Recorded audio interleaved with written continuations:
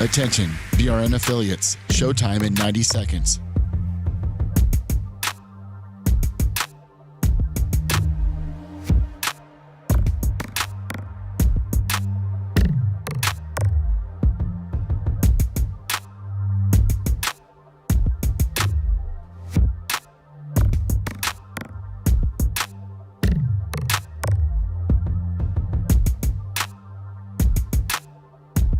Showtime in 60 seconds.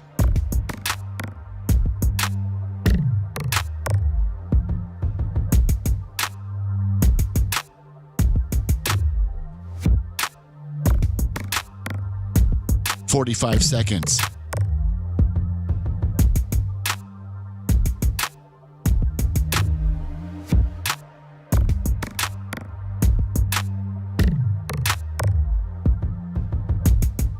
"30 seconds.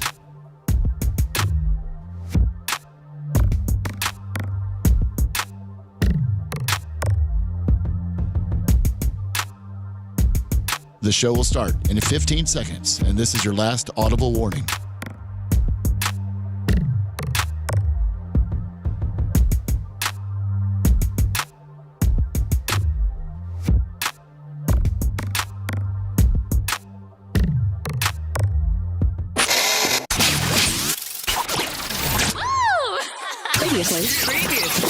Previously on the Bubba the Love Sponge show. My friend, like if Denzel or hey babe, or Sumo or one of my single friends texted me and go, "Hey man, I'm dating this girl here in Columbus, Indiana, and she's pretty hot, but she likes to play with knives and all, and I got a couple videos I'll send you. Tell me what you think about her." What if you were out of town for a couple of weeks and like Merch Crick sent you a video like that? I would tell her, I need you moved out by the time I get back. You need to lay off the Ambien immediately. I need you to move out. Wow. You're listening to the Bubba the Love Sponge show. Broadcast rights for the Bubba the Love Sponge show have been granted to this station by the Bubba Radio Network and is intended solely for the enjoyment of our listening audience. Any rebroadcast, retransmission, or other use of this production without the express written consent of the Bubba Radio Network is prohibited. Oh, so much to talk about, so much to go over. And Anna, I've become a crutch for you. If I said, "Hey Anna, you can't do any more Bubba impersonations. You just got to be a co-host. Like you could never go into Bubba mode. You wouldn't even know what to say to her. You'd like just sat over there doing nothing." Yeah, exactly. Anyway, I feel horrible. Why? I'm just run down and sick. Uriologically. I've just run like and Dan, it all started last Wednesday in Vegas when this 7mm monster came chugging through my bladder into my urethra, wherever the hell they go. Urethra. Well, Dan, into my urethra, Franklin. Yep. And it wasn't very R-E-S-P-C-T, I'll tell you that right now. That's how you want to do to me. Has Dr. Dan seen the stone? What? Has he seen the stone? No. Yeah. No, Dan, come here for a second. I didn't see it in person. I saw the picture. I want you, Dan, I put it immediately in rubbing alcohol and like I strained it out of the cup and then He doesn't care. Yeah, I know, but still, I just want to let you know I cleaned it. Damn. I can't imagine that going through. Oh my God. It's so sharp. Yeah, it's bad. Is that the first time you've probably seen one before, haven't you? Yeah, Dan goes, of course, please. Yeah, please. I was just said on my first video. I was just humoring you to act like Dude, that. it's no. That is one of the roughest, most irregularly shaped objects I've ever seen. It looks like a freaking asteroid. Oh. It's like a little mini asteroid you peed. And I researched, and in the standard man's ureter is 3 to 4 millimeters. Mm-hmm. That's at least double. Well, mine's 7. I had my little millimeter tape measure out, Dan, and I was measuring it from all different sides so I could get the long because like one measurement it's 6, one measurement it's 7. Well, it's irregularly shaped. I mean, Kinda it's like the stage behind you. so ugly shaped. Shut up, Anna, you bitch. Kind of like the stage behind you. You are such a bitch.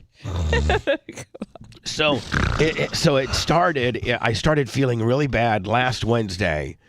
And I got through Ronnie's wedding with marijuana gummies and ibuprofen. That's what I got through it with. Hey, if you could go through life like that.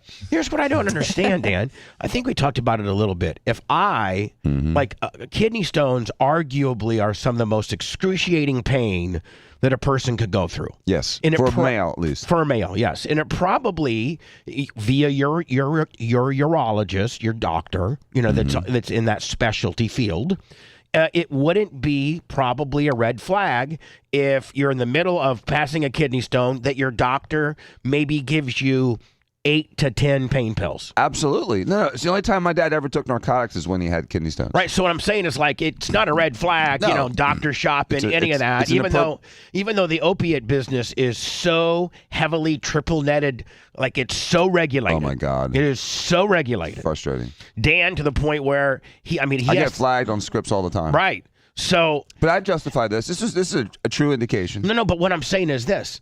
Is that okay? It wouldn't be uncommon for me to be on some pain pills while I was passing that. That wouldn't be a red flag at all. Nope.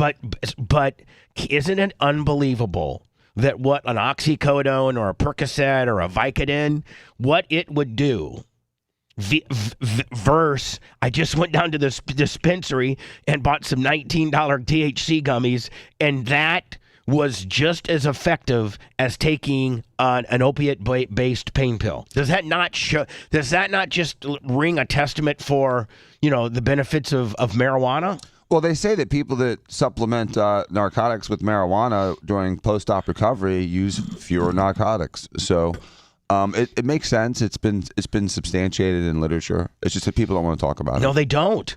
Because Big Pharma doesn't want to talk about it. Big Pharma doesn't want to say, well, listen, that guy that's passing a kidney stone, I need his urologist to sling him 12 of our perks. Right. I don't need him to be able to go down to the dispensary and buy a $19.99 Care Pack Willie and not even know about my pills. Marijuana is like the Jews. It's been picked on forever, and so when marijuana came out, marijuana's like the Jews. It's been picked on forever. Hold on, it's been picked on forever, but it's cool. But it's cool, right? Exactly. I mean, and it keeps coming back. People. It's strong. It's got its own power. Right. So the Jews, poor little guys, they've been picked on and stuff, but one, they don't give up, and two, they're cool as hell. It's like weed. Yeah, so weed was picked on in the early days by the alcohol industry and by the timber industry because they didn't want hemp and they didn't want marijuana to compete with alcohol. Right. And now it still gets vilified, but mostly by like you said, Big Pharma. Good thing Big Pharma doesn't control the world, but because if you think about it, man, other than going to the emergency room, I didn't have the ability because even my urologist is out of state, and it gets a little kabuki if your doctor from out of state's calling in a scheduled Schedule 2. Yeah. It's a problem. So I don't even I knew that I knew Dan, the hand that I'd been dealt. Even my closest of urology friends, I'm not gonna I don't ever put you in that situation and say, hey Dan, I need 15 pain pills. I never do that. No. I may say, hey Dan, I need 30. some I need some I got a cold. Can Jennifer call me in some a Z pack with some sippy? Right. Exactly. That's the worst thing you do. Yeah, sippy would have helped. Maybe. So anyway, I don't know, Dan, realistically, if you can call sippy across state lines. I've avoided that for 25 years. So I wasn't gonna ask you for nothing. So I had to figure it out myself. None of my doctors are gonna give me pain pills. But you MacGyvered it. I mean, you got it done. You got through it, and you're a stud. It hurts. I'm sure it hurt. I'm sure it was uncomfortable, but God damn, that's a big stone. So big boy. Anyway, I kind of I think I caught a little cold out there. Ugh. And I've been hacking up green stuff. And the biggest one you passed was 11 millimeters? I did pass an 11 millimeter one. That's ridiculous. Wow. And I literally, I'm not kidding you, it was at my big house, out in Tierra Verde. And I literally dropped to my knees after it shotgunned out of your penis. Your D score is in the double digits. Well, I don't know what that means, but it's just like your V score. So anyway, your listen, score. Lummy's not here. Speaking of wallered out, Lummy's not here today at all. Did you even notice, Dan? I did notice. I thought he was just doing something like preparing.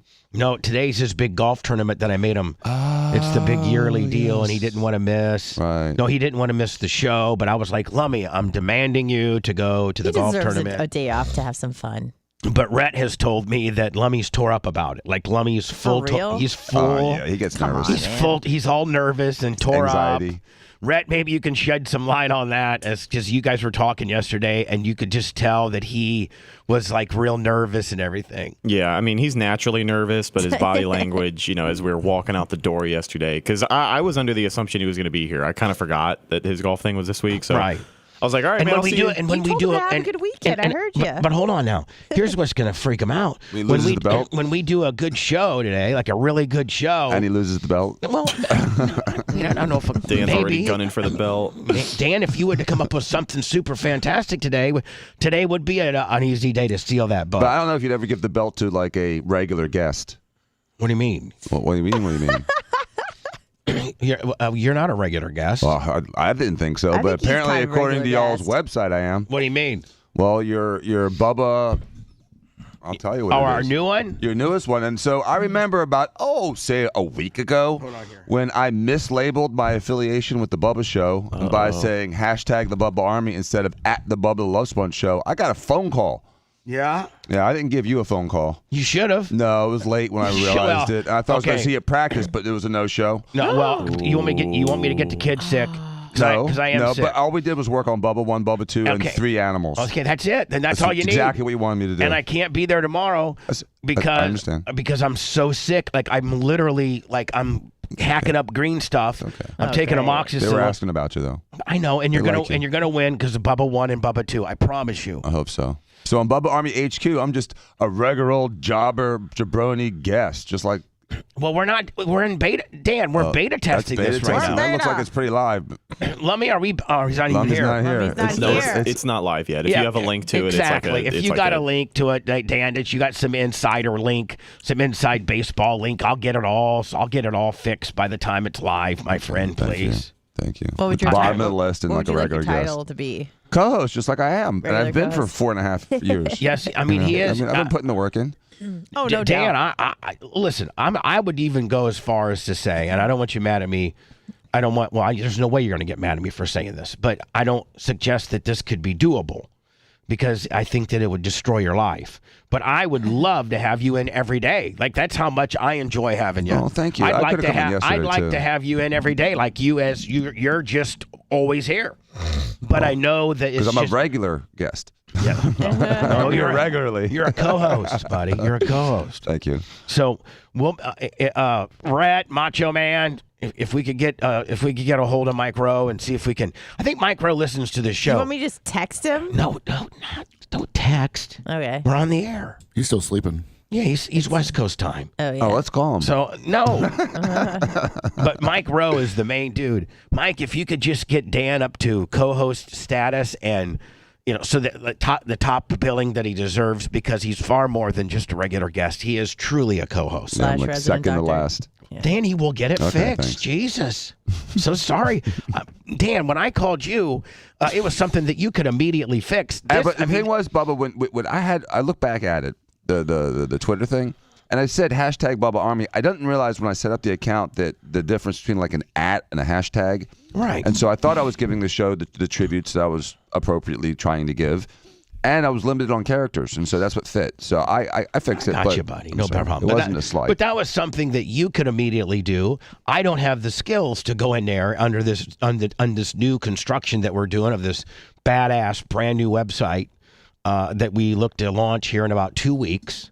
And I don't have the ability to switch to retitle you and to Photoshop you into the the picture's great. I love the We're picture. gonna have to, and I like to see if they can maybe Photoshop you in there. You know what I'm saying? Like Photoshop you in there. The main thing there. They ain't got you in there. Yeah. It's, So we mean the group picture I'm not in either? I don't think so. Oh, There's a group really? picture? They de-photoshopped me out of the. No, I just think they put us individually in there, and they forgot to put you in there. Wow. So, I'm just So kidding. this- I'm just but hold jobbed on. out the whole this way. should show you. No. This should show you that how much detail that I've paid attention. I showed you of an issue that you didn't know that I'm going to rectify. Thank you. Right? I mean, like I haven't you seen that didn't know picture. about the group photo. No. I did. And I had a conversation with Mike Rowe, and it says, listen, let's see if we can reconfigure the group shot. Let me see. I didn't see Yeah, that. I see the group shot now.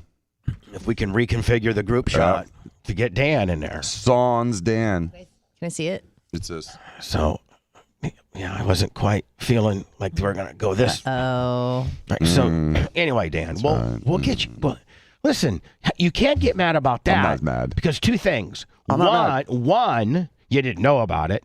Two, I knew about it, which means I'm gonna get it fixed. And three, the site's not up. We're still in beta. Gotcha. Dan would have had a full-blown conniption had he seen the first version of that group shot. Why were you in it? No, I Brian was right without me. next to Bubba. Who was? I was. Let me send you the picture of it when With they your first dog? put it up. And it was you in the middle, and then me to the left, and then everyone else.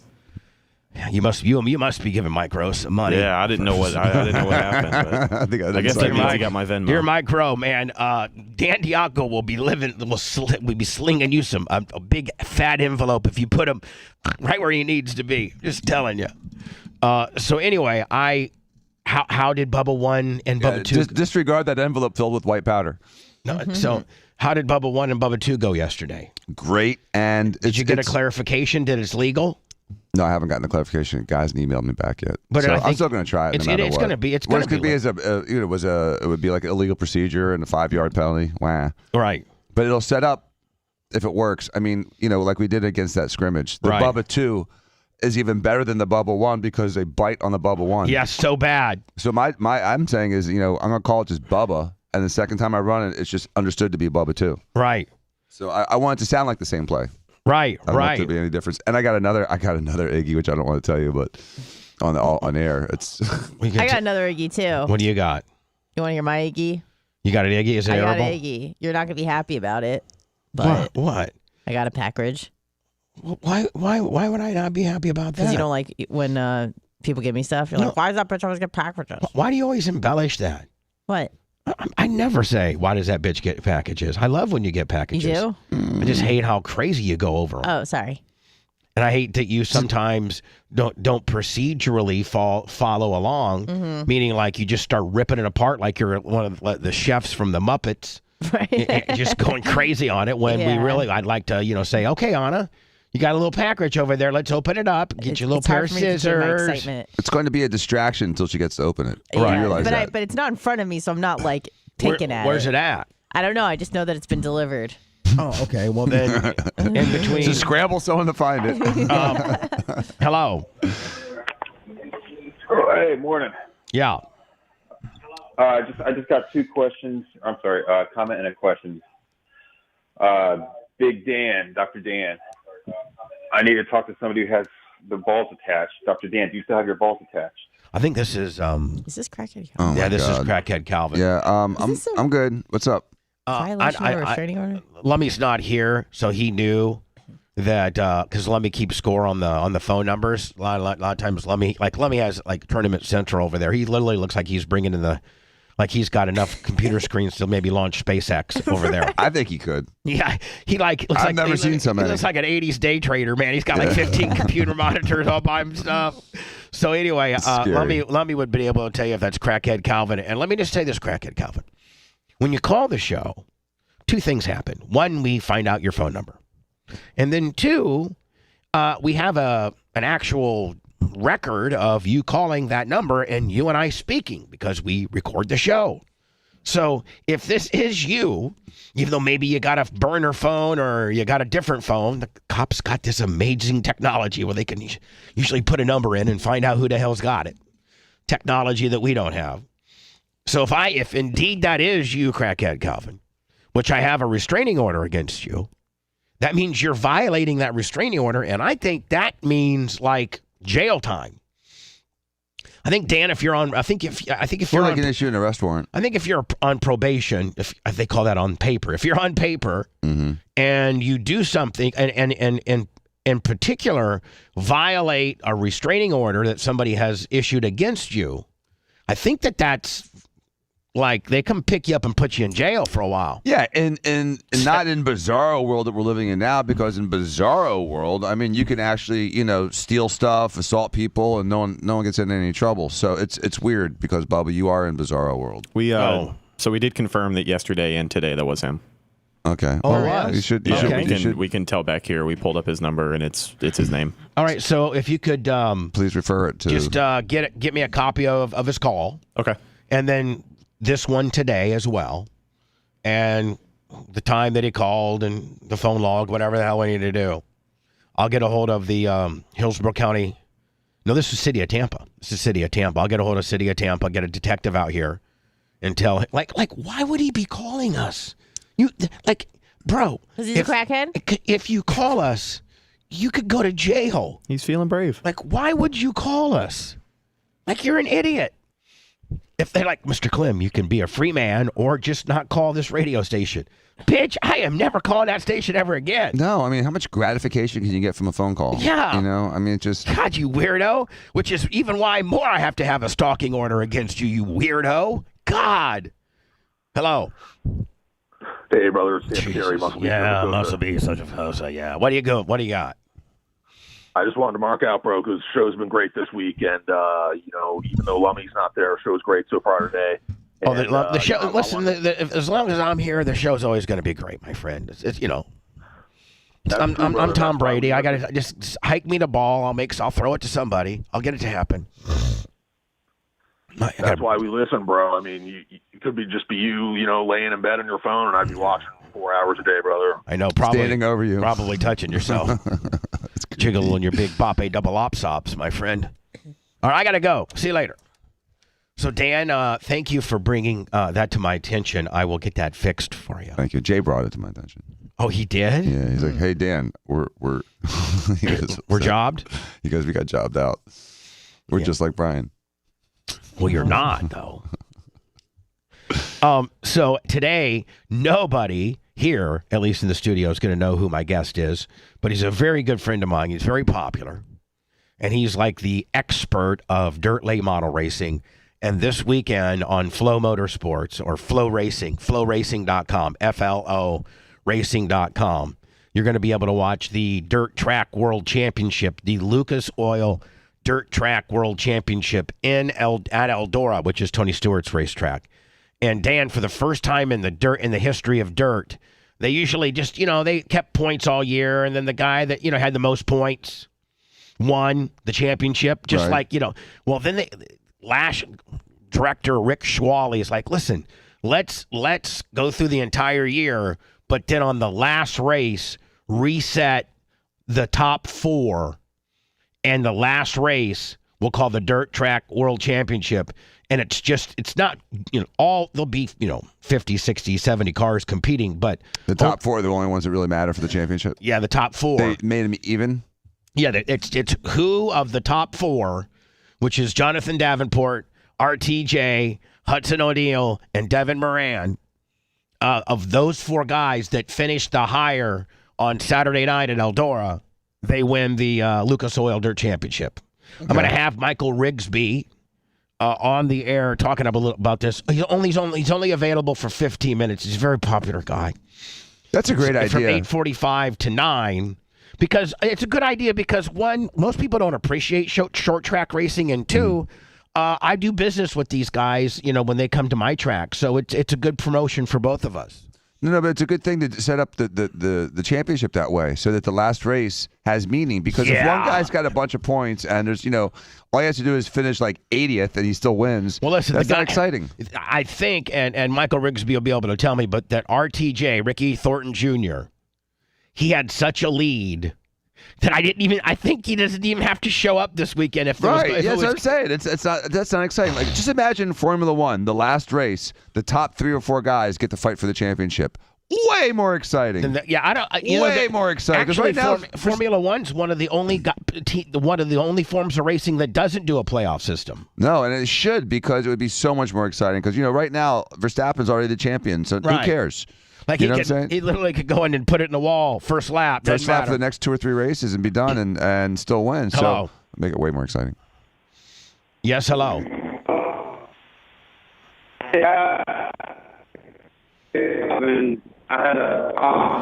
Great audio. It's like we're in a Twilight Zone or something. So anyway, Rat, I'd like to talk to you about something. Uh-oh. You there? Yeah, you there, buddy? While we're getting all the dirt out today in the morning. Sprinted from the rack room. While we're cleansing. Uh-oh. By the way, PayPal, Venmo, Cash App. I don't know who's going to call all that out now that Lummy's not here. I think maybe I don't have access to it. Yeah, me neither. Is the iPad on his desk? What's There's that an now? iPad. Said if the iPad's still there, it's got all the Oh, okay.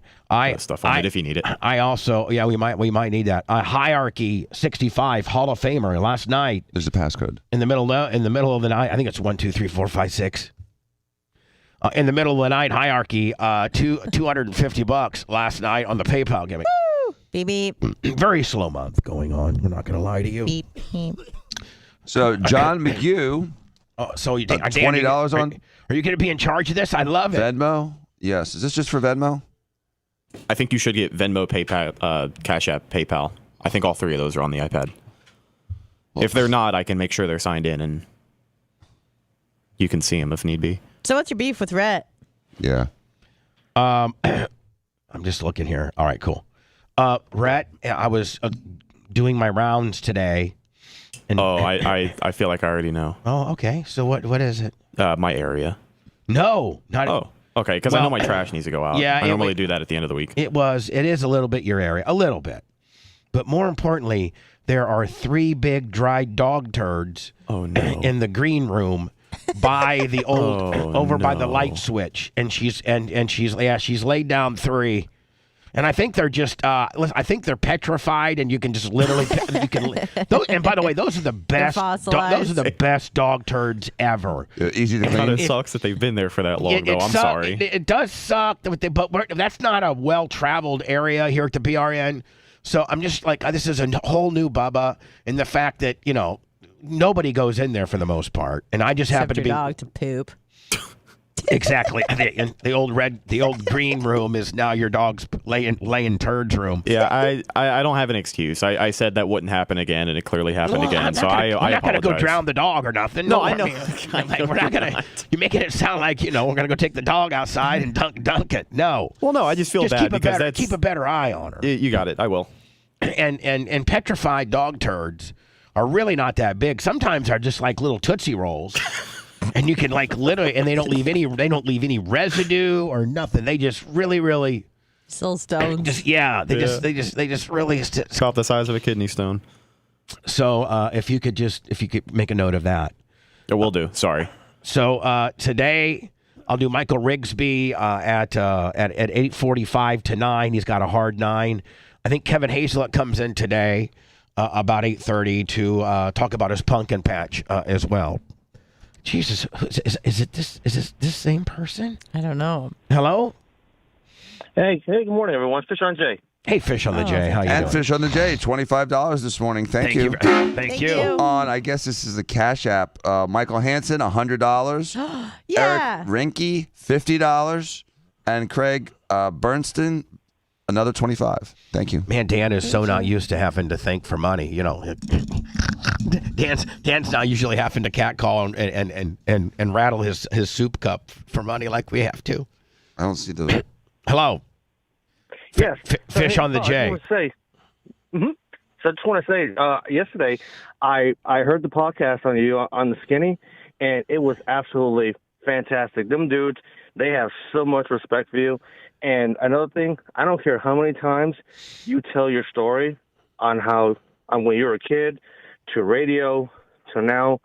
I can never get enough of you telling your story, because to me, you're the most interesting person. I've been listening to you for 20 years now, since I found you on WJRR 101.1 in Orlando. Yeah. And I love your stories. Man, the life that I've lived from just some, regular dude from Warsaw, Indiana, and I've led a very blessed life. I really am, because I don't know what I was going to do.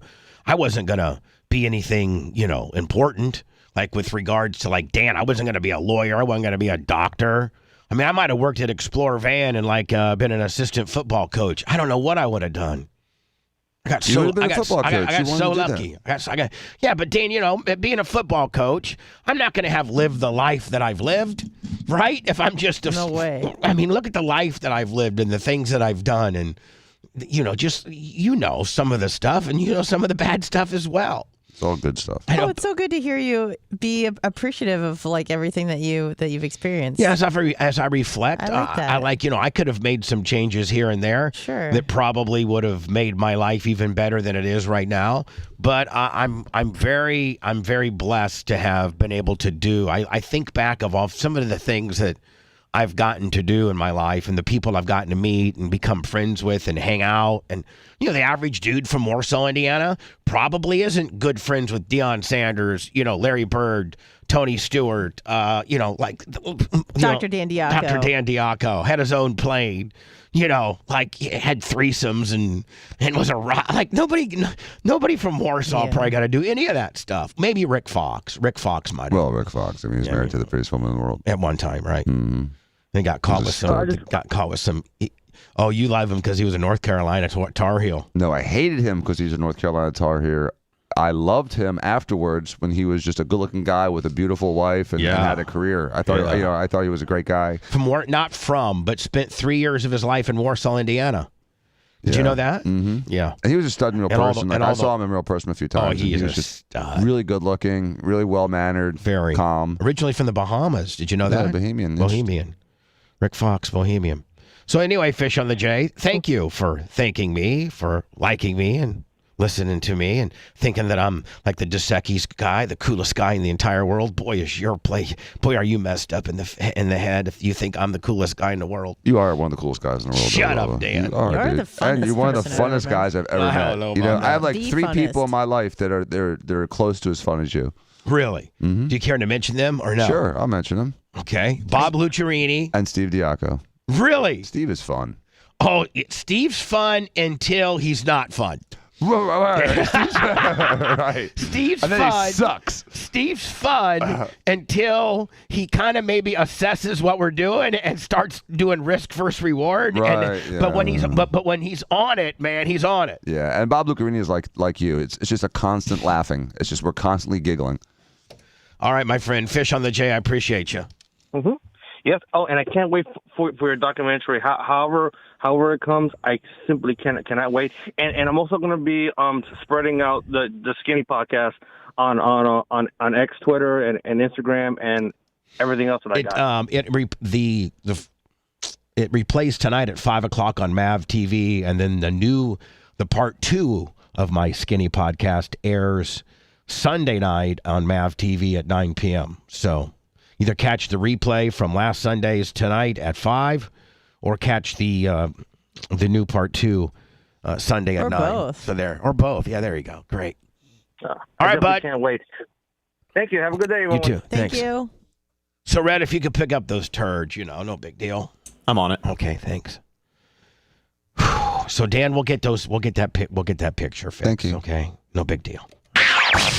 He's a good guy, even though he's a Bubba the Love Sponge. The Bubba the Love Sponge show returns after these words.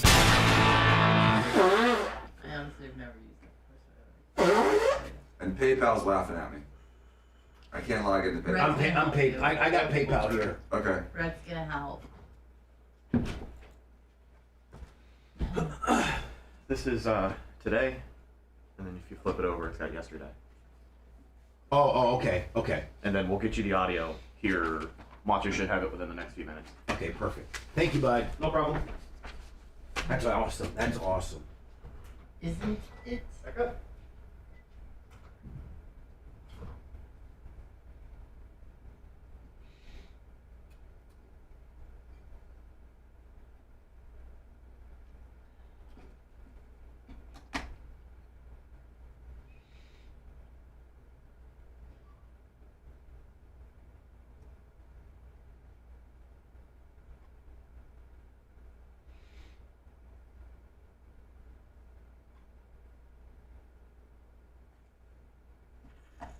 Hello, chat. Fish on J. All right, wait for the show, I guess. J Gator. Another $50. Just came up.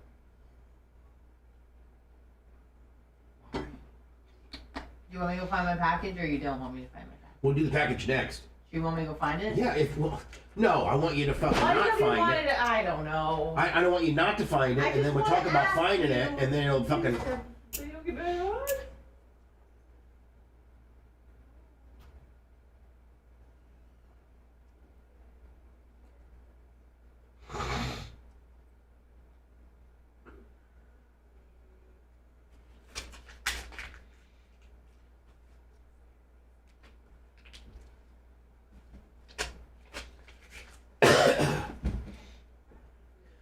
I'm just telling you, Dan, I got jet lag, cold, fucking, I just feel worn the fuck, like I'm worn down.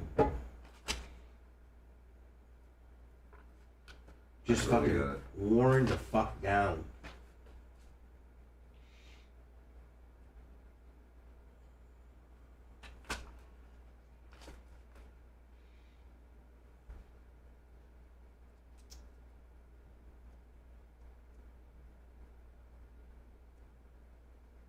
And you're not going to get too much rest this weekend either.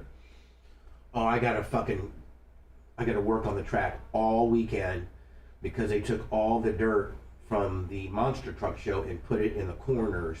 And so I got to blend it all in. I gotta blend all of that in, de-rock it, blend it, de-rock it, blend it, de-rock it, then water it, till it, and hope that it marries together.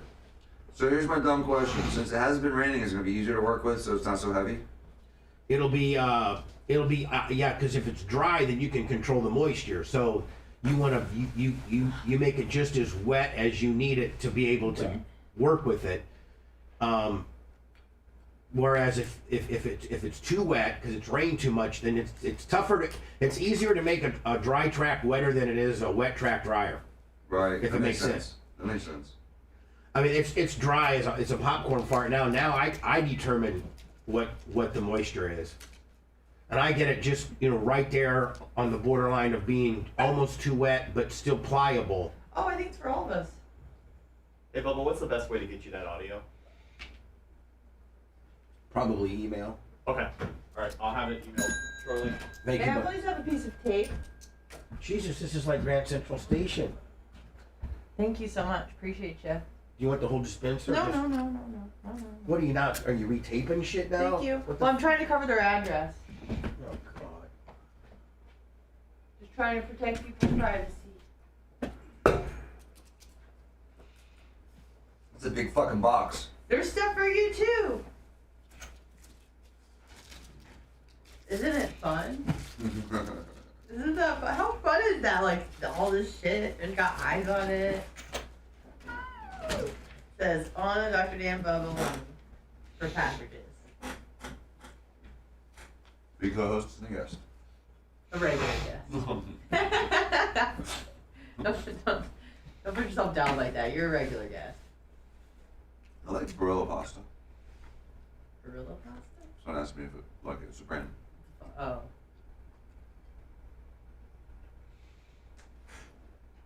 Pasta and lobster?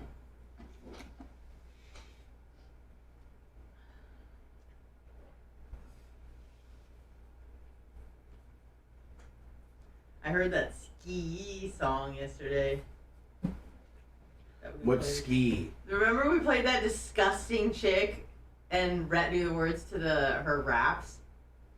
And it was like ski. Her name was like Red Hot or something. Sexy Red. And I'm like, that's not a real song. And then I heard it on the radio and I was like, what the fuck? It was horrible.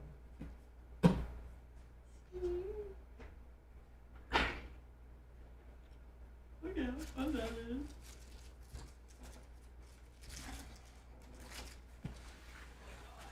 Christmas time. I love Christmas.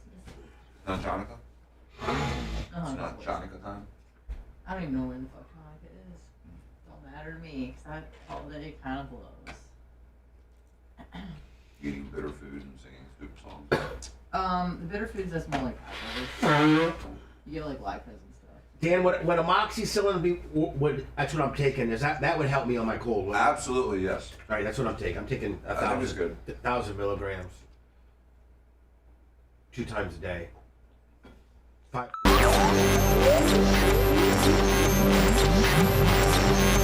Get to a safe place. Safe place. The prison work release program gone horribly wrong. You may want to duck. This is the Bubba the Love Sponge Show. Bubba the Love Sponge. Bubba the Love Sponge. I feel the amoxicillin, Dan, that I'm taking is kind of drying up. It's drying up my cold. I feel like Good. maybe. It's the appropriate antibiotic. I didn't even think about taking a COVID test. I don't think I have any of the symptoms of COVID. I don't have a fever. You didn't fart into the mic I recently. didn't fart into the mic. Yeah, so I don't you have should a, be I don't good. have a fever. I just have kind of a sniffling nose, congested cold. So, well, back in the day, even if you had COVID, it was just called a cold. Yeah, I know. For real? Yeah. There are other coronaviruses. We've that had exist. coronaviruses around for ever. Millennia. So Anna got a package. Package. We all Fish got on J, $50. Thank you very much. Thank you, on Fish on the J. Venmo, I believe. Venmo, Cash App, PayPal, all at the Bubba Army, or just if you're rolling around and No, you it's don't have Cash App. and you don't have any money, at least follow us on YouTube and X, both at the Bubba Army. On YouTube, you'll see the new Brett Favre, Tony Mandrich, Past Packers podcast got released yesterday. Thank you for that, Rhett. No problem. And we got some other stuff going up this weekend. I'll probably be live from Ocala a few times there as well. Probably on maybe locals, like I did on Fremont Street in Vegas, and maybe Facebook, YouTube. So I liked your little Zoldar thing. You're like, that's stupid. Yeah, it was stupid. It's like they're gonna spit out some pre-printed card. It was printed out like 6 years ago. That's in a hopper of 300 other cards, and it's just gonna be. It's not anything to do with anything you got going on in life other than what cards you're gonna get out of that hopper, right? Mm-hmm. That's all Zoltar is. But Merch Crick, who's kind of like a little kid. It's like, I always got to play Zoltar. Was it plugged in? I was like, yeah, that would have been a good idea. I should have unplugged it. Have you ever been to Fremont Street? It is an absolute freak fest. Mm-mm. Whoa. Is that like one of those like centers, one of the places, one of the destinations on the street, on the strip to go to? Yeah, it's Fremont Street in Vegas is kind of like the old strip. It's the original strip. Oh, it's the original one. Okay, is it like a block or two off the other strip?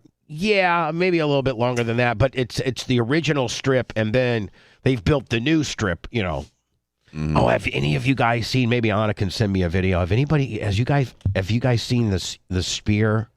The sphere. Oh, yeah. Yes. But have you seen like movies and stuff that they've been playing over it? I've seen some videos. I saw in this and out one. of it. I saw this Two different one. screens. Well, these people were in the sphere. In it? In the Okay. sphere. Sphere or In whatever the else. sphere. And it was like an aquatic kind of deal with like sharks and stuff like that, and they were on top of you. Now that's where YouTube plays, and don't they incorporate the sphere into their entire show? I think Yeah, so. the backdrop is a panoramic and from like the ceiling to the floor video. Yeah, I think they were the first band to play a show there. They kind of broke it in. No, they're doing they have a residency there now. They're doing like 3 shows a week. Yeah, they have a residency there. 3 or 4 But shows a week. I still think they were the first band to play a show I think there. they were the They're first only band. They were. I think as part of their residency, Brett is like you guys are gonna open this up And stay here for a few months. and stay here for 6 months, and then you guys can move on. But we built the sphere for you. And I figured out what they're doing there too. They're doing an album. Anna, see if you can send me Yeah. anything from YouTube. Like They're doing an album and they're changing it every few weeks. So like it could be like Octung Baby. It could be War. It could be whatever. They're playing predominantly the album plus a couple hits. I bet you they're filming it all too. Gonna make a big video out of it. Yeah, I think they're probably just mailing it in though. I mean, as much as you two suck, some of the videos I've seen They don't suck. from the stage show have been pretty awesome. Dude, the visuals are crazy in there. They're an iconic group from the last 30 years. You can't say they suck. Yeah, I they mean, don't- you can, yeah, you can right. say I don't Sucks. agree with them Sucks. politically, but you can't objectively say U2 sucks. I mean, just look at their album sales, my friend. Yeah, I mean, they've been around for 35 years. Hey Alexa, how many album it to you. sales has YouTube sold? YouTube. From musically.com. Yeah, YouTube. The top line figures remain 163.9 BN songs streamed, 257 meters albums sold, and 1.1 BN digital track sales, but there's some more detail on the streaming side. So 250 million albums sold and over 1 billion streams. And how many of They those suck. albums sold were forcefully put onto people's phones Yeah, that was annoying. when they woke up? What are you talking about? You don't remember that? Red has got the haterade on today. Jesus. What Bono is I don't know what annoying. he's upset about. This is I'm not upset about he's anything. He's a YouTube hater. They've been making music since before you were born, and they've also put out albums as recently as a couple years ago. So I Doesn't mean have to great. applaud them that they've had a wonderful, strong career, and it's hard to find another band that's been so prolific for 35 years. No, you're right. As a musician, to make a full-time career out of being a musician, it is incredibly hard. So I do respect you two. Oh, but hold on. Wait, as a fellow musician? Hold on, though. I didn't say. Did I say fellow musician? No, I didn't mean but it. you're putting them kind of in the league of like just the average guy that's playing the bar this weekend and paying enough to get. I mean, these guys have a 747 they ride on. Like, no, I'm not discrediting any of the success that they've had. This is not a local band that's able to pay their bills on being musicians. This is one of the probably highest grossing bands of all time. Exactly. I'm not disagreeing with you, but it doesn't mean their music doesn't suck. Whatever. This is the Sphere, Vegas's You're stupid. Go pick up your dog turds. newest, most ambitious, and most eye-catching. Oh, they could turn it into a basketball. They could do whatever they want. attraction to date. I wonder how much. Can somebody Google how much it costs to make? Although its exterior is impressive on its own, what lies inside is actually far more interesting than you might think. Let's take. Wow! Look at that. Look at how many people you can get in there. How many people can you get in there in the Sphere? I think it's only about 20,000. Do you want to guess? Only? Do you want to guess how much it costs to make? No, I don't. 300 million. A closer look. I think more than that. 300 Brett? million? I want to say 1.6 bill. How about 2.3 bill? Really? 2.3 bill? More than a football stadium. Yep. Who paid for that? The Venetian. They built it. Oh, the Venetian did? The city of Las Vegas is famous for its unique and over-the-top architecture. Its resorts and casinos are some of the It's most also noted for me being in the In-N-Out Burger having to sleep for 3 hours because I felt as if I was Cosmopolitan. Cosmopolitan. iconic structures That was pretty in the funny. entire world. From the Venetian to the Bellagio. Where do you stay when you go there? You usually go about once a year, don't you? Usually? I Yeah. haven't been in a while, but I'd like to go to last time I was there was at the Aria. And the Aria, MGM yeah. brand, everything I was about at the, Vegas my is friend's built house. I was in the suburbs I was at my with a friend's swamp house. with a swamp cooler on top of the roof. around Yeah. the idea of magnificence and I was extravagance. trying to tell Merch Crick. She's like, "Why are the air conditioners on top of the roofs?" And I go, "Because they're called swamp coolers." What's that mean? Well, I don't know, but it's like their form of air conditioning. I don't think they have to worry about humidity as much out here, so the air conditioning works a little bit different. What do you mean it works different? Does it still blow cold? Yeah. Why does she have a lisp? I don't know. I was just trying to be, a big-breasted woman. Merch Crick, Danny. And so the construction of a building Said that, not me. as crazy and ridiculous as the Sphere is just Seafood Tower. another addition to the city's unique Sphere. skyline. But what exactly is it, and why I is think Danny might be growing out of his lisp. He is. I really do. It's still funny. But I know, but It's even funnier now that he's not having it. But it's not nearly as prevalent. So when he does bring one out, you kind of know, right? Right. Yeah. Do you just grow out of it, or do you have to like see a The speech Sphere therapist? is a music and entertainment arena located just a block away from the world-famous Las Vegas Strip. At more than 100 meters tall and with a diameter of 100... Dan, 100 meters, okay, 366 feet. Wow, oh my God, that's huge. Big, yes. That's 35 stories. The Sunshine Skyway is only 197 feet. Did you know that? 50 meters across, it now holds the world record for being the largest spherical structure in the whole world. This record was Size of the previously Death held Star. by the Avicii Arena in Sweden. Oh, Vici. Constructing such a behemoth doesn't come cheap. In its entirety, the project is estimated to cost as much as $2.3 billion. This makes Man, the lot Venetian, of paper. how do you recoup that? You charge $400 a ticket. day, and you do 7 days of shows. it the most You know what I expensive. mean? So if you think Right. about, you take 20,000 people. Times You're not 400 charging $80 for a hockey ticket. No. You're charging $300, $400, $500 for these venues. I actually And heard. they're- Hold on. I they're doing- actually heard somebody on the phone. I'm sorry. On the plane out there was this guy who was going to the U2 show. Okay, he was like 2 rows up, and I could hear him talking. It's like, oh yeah, we're going to the YouTube show, blah blah blah, on the Sphere. YouTube. And I heard 600 for his ticket. Yeah, but he probably brought through a broker. So I think they're 400-ish. Okay, so 400 times 20,000. Right. What's that? It's 800,000. No, it's not. It's more than that. No, it's isn't 8 it? million. I'm sorry. 8 It's million. So it's 8 million a day, and they're So- doing 5 or 6 shows All a right, week so there. let's say they do 6 shows, so they give the guys a day 48. off. That's 48 million a week. Without concessions. All right, without a week, and then take that times what's 70 million a month. It's 200 a month, roughly 200 million a month. 200 million a month. So in a year, it pays for itself. God Damn. entertainment venue in Las Vegas's history. Makes money. Given its sheer size and Look at almost that. perfectly spherical shape, construction was no Who easy made it? feat. We didn't let that person. I think the The aliens engineering made behind it. this They building came down. required Yes. lots of complicated The math. architect was But populous. don't worry, Math. Oh, I couldn't do that. I won't go into any detail here, although the developers were nice enough to share the formulas on their website. Yeah, right. Whatever any of this means. Since this project was the very first of this scale, it required the use of specialized equipment. That's why one of the largest cranes in the world was transported all the way from Belgium to lift some of the heaviest materials. So they had to bring a crane. Just think about the cost of that. You're bringing one of the world's biggest cranes clear across the Atlantic Ocean. Yeah, a crane that probably costs like $10 million. It probably costs another. Probably more than that. You think cranes cost more than $10 million? Yeah. Hell yeah. Really? Yeah. I've never But it bought probably one. costs another $5 or $8 million to move Schlep it. Yeah. I mean, to put it on a big ass boat. Funnily enough, the crane itself was so massive that it had to be assembled using another crane over a period of more than 2 weeks. Yeah, so it took another crane To build the crane. put the big crane up in 2 weeks. That's a big f***ing crane. Who makes that crane? One vital piece that required special lifting was a steel compression ring that serves as the topmost part of the structure's Like the frame. keystone Although of it the doesn't arch. look like it. You know what I'm saying? Like the keystone of an arch. That's what holds it all together. It's, that piece it's is, the compression zone. yeah, This that's where it part all comes alone together. weighs as much as 2 Boeing 757s. Its deployment would not have been possible without the specialized crane. Once the last final touches have been completed, the sphere will be able to accommodate as much as 18,000 people all at once. But aside from the concerts, the venue is also planned to be used for award shows, product launches, and even esports tournaments. Oh, I mean, think about, like, that's where the Academy Awards and the Oscars and everything should be, right? Mm-hmm. The ESPYs, everything should be there. They should shut all venues down and just have everything at the Sphere.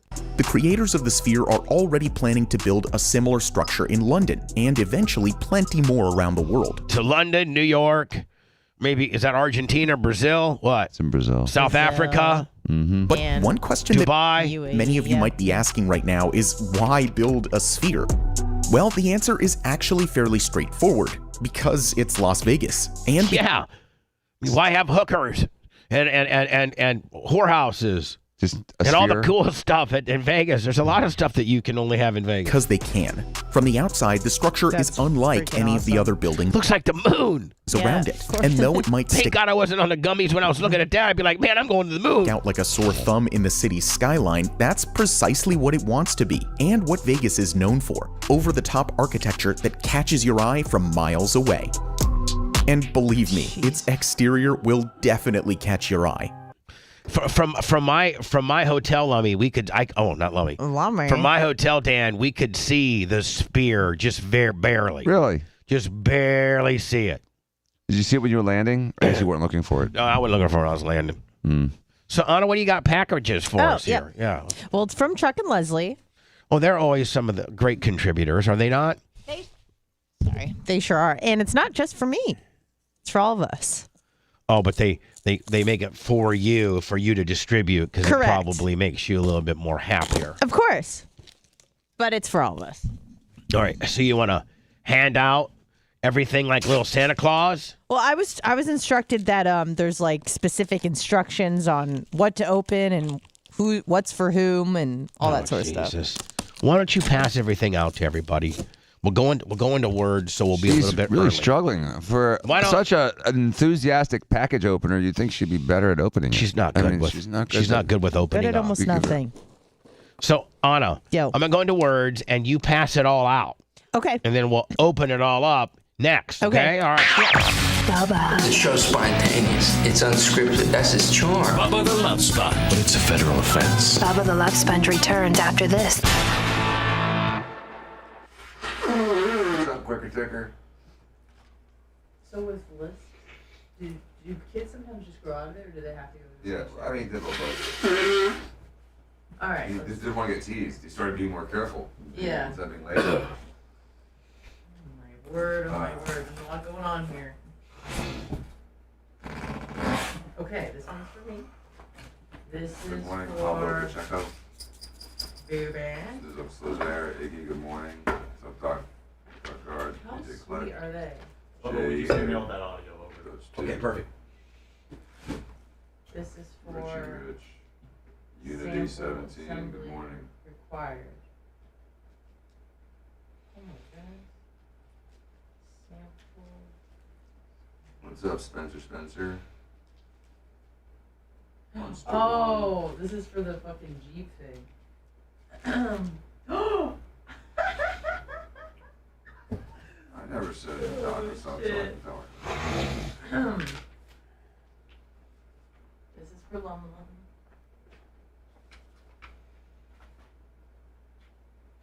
What's up, Max? Listen to Storage Shed. This is hilarious. This is for me.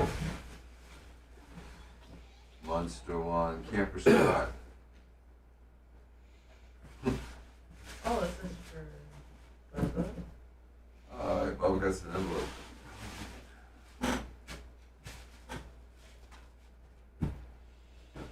This is hilarious. Alright, Sister Girl T's, good morning.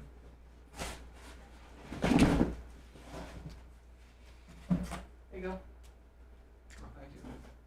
Jesus Christ. Isn't that fun? And then there's a surprise in here, but I'll wait till we get Are you there. bringing mine to me? All from the same person? Yeah, it's Chuck and Leslie. I'm giving Okay. you yours, Boo Bear. Here you go. Don't get too close. Hey, kicks for guns, and it's 2X. You look horrible. Say it. You look great. The Wiz. Horrible. You look horrible. Don't say that about yourself. I feel horrible. I look horrible. look great. Secretary, I will fly up to Canada and whoop your ass. Easy, Dan. Why, I'm joking. He knows I'm joking. You're talking about gorilla pasta. I'm not really mad.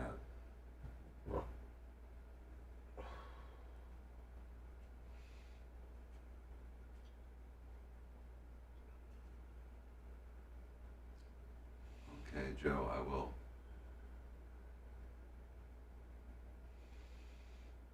She just disappeared.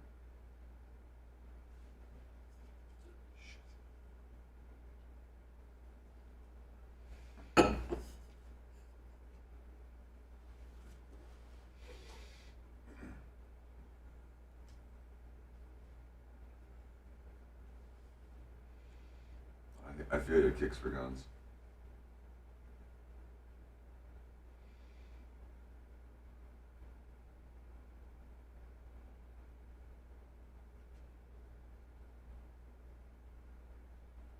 Yeah, they're idiots.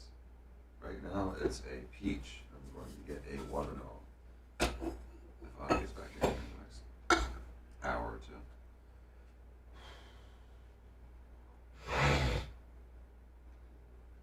I got up at 1:15 in the morning.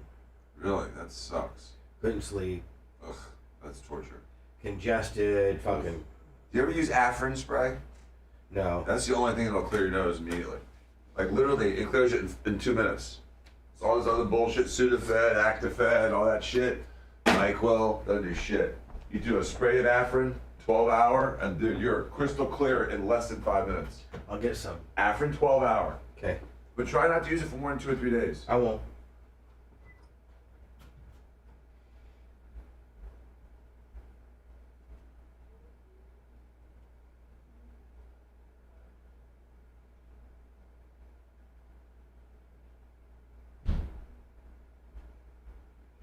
I gotta say it on mic.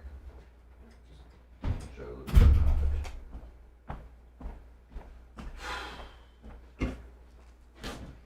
Anna, Joe Lupian, Holyoke Joe Cicelo, and good morning. Oh, hi Joe. Afrin spray. Tampa Terry. You probably can't get that in Canada since you guys have fucking witchcraft medicine up there. All you can do is like euthanasia medicine for drug addicts. Die. Sinex is better. Camper Scott. Afrin works great for me at 12-hour. Really? Camper Scott says Sinex is better than Afrin if you can't find it. Okay. Thank you, buddy. It clears you literally in 3 minutes. Could that you know that congested headache you get because you just can't get that shit out? Yeah. I mean, it just completely dries you out in seconds. Perfect. I'm gonna be on a fucking grader probably 10 hours today, fucking 14 hours tomorrow. Yeah, the last thing you want to be is vibrating and breathing dirt when you can't breathe. Oh my god, this is hilarious. What? I'm gonna talk about it on the air. Oh wait, what's this? There's another envelope. Really? Oh yeah. Oh my god. Oh, envelope? What? I don't know if you were here on the show when we were talking about it, but I'll save it for the year. Is it good? Huh? Is it good? It's kind of silly.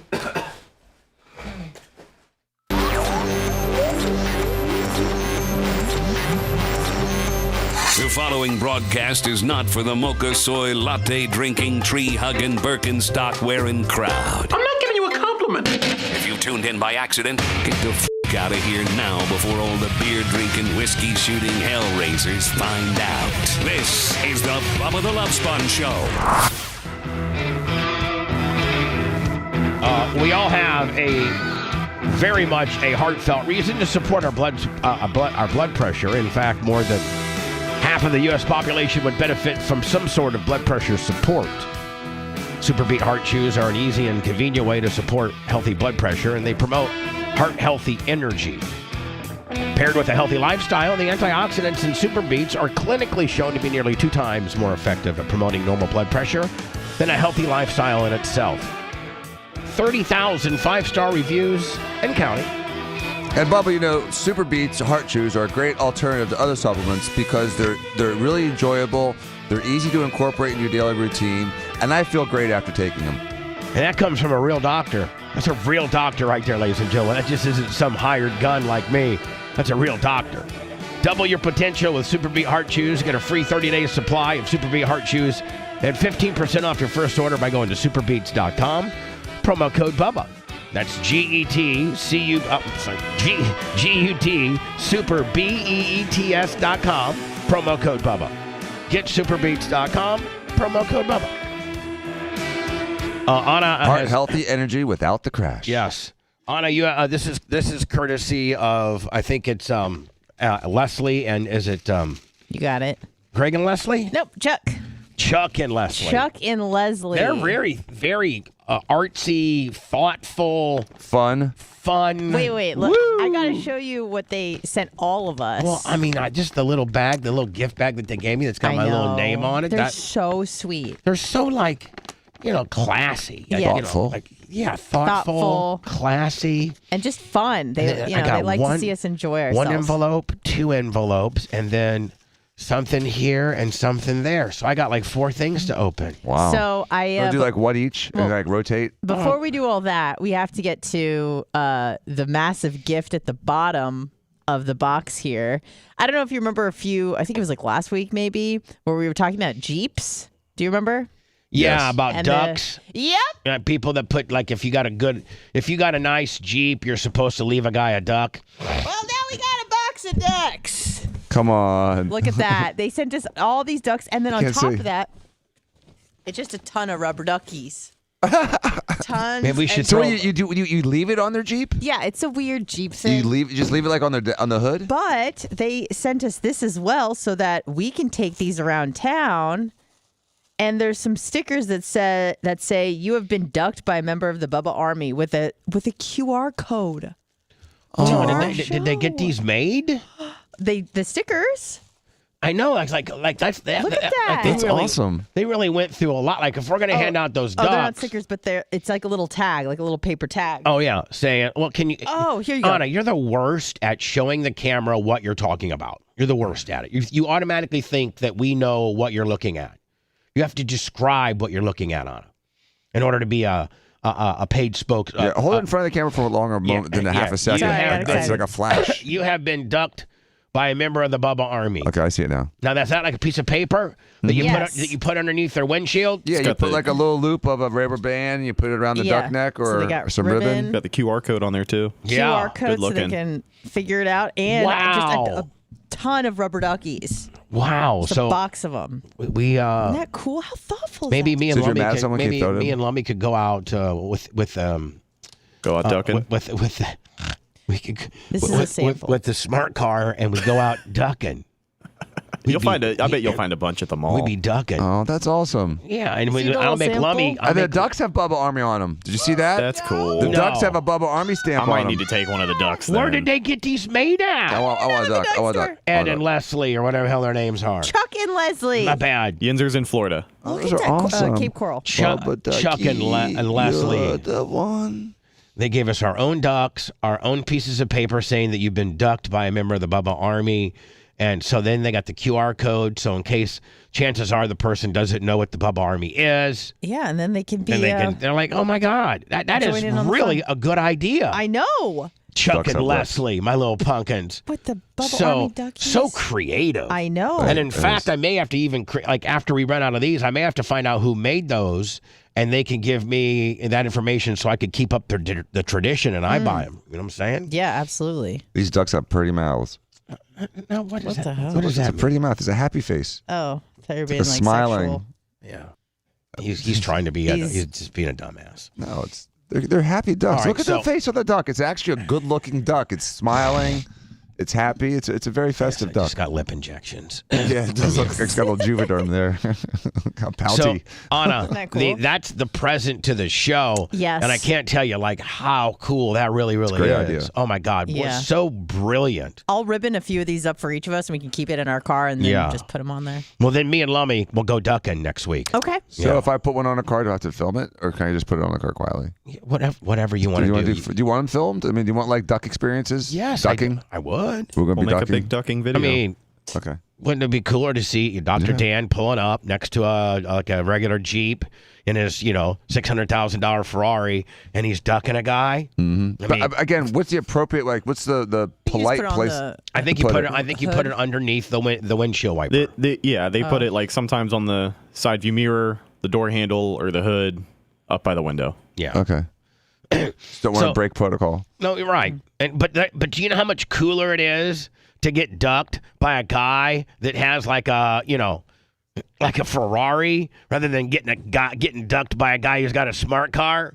Oh yeah, that'll be fun. Yeah, I'm hell into yeah. Probably it. 100 in here. No joke. And I'm gonna have that. I'm gonna be, my beater Porsche is gonna look like a up Jeep soon in like 2 weeks. What do you mean? Well, I'm changing the wheels and lifting it. Why? Because it'll be like more of a Highlander car. Yeah, it's Just gonna look something different. badass when you It'll do look that. cool. So what you're trying to do is just trying to make it look cooler because it's getting old. Beater Porsche. Yeah. So of which. Remember, the annual Stogies events that we go to for Shane's November, deal. typically, yeah. It's November 18th, Saturday the 18th. Now, I'm available. I should be. And we're just going to find out who wants to go, who's available, and how we get there. And Dan, I think the tradition is we take your Escalade. Escalade. Is I'm that still all in, for is that that. still in play? I think it's still in play. Oh, Okay. what was Big Red's thing called? Screenshot. What was it? The Screenshot Express. Screenshot Express. Yeah. Unless I have another idea. Oh, a splinter. A yeah, sprinter. Rob's got one. We may be able to do that too. He does. And that may be a good alternative. Are you in good with Rob right now? Oh yeah, we're good. 'Cause I mean, sometimes you piss him off. No, I haven't pissed him off in a while. You'll know when Rob's pissed off at you when Steve calls you and tells you. Yeah, Rob's mad at you. I'm like, what did I do, dude? Rob gets so mad. You gave He'll him call 4 Steve, stars. and then Steve has to call in and be Rob's negotiator of how mad he is at you. One of the worst things I ever did, one of the biggest things I got in trouble with Rob was I was doing a survey after buying a car from him, and I gave 5s everywhere, but one spot I gave a 4 just because I wanted to look honest. And I didn't want to look like just the guy that just does 5s. But that 4 really upset him, and I got like 4 phone calls over a 4. Really? Yeah, a 4 out of Great 5. star. Oh my god. Really? Yeah, it was. Did Steve say you dumbass? Yeah, I got that. I got called a dumbass. Ford by 4 different corporate. people. Ford corporate. that hurts Rob's overall Yeah, willie. I didn't know. I was trying to be honest. I wasn't trying to be.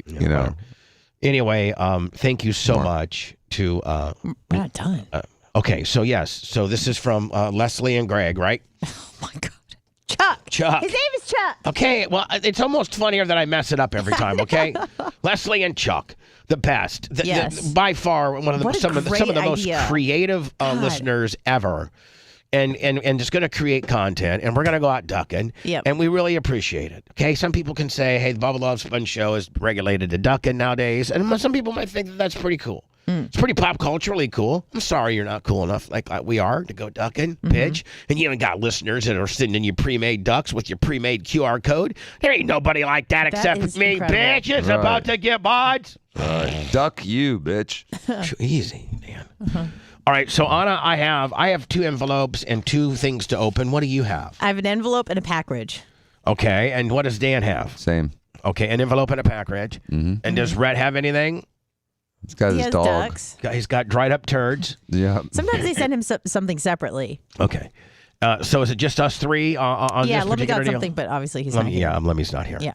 All right, so I think we just, kind of, I'm going to open mine. You guys open up your first deal here. I mean, You're going to open up your package or envelopes? I'm going to open up my envelopes here. Let me see here.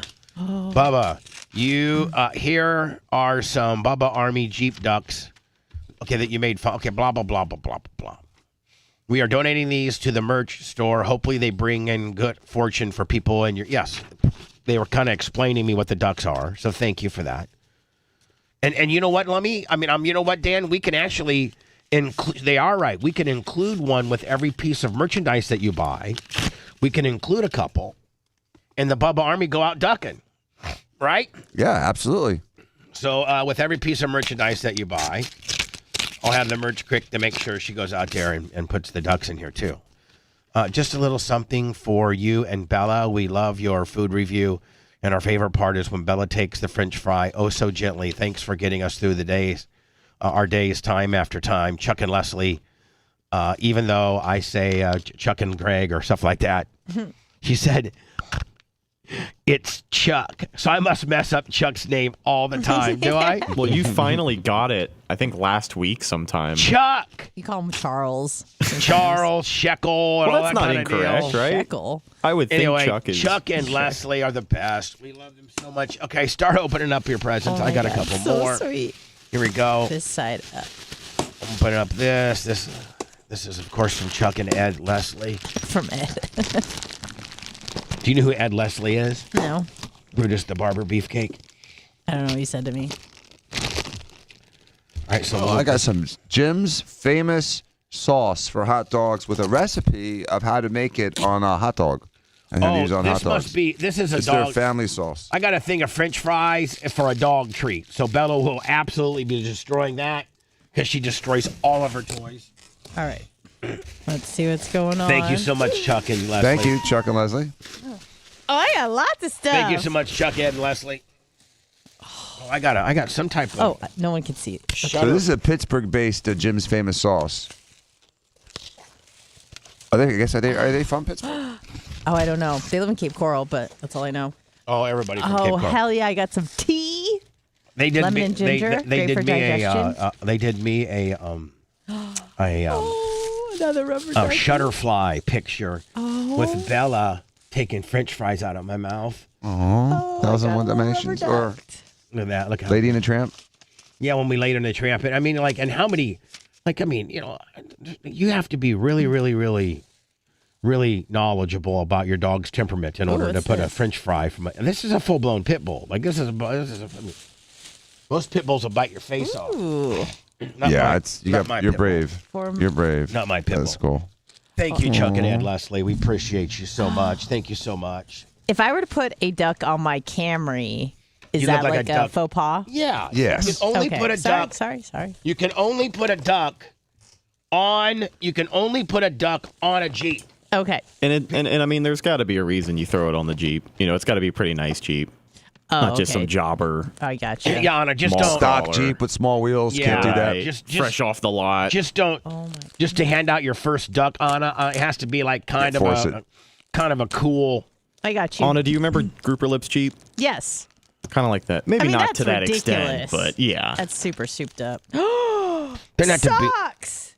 Oh, I love these. All right. Well, you done opening up all your stuff? We have a show to do. Oh, sorry. I got a lot of stuff. Okay. Well, then keep opening it. Okay. Oh, I like these. They socks. open fast. But you open slow. But I have a lot of and it stuff. causes us to I got to talk about Justin Timberlake and how he said, I don't give a crap about the fact that I wanted to get an abortion with Britney Spears. Don't you? I mean, like he got her pregnant. I got a jersey. He got her pregnant, and then he was like, and I guess in the midst of her releasing his her new book about him getting her pregnant. Look, I'm a Chargers fan now. He is. Say Hamas? Oh, I thought it said Hamas on the back. It says hum sauce. Oh, look at that. That's awesome. Man. That is cool. That is so cool. That's really cool. They might be your biggest fans. Oh, my God. They are. Look at that. For real. That's nice. Where's my lucky number? They might be your biggest fans, Chuck and Ed Leslie. No way. Did they? Yeah, 2 of 2. Get me lotion. Okay. 3 lotions. All right. So how They much? could start so, the Anna so the lotions. Humble Fun Club. Oh, my God. Okay, the 3 lotions. Perfect. Is that it? Okay, yes, I'm sorry. Thank you. Thank you so much. You're you totally made your day. Like you're exactly going to be. Look at it. I'm sorry. 10 o'clock. Can't get here fast enough for me. Sorry. Put it on. Justin, Take off that Justin Timberlake and his sources are saying Justin's okay in the midst of being called out of getting Britney Spears pregnant. I'd say Justin Timberlake absolutely made the right decision. Who would want a baby with that crazy bitch? Well, I mean, does he have a kid? Yeah, Does he have kids? I think he has one with Jessica Biel, who is only like a shade or 2 less crazy, I think, than Britney. Here we News cycle. He's by the way, Justin Timberlake says he's in a great place. Is taking the current news cycle in stride. Britney Spears dropped a bombshell in her memoir. It's better than being under Perlman. Hold on, though. It's really not a bad. I mean, because when she looked like this, man, she was hot. So when you were blasting Britney Spears and you got her and you got her knocked up, yeah, then you want her to be knocked up. Yeah, but I mean, like that's not a bad badge of honor right there. If you got a kid with this bitch. Revealing that she became pregnant with Timberlake's baby during their relationship, but had an abortion. A source tells People that the musician is happy at home with his wife, Jessica Biel. Fool. Jessica Biel looks pretty damn good. Did you ever watch Seventh Heaven? And is focused on his work, including the NSYNC reunion. Oh, the NSYNC reunion. I have a friend that blasted Joey Fat One. This one? No. Far right. This one? All the way to the right? Yeah, Fatone. For real? Yep, I have For real? For real, like to the point where it was public knowledge, and her boyfriend at the time would get really upset about it. We're not really that friends anymore. So hold on. She would go, she had a boyfriend, but when she was Joey's booty call basically, and it got kind of leaked out a little bit. It was just a one-night stand.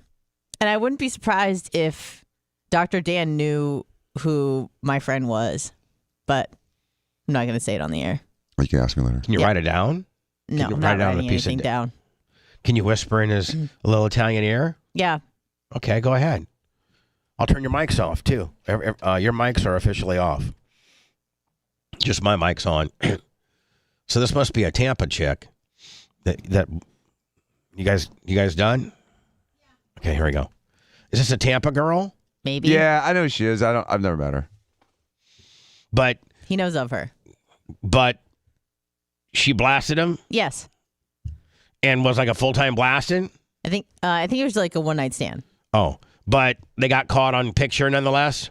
Picture? I mean, you said there was a picture of it or documentation or something like that. No, she just said that she blasted him. Any deets on how good, or is he well hung? You'd think I'd remember that or remember to ask that, but I don't think I did. I think it was just more of just a novelty. How do you not? How do you not ask all those?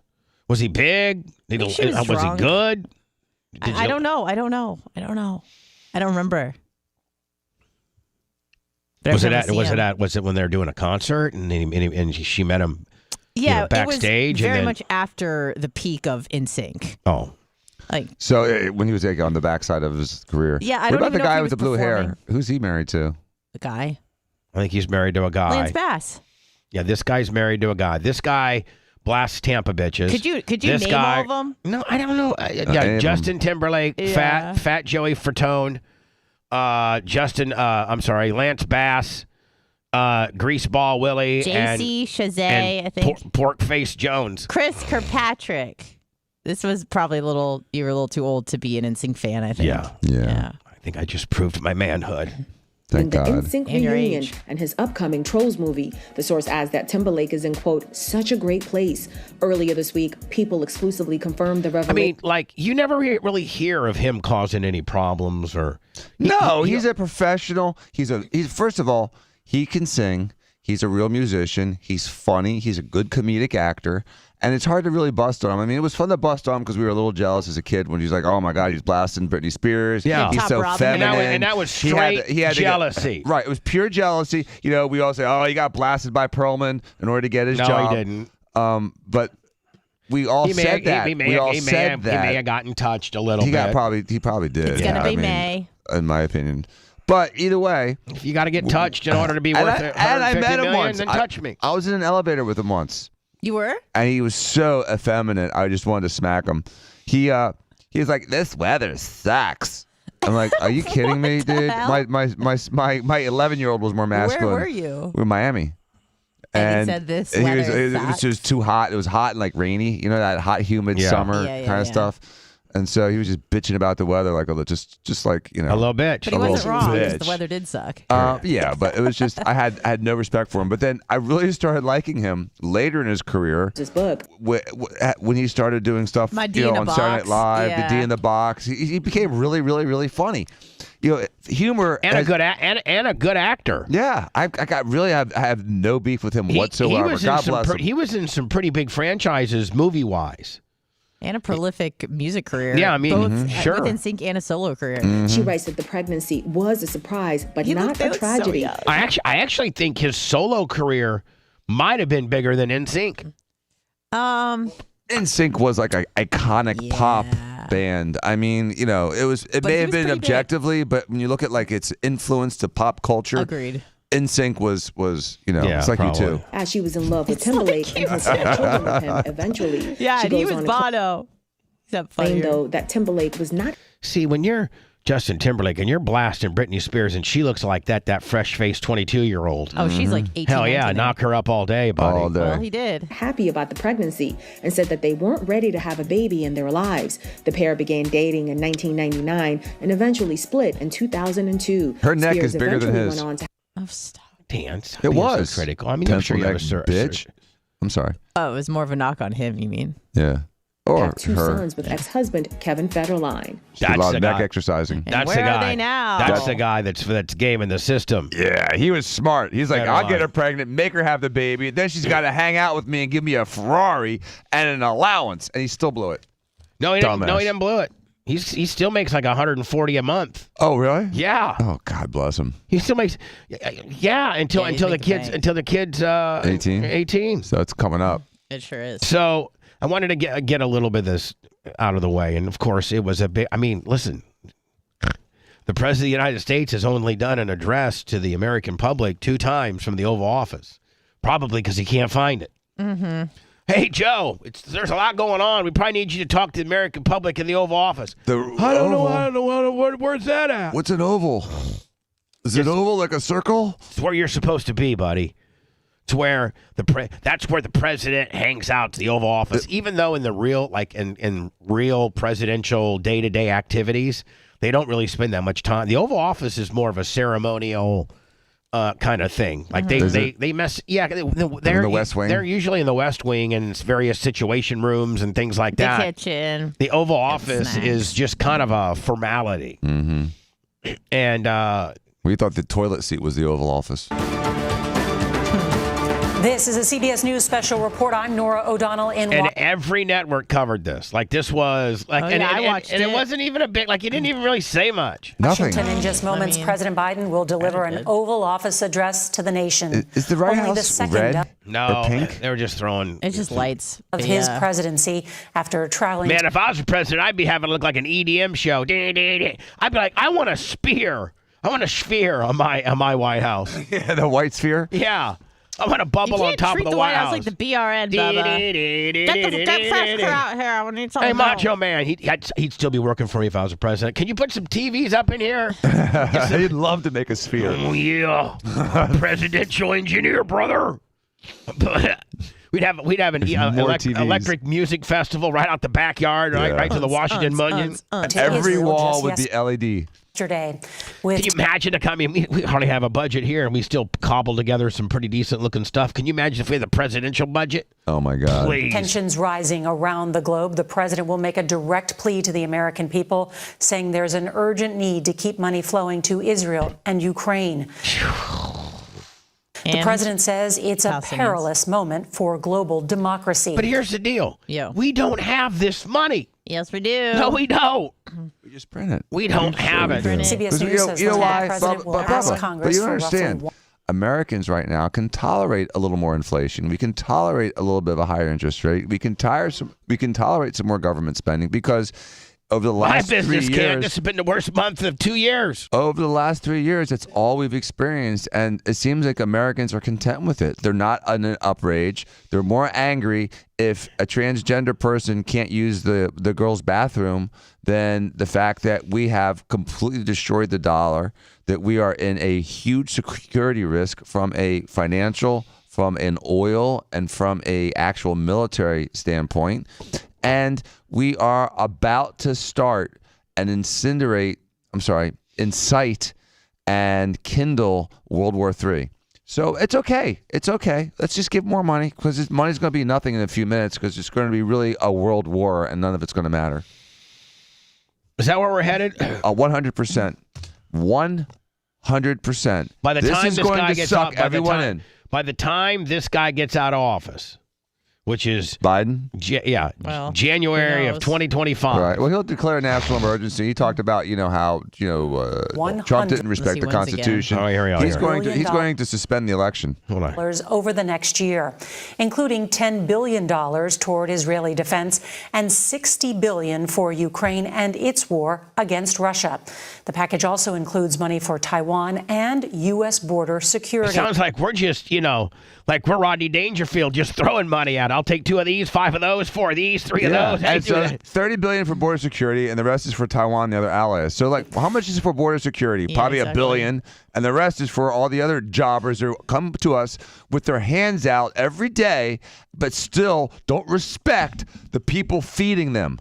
And so I'm so tired of giving money to the world for the world to criticize us because we have so much less racism in America than any other country in the world, with the exception of maybe Canada. Other than that, the world is racist. And if people don't want to believe it, go cry in your own little bag of racism, because America tolerates by law everybody, but they don't tolerate Jews in Palestine. They don't tolerate black people in a lot of countries. They don't tolerate Muslims in a lot of countries. They don't tolerate Jews in a lot of countries. And most countries hate their neighbors. Like literally, you go to any Asian country and they hate every other Asian country. You go to any South American or Central American country and they hate all the other ones. But we love everybody. Yeah, we're going to throw money at it, too. Stand by. The Biden administration plans to give $100 million in humanitarian aid to the Palestinians, provided from already existing funds. Okay. Now, Gaza remains blocked off, its people unable to leave. Agreements have been made to get aid in, but the situation at this hour remains fluid. And also this new tonight, news of a U.S. Navy destroyer firing the first American shots of this conflict. Hell yeah. We're in it. We are in it. We're in this war. And you know what? We didn't have to be in it as much as we're in it, and we could have still been helping exactly as much. But because dumbass went over there and put his face on the war, we're in it. Conflict taking down drones. Well, I'm glad we're in it. I think we can control it better if we're in it. Yeah, we're in it. But then, here comes Lebanon. No, here comes Syria. but they ain't coming. Here comes they Iran. Ain't coming. They're all coming, dude. No, they're all they ain't. coming. Russia? Yeah, they are. They ain't coming. They're all coming. They ain't coming. They ain't coming. I feel like Bet Howard $1. Dean. Bet you coming $1. from Yemen, potentially heading towards Israel. Now, this Oval Office address will give the president a chance to explain to the people what the impact is to us here at home and around the world. Now, hold on. Let's be I watched the whole thing. Respectful and listen. Let's be respectful And listen. and listen. Now the president. This is our president. Good evening, my fellow Americans. And if he does good, let's grade this. Did you guys see this? Yeah. I watched a little bit. Part of it. But let's be intellectually honest. Like if he does pretty good, be like, okay, that was a good one. Can I start with his appearance? I think he looks pretty good. His tie's crooked. Okay. And I do not know what has been going on with his chin for the last 36 hours. Is it disappearing? No, he's got these two balls that keep moving in a weird way. He's got some grounders, Dan. Remember I got the stress grounders during the trial? Dude, he's got something weird going on with his chin. All right. It's become like a thing. All right, hold on. We're facing an inflection. Oh, you're right. He's got two testicles in his chin, looks like. He's got ball chin. Yeah. What, Dan? It wasn't like that. You're a No. doctor. How do you get ball chin? It's different than it was last week. And But so, I'm asking, how does a feller pick up ball chin? well, I talked to a couple other plastic surgeons about this. He's getting teabagged by Russia. And so... Sorry. That's those Putin's testicle marks. Yeah, exactly.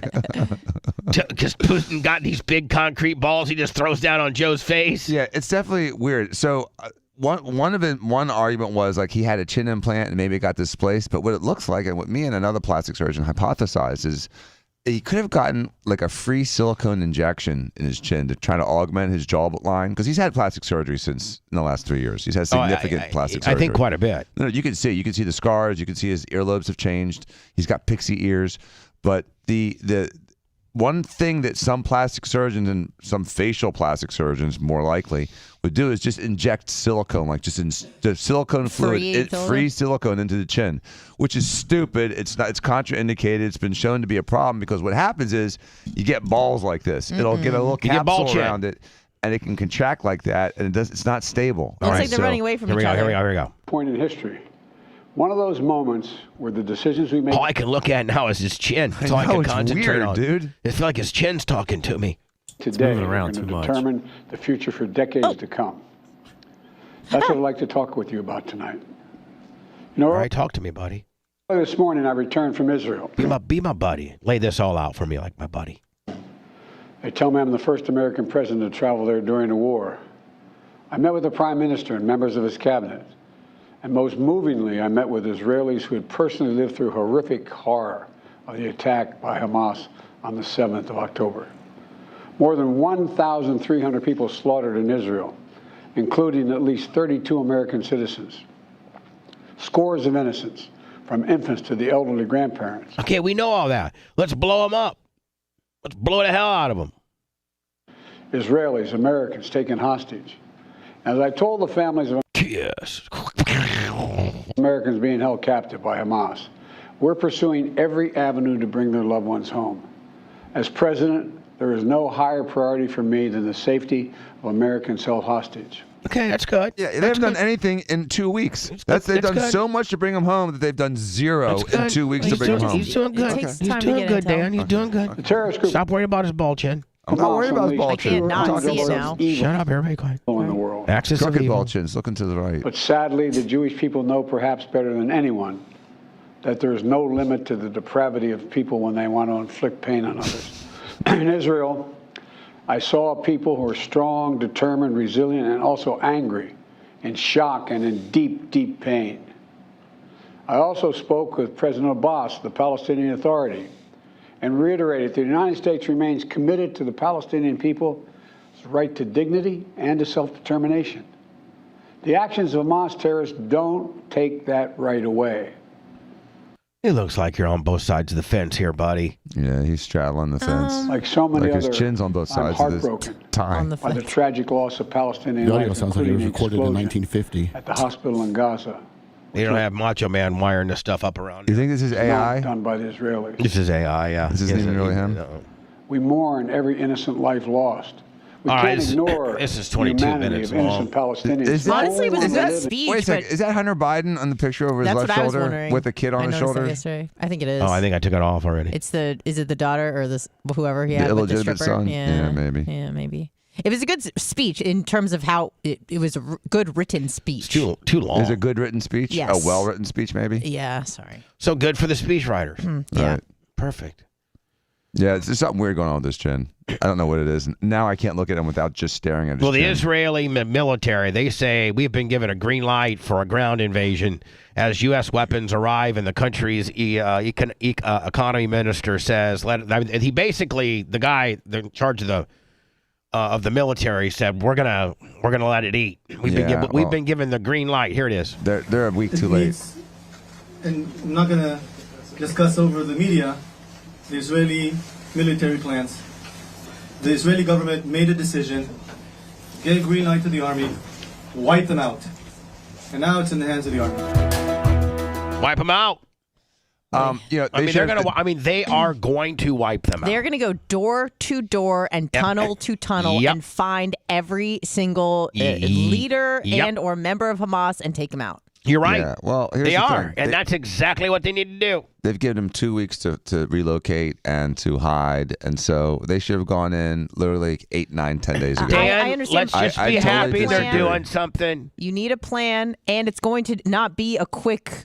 It's not going to be a quick process. What they're about to do, it could take months, maybe even years to go in. and find all these people. Okay, they go through the whole town, they clear it. Then as soon as they leave, all the jackasses that went south and hid and put on, their I'm pro-America, pro-Israel faces, are going to come back and start over again. Pro-Israel. Yes, they're going to pretend. First of all, who's Hamas? You have no idea who these guys are. And they have no uniform. There's no distinguishing features to them. They're all not circumcised. There's no way to distinguish them from other people. And so Dan, they go through. Show me your penis. Well, they used to do that. For real? In World War II, that's how you could tell who's a Jew. If you were circumcised, you were screwed. You went to like Auschwitz. If you weren't circumcised, you're cool. When I showed mine, I just kind of wrinkle it down a little bit. You had to like go to the Inzi and pull out, right? I'd be like, hey, look. Guy's circumcised. I'm not circumcised. I just pull But they would literally do that back in the day. Shotgun my penis, so I looked like I had some meat around it. That was the determinant for whether or not you were a Jew. For real? I swear to God, in Europe, that's how they did it during Show World me War your II. penis. Yep, they busted in public.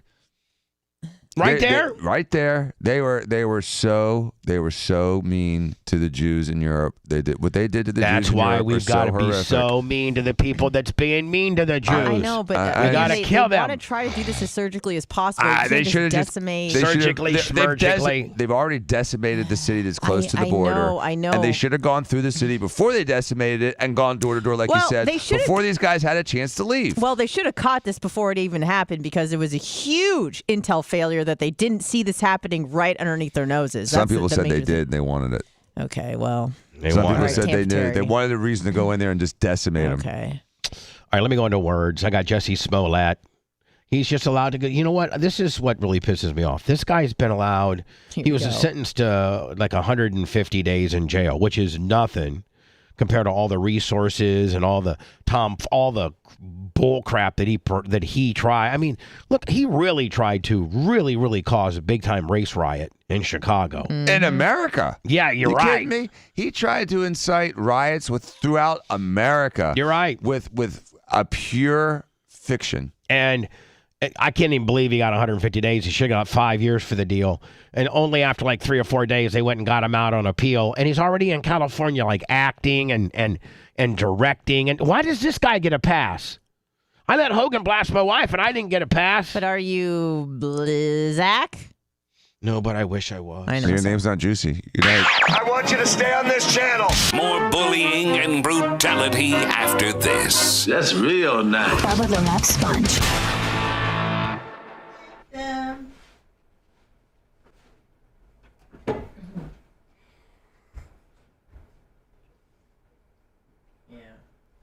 Now, good written speech is going to haunt my trainings for the next week, probably. Good written speech? Yeah, because I was thinking it was a good speech, but I didn't want to say it was a good speech. I was trying to say it was the writing was good written, and when he said well written, I was like, I'm going to go hate myself. I can't believe you. I know. Me neither, Dan. I don't want to talk about it. My son said something. We should have said well. I said good. I'm like, that's how you can tell the difference between an educated and uneducated person. Don't say that! I made a mistake! Well versus good. I made a mistake! Hold on. Or may versus can. Neighbor's can's a little more particular. No. And then when we get really particular, it's fewer versus less. No, it's But not like, a grammar. like no, when no, I was it's- growing up with my stepdad Eddie, if I would say, "Can I go to Larry's house?" He goes, "I don't know, can you?" Yeah, my And mom I- did that I would too. Well, say- that's not a grammar issue. That's just like Yeah. a formality issue. But having permission is part of the ability to can. Right. So I don't disagree with that one 100%. I think that's nitpicking. But fewer, less drives me crazy, and goodwill drive me crazy. All right, well, I fucked And you know up. what drives me more crazy than everything, and I almost smashed Lummy in the fucking face about it? Is yeah. Yeah? Yeah. Oh, you don't like yeah? No. Like on a text or in person? Both. Because he yas me on texts. No, yeah, and so he yadded It is me. kind of weird. He yadded me on a text, and I went, yes or no, Warren. He goes, yes. I go, no more fucking yas. I don't like yas. Yeah, I don't like it on text too, because it almost seems like it's almost like it's like yeah. Yeah, exactly. It's yeah. What's the word I'm looking for here? It's like lazy. It's even more letters than yes. It's almost like what's the word? Condescending. Condescending. Yeah, that's the word. It doesn't mean to be dismissive. Like yeah. Yeah. Fuck off. Yeah. It doesn't. He doesn't mean that. Lummy doesn't mean that.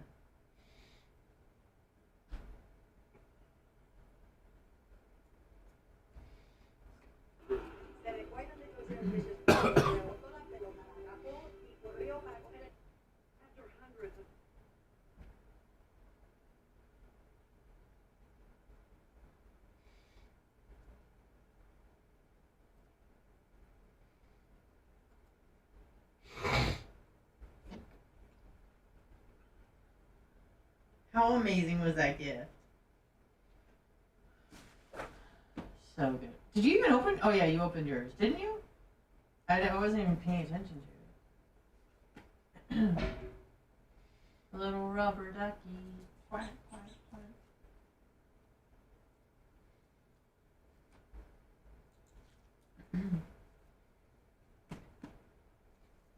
I got tea.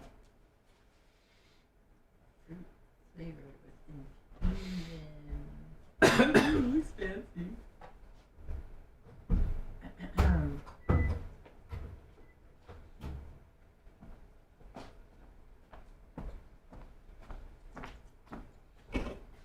Paul, if some chick texted you and said, I'm gonna come over and suck your dick, and you're like, yeah.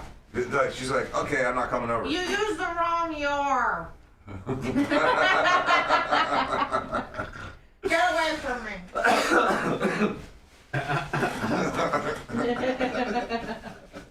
You stupid bitch. If you put hell yeah, that's just like, I'll be there in 5 minutes. It's the wrong slur. That made me really laugh. Oh, God. I'm pretty good for a guest. Pardon? I'm pretty good for a guest. Yeah, there you are. You're really good. Well, you're not just a Right, guest, right you're a in. regular guest. Don't talk about yourself like that. You're a regular guest. Look at all this fuck. I know, these are fun. Yeah, they're such good socks. What kind of socks are they? Well, these ones aren't the bombas one, but they're like those, and they're just solid running socks because they come up on the back so they don't slip. I like this. The thickness The prevents lip- them. Does the lip prevent it from sliding back Yeah, into the it's the shoe? Is lip. that the magic? Yeah, like these ones have like a lip. And that prevents it from falling back into the shoe? 'Cause I hate when these little socks fall back into the shoe. Yeah. So that's what I need to find one with a lip. Yeah, for Over sure. board. If you don't mind it showing, like some people are like, oh, I don't want it to show. Like, I don't okay. care. Yeah. I don't No, care, you 'cause I need can't the stand lip the sock coming down. Yeah, it's Yeah, fucking it drives me annoying. nuts. Yeah, these are the best. Little lip ones. Yes. Especially Check it out. We'll repack it.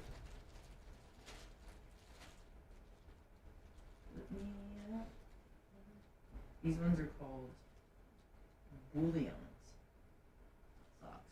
I thought I had a QR code on it. Great socks.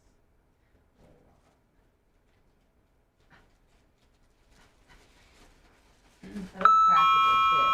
I need to clean my area from puppies. It should be changed. In New Jersey? Snizzle. These ones are done.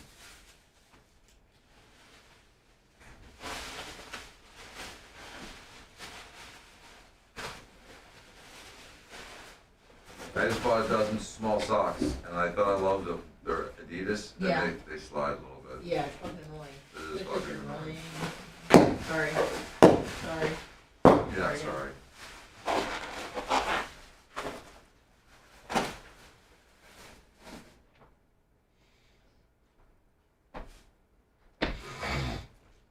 I got no monsters. But the Caper Scouts just said monsters. Did someone send monsters? Oh, I did see some other stuff, but that was more like a show. I saw some like big crunch bars and stuff. I think it's from Seattle Pickle. Look at my jersey,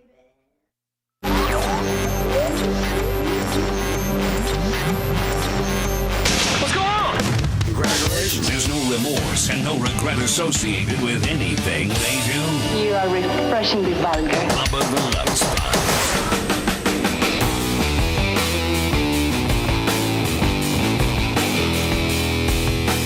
PayPal, Cash App, Venmo, all that the Bubba Army. I think Dan's been monitoring some of that. I'm supposed to be on the PayPal, Willie. Let me see. Yeah, I think Hierarchy. I can't get to PayPal. I think Hierarchy 65 was my last customer last night at 250. Thank you. Yeah, mine's John McGrew from this morning. Here's that Jussie Smollett. By the way, in about an hour, I'll have Michael Rigsby. He is the, I think, either vice president or president of Flow Racing and Flow Sports, flowsports.com, but more particular, Flow Racing. And this weekend is the big dirt track world championship at Eldora, where it's whittled down to 4 guys. Ricky Thornton Jr., RTJ, the Superman, Jonathan Davenport, the New Deal, Hudson O'Neal, and Devin Moran, who's the son of the $1 Million Man, Donnie Moran. I love these. Oh, yeah, they all got nicknames. I love these names. And man, I got to tell you, if you got a chance, and I'm going to get into Michael about this a little bit. I got to think, like, NASCAR is losing me. Like, I don't really care about NASCAR anymore, but We're on the same level. But I really enjoy a good short track. Like, I'd rather watch like a USAC non-wing, and Kokomo, than watch the Sunday NASCAR Boar Fest. I don't know. NASCAR, to me, it's like they've lost a lot of their customers, and I have my reasons, but and other people that are my age and my ethnicity have their reasons. Well, tell us your reasons. No, I don't think I should. Keep those to yourself. Yeah, I think I should keep them to myself. Can I tell you my reasons? Yeah. No. Well, yeah. It's just been boring. It's just boring. It's become boring. It's called rent a ride. They let these exactly. They don't go into the small tracks, the Fairburys and the Kokomos and the Tri-Cities and the Lawrenceburgs and the Eldoras and the Knoxvilles. They don't go out and groom local drivers anymore. No, well, it's just all these franchise drivers. Your dad just writes a check. Yeah. And I mean, I watch NASCAR pretty casually, is a way to put it. But I do like watching the big races like Talladega, Daytona, and I don't know how the races have been this season, but a lot of the finishes have just ruined it for me. It takes, like Dan said, they're not fun. There's nothing exciting happening, especially in what should be the best part of the race, the last 20 laps. If you have 5 yellow flags and you got to stop the race to realign everybody, and then you have a big crash, like, I don't know. It's just...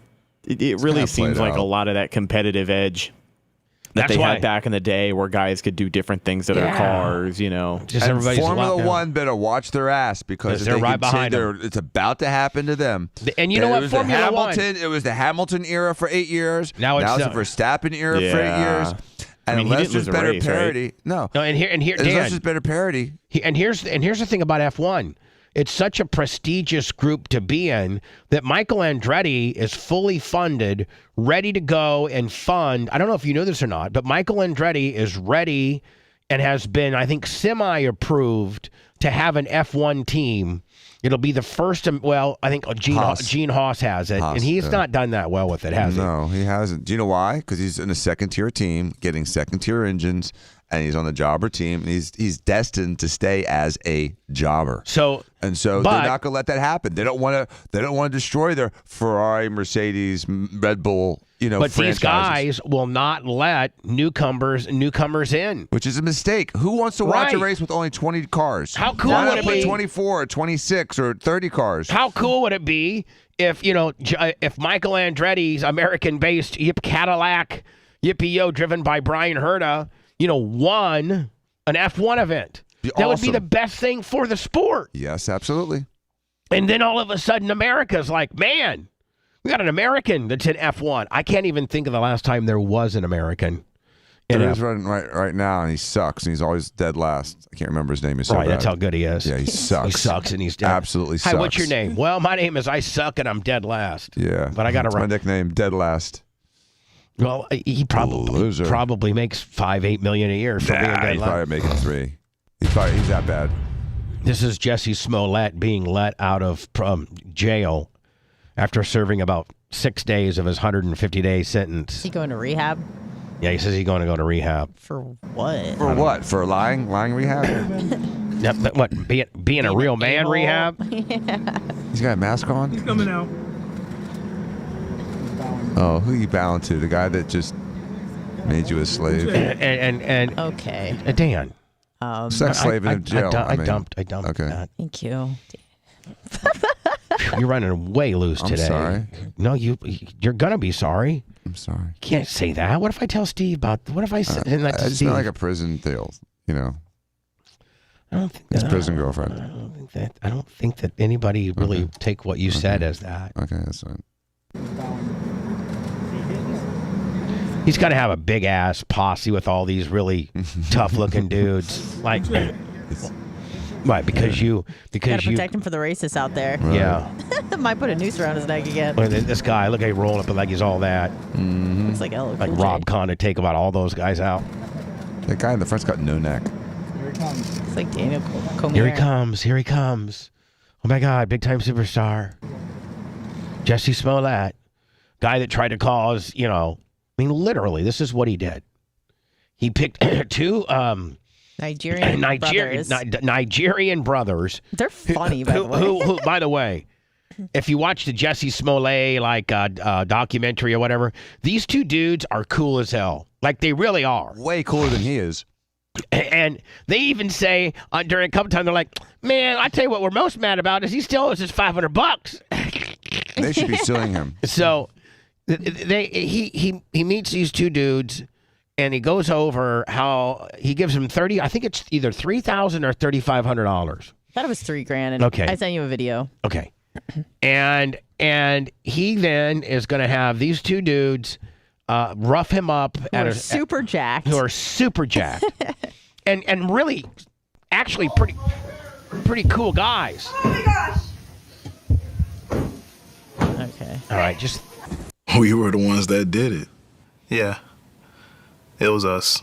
Extra with an exclusive first look at Jussie Smollett, Anatomy of a Hoax. It was a crazy scene that JUSSIE put on. He even said, I would not be my mother's son if I was capable of one drop of what I have been accused of. I'm like, yeah, well. Yeah, then you ain't your mother's son, buddy. Hold on, listen to what he says. Listen to what he says. It said, I would not be my mother's son if I was capable of one drop of what I have been accused of. I'm like, then you ain't your mother's son, buddy. Because this dude better get that birth certificate. The new interview with Bola and Ola Osa. These two dudes are just like jacked. Attorney Gloria Rodriguez. Why did they agree to carry out this attack for Jussie in the first place? Jussie was their friend, and they didn't want to betray their friend.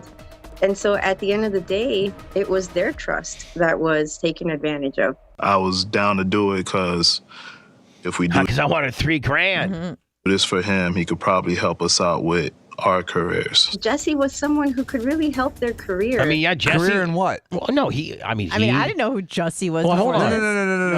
No, hold on. Hear me out. I'll tell you. God, Dan, settle down. Jussie represented himself as a big-time player in the Fox world, and that he could get people like these two dudes an audition or something like that with all the various important talent people that he hung out with at Fox because he was on Empire. On Empire. Did you know who he was prior to this? No. Okay, me neither. And So beyond he that, was trying to get them an acting careers, helping them with their acting He would tell potential them acting that. careers. He would Okay, tell them that's the question I was asking. You he answered was it. their friend. The documentary goes into great lengths about their feelings and how they felt when Jussie asked them. And I think I think one of them might have maybe messed around with Jussie. Really? Would that I think be so. Ola or Bola? I don't know. But I think they insinuate that, and he doesn't really address it or not. So I don't want to throw that out there, but I think that's kind of the vibe you get. To beat him up. Hitting Fox Nation March 13th, the series goes into timeline detail about the attack and how Jussie choreographed the whole thing like a script that he was directing. And the brothers take us back to the scene. This is where we waited for Jussie to come before we attacked him. After I threw him to the ground, I used my knuckle and gave him a noogie to give him a mark to make it look real. That's where I came around with the bleach, the infamous bleach in the hot sauce bottle. The original plan Jussie had was for one of the brothers to douse him with gasoline. And then I believe it was Ola who said, no, I'm not doing that. I'll do bleach instead. Why the stipulation? Why is one better than the other? Well, I think that bleach They're doesn't gonna be set on fire. not flammable and or as Why flammable. would there be a difference? Bleach That's isn't. something that they also go into in the documentary. But their ultimate decision to participate in this is very contradictory to who they are as individuals. They would never, ever be involved in a hate crime like that. What tips me off to the narcissism is when he's looking at Robin Robertson. He Oh yeah, says, listen to this. Watch this. And I want a little gay boy who might watch this to see that I fought back. I mean, what I want a little gay.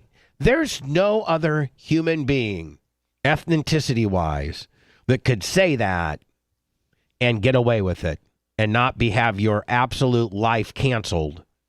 If you're a white guy and you say, I want a little gay white kid. If you're a gay white guy, you can say it. Absolutely. I don't know. Absolutely. He's got to be gay to say it.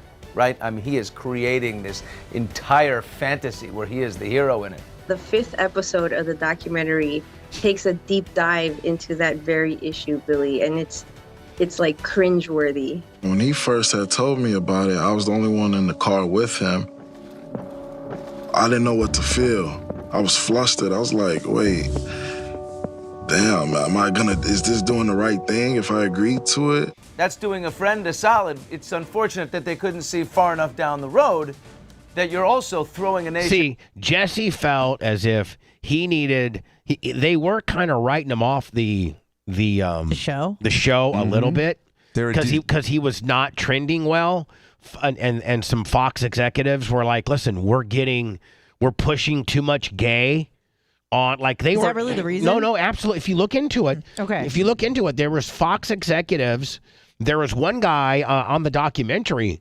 I watched this documentary that was saying he was trending down, and we were doing these focus groups, and they're like, "Listen, we like that Jussie Smollett is gay and that you have a gay character on there, but like, don't shove it for lack of a better term, don't shove it down our throats. Like, let it organically happen. We're cool with that, but they would just really, really, really."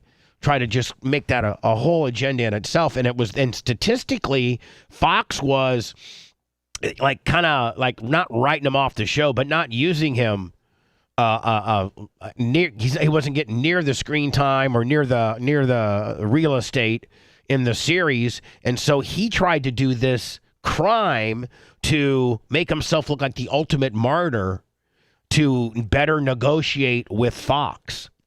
I watched it. Into turmoil. The layers of so many different issues. I mean, he wanted Fox to say, "Oh my God, Jussie got attacked by 2 MAGA." Don't forget they originally tried to put this on MAGA. Right. Oh, it's supposed to be It's all on Trump. It was all on Trump. It was supposed to be a racist, homophobic attack. Yes, by a MAGA member. By a MAGA member. The whole thing was to vilify Trump. Right. Well, the whole thing was to make himself look like a martyr and vilify Trump. Politics and social, race, all of this power dynamic just kind of blowing up in a time in America where we're already so divided and there are already so many issues. I remember the detective. And this was, let's not forget, this is fresh after the George Floyd. This right. is It's a powder What's keg. it? America's a powder keg for racist issues right now. Didn't it happen in 19? No, I think me this see. happened before George Floyd. And when I'm right, you're a little condescending. or after? Always, this happened after It was George in 19. I think it was 19. It was in 19. So that was before. This happened before George Floyd. Yeah. Okay, there you go. So kiss my butt. That put that footage together, we all both thinking that don't look like two white guys walking down the street. Yeah, they can tell by the gate. This is the this is the head. I think this is the chief of police. We was in character the whole time. So you think you guys are believable white supremacists? 100%. Sense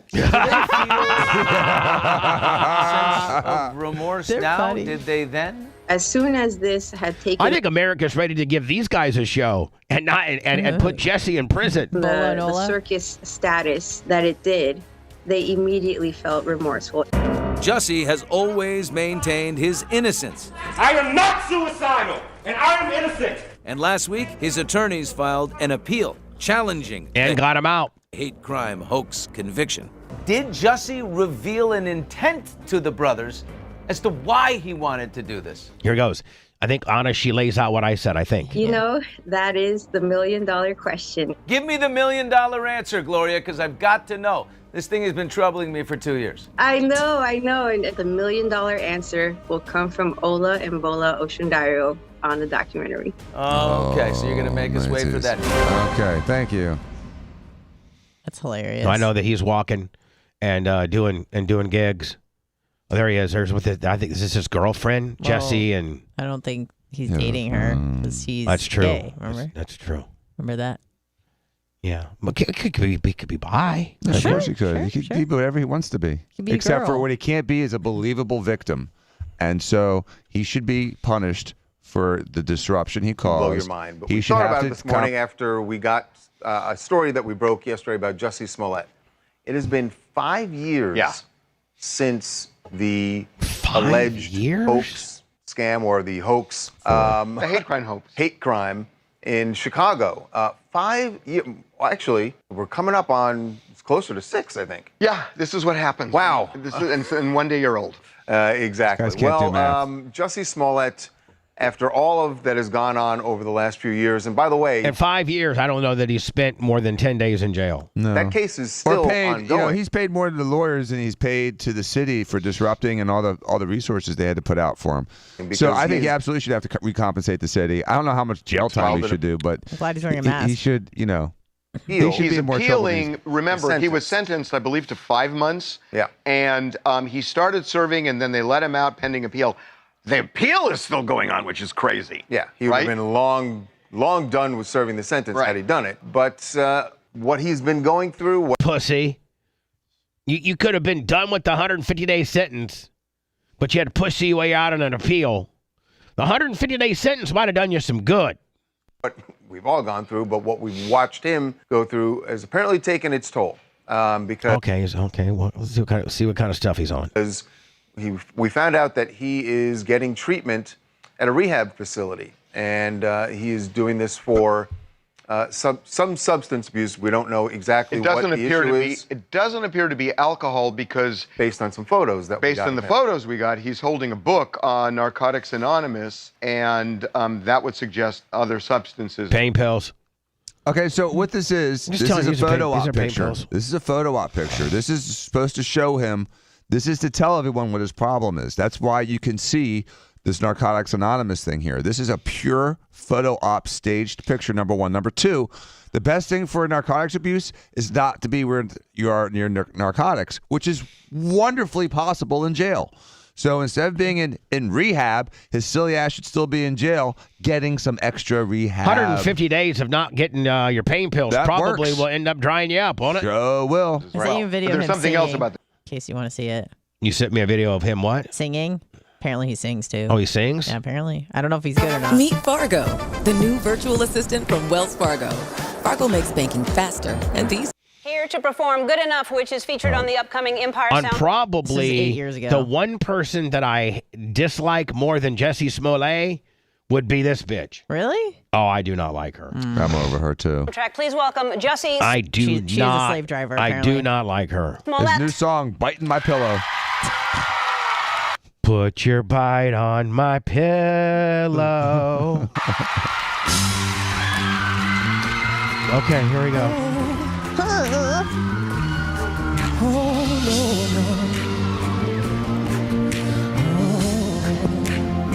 Come on, y'all.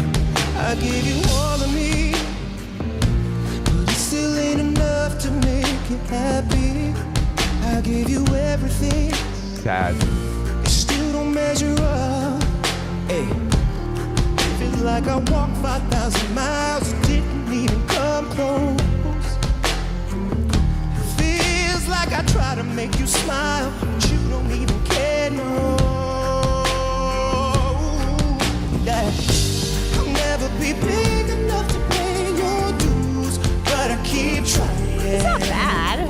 Oh, it's horrible. I kind of like it. Sucks. Can I get this on Spotify? What do I gotta do? It's ridiculous. Oh, I It's like horrible. it. He Definitely. can't sing. He's got the backup guys helping him. It's almost auto-tuned. The song's horrible. He probably helped lip-syncing. write it. He's lip syncing. Oh, I like it a sucks. lot. Yeah, he's no Bono. He's Yeah, so, well, he shaved his head.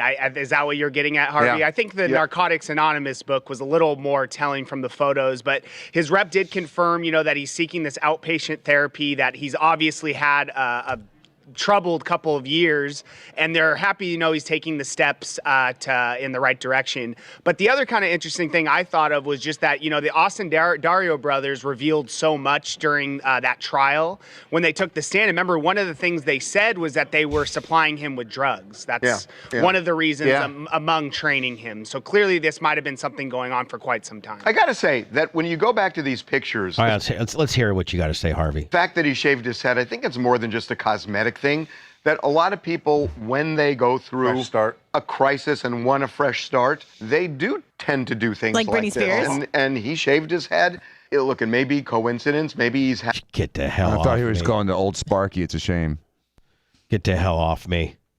When I return, man, this is exactly why we need our Second Amendment. Mm-hmm.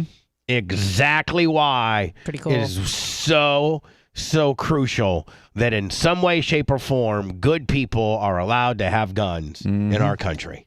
I'll do that next.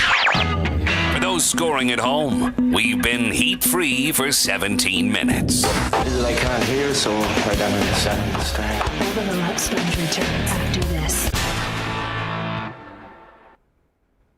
Like hand lotion, sanitizer, anything like that. This thing's all greasy. It's disgusting. Oh. It's got 2 months of bloody grease on it. Ew. Keep trying to wipe it. I can't get it to come off. Just keep smearing it.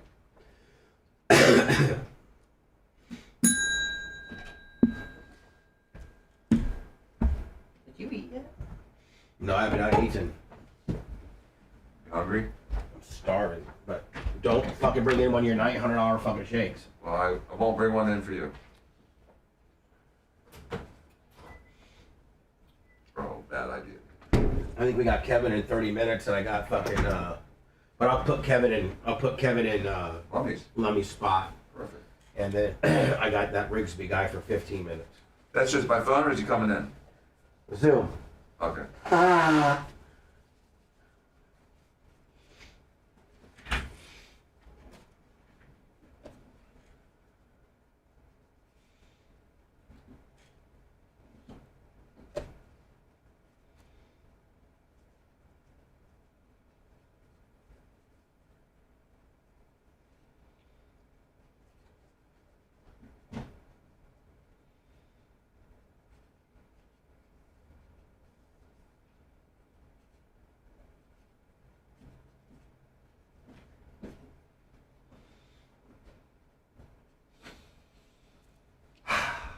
Were those donuts good yesterday? Yeah, they're pretty good.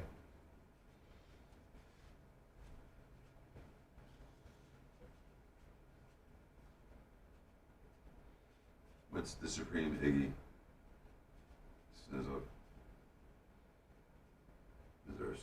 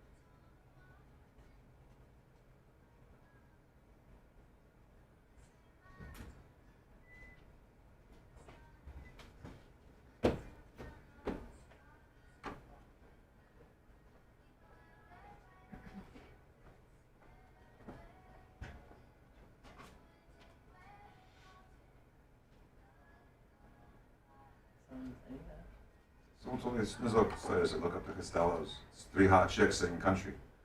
They look like it's related to. It's pretty.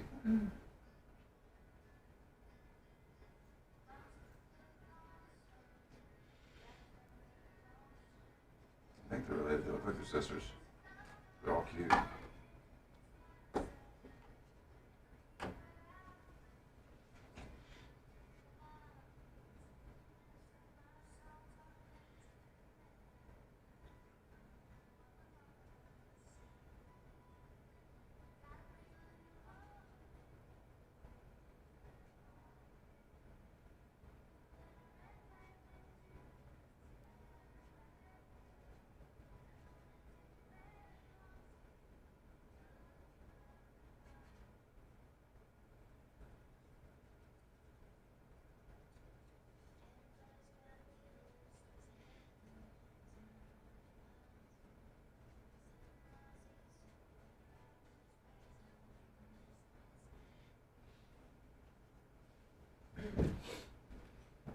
Big Lonner, good morning.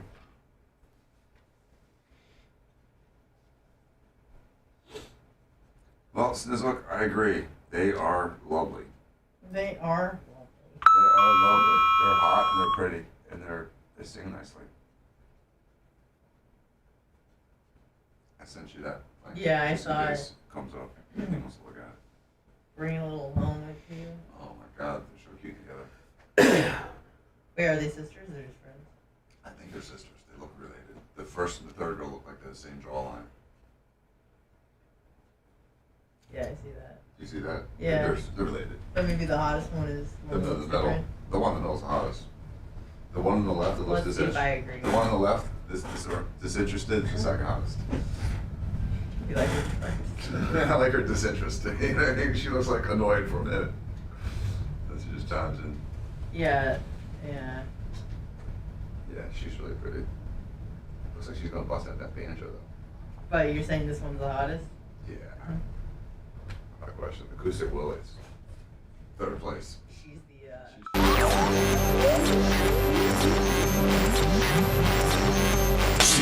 Time to draw the line. Welcome to new levels of insanity and depravity. Yeah, we're talking about Bubba the Love Sponge.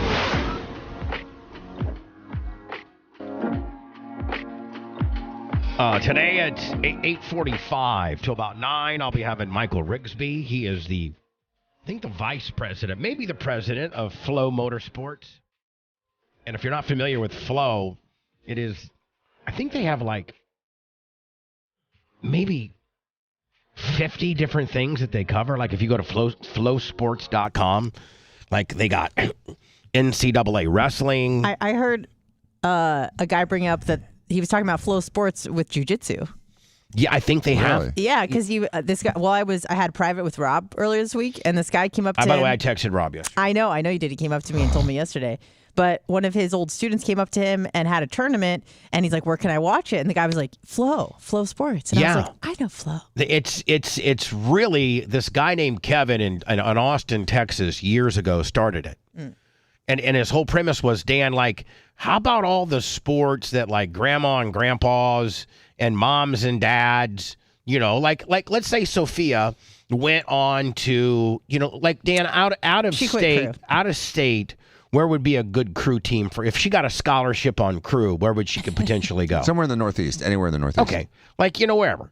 Annapolis. Sure. And, you can't be there for all of her crews, but you could go to Flow Sports and for, $139 a year or $12 a month or whatever, you could go to Flow Sports and you could watch the majority of her events. Wouldn't you be riveted? Absolutely. It's a great idea. And it's, there's such a market for it, and it's a niche market, but like you're saying, if you have all these private people that are subscribing to this channel and they're able to watch it, it makes sense. It makes perfect sense. I think it's a brilliant idea. I commend them for it. Motorsports, wrestling, grappling, hockey, mile split, track and field, varsity TV, which I guess it looks like cheerleading, cheer and dance, marching band, rugby, cycling, football, soccer, softball, baseball, basketball, volleyball, gymnastics, swimming, and lacrosse. Yeah, sports are like, that are so often played by people and very little exposure. And so it's nice to expose people because, if you're not a D1 football player or a D1 basketball player, chances are it's really difficult to find your sport on TV. Or let's say that you're to have your family watch. Let's say that you're the the starting winger for the Michigan State hockey team. Chances are your mom and dad down here in Florida aren't going to be able to watch you. Your 30 games. Your 30 yeah, but Flow Sports, they super micro niche like the collegiate and then in sports, there's some sexier more popular forms of sports and they get the big coverage, the NASCAR, the F1, the IndyCar, but there's really so many more motorsports like when it comes to sprint cars and dirt late models and open wheel modifieds, and there's such a huge groundswell of millions and millions of people that are into dirt track or asphalt short track racing. There are car races every weekend. Probably every day. Every day in America. Every day. There's a car race somewhere in America every day. Almost every day. It may just be like a motorplex thing, like maybe on the Gandy Bridge. Maybe. Hello. Hey, good morning, Bubba. Who's this? Hello. Nobody. Good morning, it's Mark Smart. Perfect. Anyway, I think Mike Rigsby is the president of the, motorsports division, and one of their big races is this weekend at Eldora. It's called the Dirt Track World Championship, DT, what is it? Dirt Track, DTWC. DTWC is what they're calling it. And there's 4 drivers. They reset the points, and whoever, by the way, Dan, it's $100,000 to win the race on Saturday night. That's crazy. And then the winner of the 4 dudes that are, running for the championship, they get the winner gets $200,000. It's amazing. So, those are huge numbers. Yeah. Yeah. That was like what the NASCAR champion of all time would win a few years ago. Well, no, not but like in the 70s and 80s. It's always been big numbers. And what's the champion get now? 5, 6, 8 million. Come on, no way. Yeah, absolutely. Come on. Watch this. Hey, Alexa, how much money did the NASCAR champion make last year? No. What was the prize? Okay. Last Sunday, October 15th, Kyle Larson won the South Point 400 by a margin of 82 milliseconds after taking the lead in the 223rd lap. Kyle Larson is currently leading the 2023 NASCAR driver standings. All right. Hey, Alexa, what does the winning championship driver make in NASCAR? Sorry, I don't know that. Maybe somebody. She don't know. What do you make for the championship? What's the prize? What's the championship prize in NASCAR? They may have changed it so much because of the charters that they have now. They now have, like Dan. I'm sure the team gets a lot of money, but I'm curious as to what the winner gets. The Cup Series championship purse is. Do you want to guess? No, tell us. $10.5 million per NASCAR. $10.5 million. $10.5 million. That's not for the winner. That's for the whole prize purse. Oh. You're reading. That's the purse. Sorry. That's the purse from which all the prizes come from. Let me send you this. You sent me something? Boy, I've had the chills all day. I'm hot. I'm cold. I'm hot. I'm cold. Because you're sick. I'm hot. I'm cold. I got something for you. I'm bringing it in.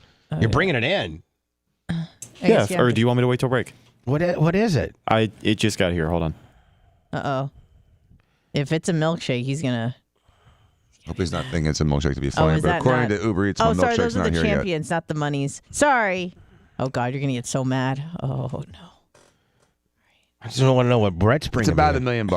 Yeah, it says $1 million here. I know Tony made I thought Tony made like $5 million. Yeah, that's bonuses from his team and stuff like that. I'm talking about the actual purse. Oh, $1 million. The winner of the... Who's this from? Who? Camper Scott. Camper Scott. Oh. Oh, what is it? Sinex. Oh, that's so sweet. And a 4-pack of Monsters for me to go to Ocala today. All right. Dude, put the Sinex in right away. How thoughtful. Use the Sinex right away. Sniff. Plug a nostril. Plug the other nostril. Sort it like a crushed pill. Yeah, you can put those in there. Yeah, just snort it like a crushed fentanyl. Yeah, you got it, Bubba. I don't snort pills, guys. Yeah, all right, whatever. Why try to make me a pill snorter? That's not cool at all. Why does it matter how you ingest it. I don't snort pills. Okay, I'm sorry. I Jesus, accused what you, if I called you something that you don't do? Such as Yeah, U.S. meat. Americans. Yeah, what if I called you a dirty meat eater? Oh my God. How do you that even? back. How do you even? Looked do like it? you were doing it right. Maybe there's a plastic cover on it. I mean, I don't even know how to do oh it. no, you put. Let me see. I think that's the one where you like a syringe, Bubba. You got to push down on it. It's got those two little wings. You squeeze it like you push down on it. Yeah. Then what? Then you go. Hold on. Help him. Help him. Dan, You're a goddamn doctor, Dan. Help me. look at it. Oh, okay. Thank you, Dan. There you go. Wait a minute and then do it again. Okay, wow, that's kind of exhilarating. That wakes your ass up. I might get hooked on this. Oh no. Yeah, and so wait a minute because you'll clear up a little bit, and then the second puff will get even deeper. Woo! Yeah, I'll wake you Oh up. man, I do that right. Woo! I do that right before I was to go out on a sporting event. Hit some of that. Yeah. It'll Start wake you carrying up. some of those smelling salts with you too. Woo! The players used to do Shake that 'em too. They used to smell smelling salts to wake up before the game, just to or like get those, jacked before the game. What do you call it, those weightlifters before they do their lifts? Here is so there's these three. This is I think in Auburn, Louisiana or Auburn. I don't know where the hell. Where's Auburn at? I mean, Auburn's Georgia, Alabama? South Carolina. No, I don't know. Bama? No, I'm sorry. This is I guess it's Washington. Auburn, Washington. Washington State. So yeah, and listen, if you're gonna be a thug and try to start kicking a dude's door down in Washington, Washington's kind of wildernessy and kind of ruggedy, and I don't know that you might be able to do this in suburbia, Nashville or something. I don't Maybe in know. Seattle, Yeah, but not- Seattle. You might be able to do this in Seattle Not or San rural. Fran, but not Yeah. rural Washington where a guy's got just. And Dan, I got to think if you're in your home. And you have guys with guns that are trying to kick your door down. Oh, it's a game on. That But there's a problem here. Well, what's the problem? Play the video, and I'll show you the problem. Oh. Seattle police. Pause. So what do you do in that situation? Because when the police say police open up or police and they start knocking your door down, like the quick announcement or no announcement, the no knock warrant. How do you know if you're shooting through a door if it's a cop or a bad guy when See they're on the banging camera? on your door? Maybe you're looking through the window and you're seeing see that it's there's just three on African American guys Clearly it's on camera. that's got masks on. Yeah, but I can see why it's scary for a policeman to go in like this, because if you're awakened, disoriented, it takes a couple seconds. If you're in a deep sleep, Oh, I wouldn't even hear him kick. I wouldn't even hear him kick the door down. The second it took him like 5 kicks to get the door. Not even. No, it took him 5 kicks until the homeboy started Yeah, blasting well- through the deal. Here we go. It's awesome. 3, 4, 5, 5, 6. Good news. 7.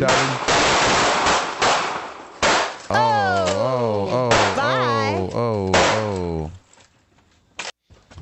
And That's the kind of stuff that Grady Judd says, go for it all day long. Someone starts trying to kick in your door, shoot them. But there could be some snowflake agencies would be like, technically, they didn't get in the house. Right. So if you killed them on your, that door did open. They did get in the house. Did they? Yep.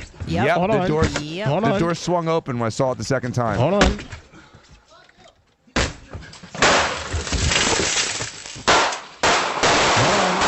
Oh, There you're it right. is. You're right, Dan. They do that on that last And he one. puts his hand through the threshold. He puts his hand through the threshold with a gun, pointed. See, Easy, clean shot. I love clean shoots, but man, you got to bring the right gun to the right situation. That's where you need a big ass shotgun. No, well, that would have cleared all 3 guys with a big ass shotgun, but through the door, like a Smith & Wesson 500 or something like that, would have gone right through the door into those guys. Or an AR-15. Won't go through the door. It wouldn't. 22s don't go through doors. Most of An those rounds. AR-15's not. That's like It's a 22 caliber bullet that's really lightweight. It's a 55 grain, sometimes it's a 75 grain bullet. It's hard to get a 75 grain bullet. How about to go my through. 45 caliber? A 45 caliber will often get stuck in the door. Sometimes Really? it'll go through. It depends on the door. But it would take something a little bit more like oomphy, like a 308 would probably be more likely How about to go through the door. like a 5.7, like FNN 5.7? FN 5.7 so hot it may go through the door. It's such a hot round. It's so fast. What would you? If I was shooting I would through have a brought my door, shotgun. if I was shooting through a door, I would shoot with my Smith & Wesson 500. If I had a group of 3 guys coming through the door, once they open the door, shotgun, shotgun, shotgun, and it's not like birdshot, buckshot. No. It's buckshot, buckshot, buckshot. Mine, and one of them flaming buckshots. The way I used to have mine shotgun when I had it as my number one deterrent when I lived in Tierra Verde, I had buckshot, and then Dan, I bought some of this illegal stuff that had like flying razors. What? Yeah, they were like flying. They were flying razor shotgun What are you, shells. Napoleon? No, for real. You can even Google them. Like they fire, and then the other one were like ball bearings on strings. They were like a wire that had 2 ball bearings. Wow. And they'll just cut you to threads. And then the other one was like fire, like it was fire buckshot. Yeah, I've seen that fire stuff. You can't buy that in Florida. Yeah, well, I had some. So I was going to hit him with the buckshot first, then the flying razor second, then the flying ball bearings third, then the fire, and then buckshot again. I was going to get 5 off on him. Wow. Bam, That's not bam, going to be a bam, fun day bam. for whoever's on the other side of that. No, I cut sent you to something. shreds. Maybe that's what you're talking about. Hello. Hello. Well, it's a lot of people not being there today. Dragon's breath. That's what it's called. Those flaming shots. Yes, dragon's breath. They had that in John Wick 4. It was pretty cool to watch. Adrenaline increases the heart rate, blood pressure, while some find it unpleasant. What's the scariest round you can think of for a shotgun? Flying knives. Flying knives. Yeah. How about? I think Dan. Come I think I had They that. look like that. 12 X-Acto knife blades. 1 ounce. That's 1 ounce of steel. No, I didn't have those. I didn't have those. But in a shotgun shell. No, Anna, no, sorry. I'd love to have a Dan, wouldn't you love to have flying knives? Why not? If they were legal? Hell Sharpened steel. Very extremely sharp. Very sharp knives. Sharp all knives. bundled up, man. And Dan, when you shoot them, those things probably just go spread out. Yeah, I'm curious to see what I'm they gonna do when they see- shoot it. I They're wanna going to shoot see- it here. Yeah, okay. Let's German see. forged Damascus steel there. Let's see if it'll even load. Black hammer. This may be a really bad idea. Oh, Jesus.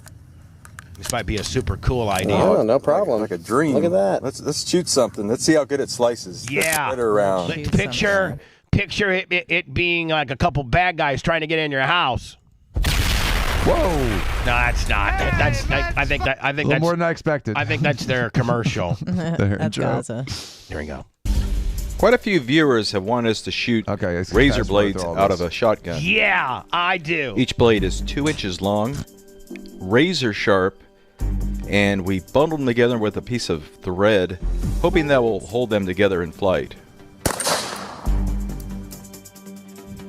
Now, we have used that industrial thread before to hold my God. Can you imagine that gets stuck in the side of your face? Objects like washers together, and those actually stayed together in flight and worked pretty well. Just did not work in this case.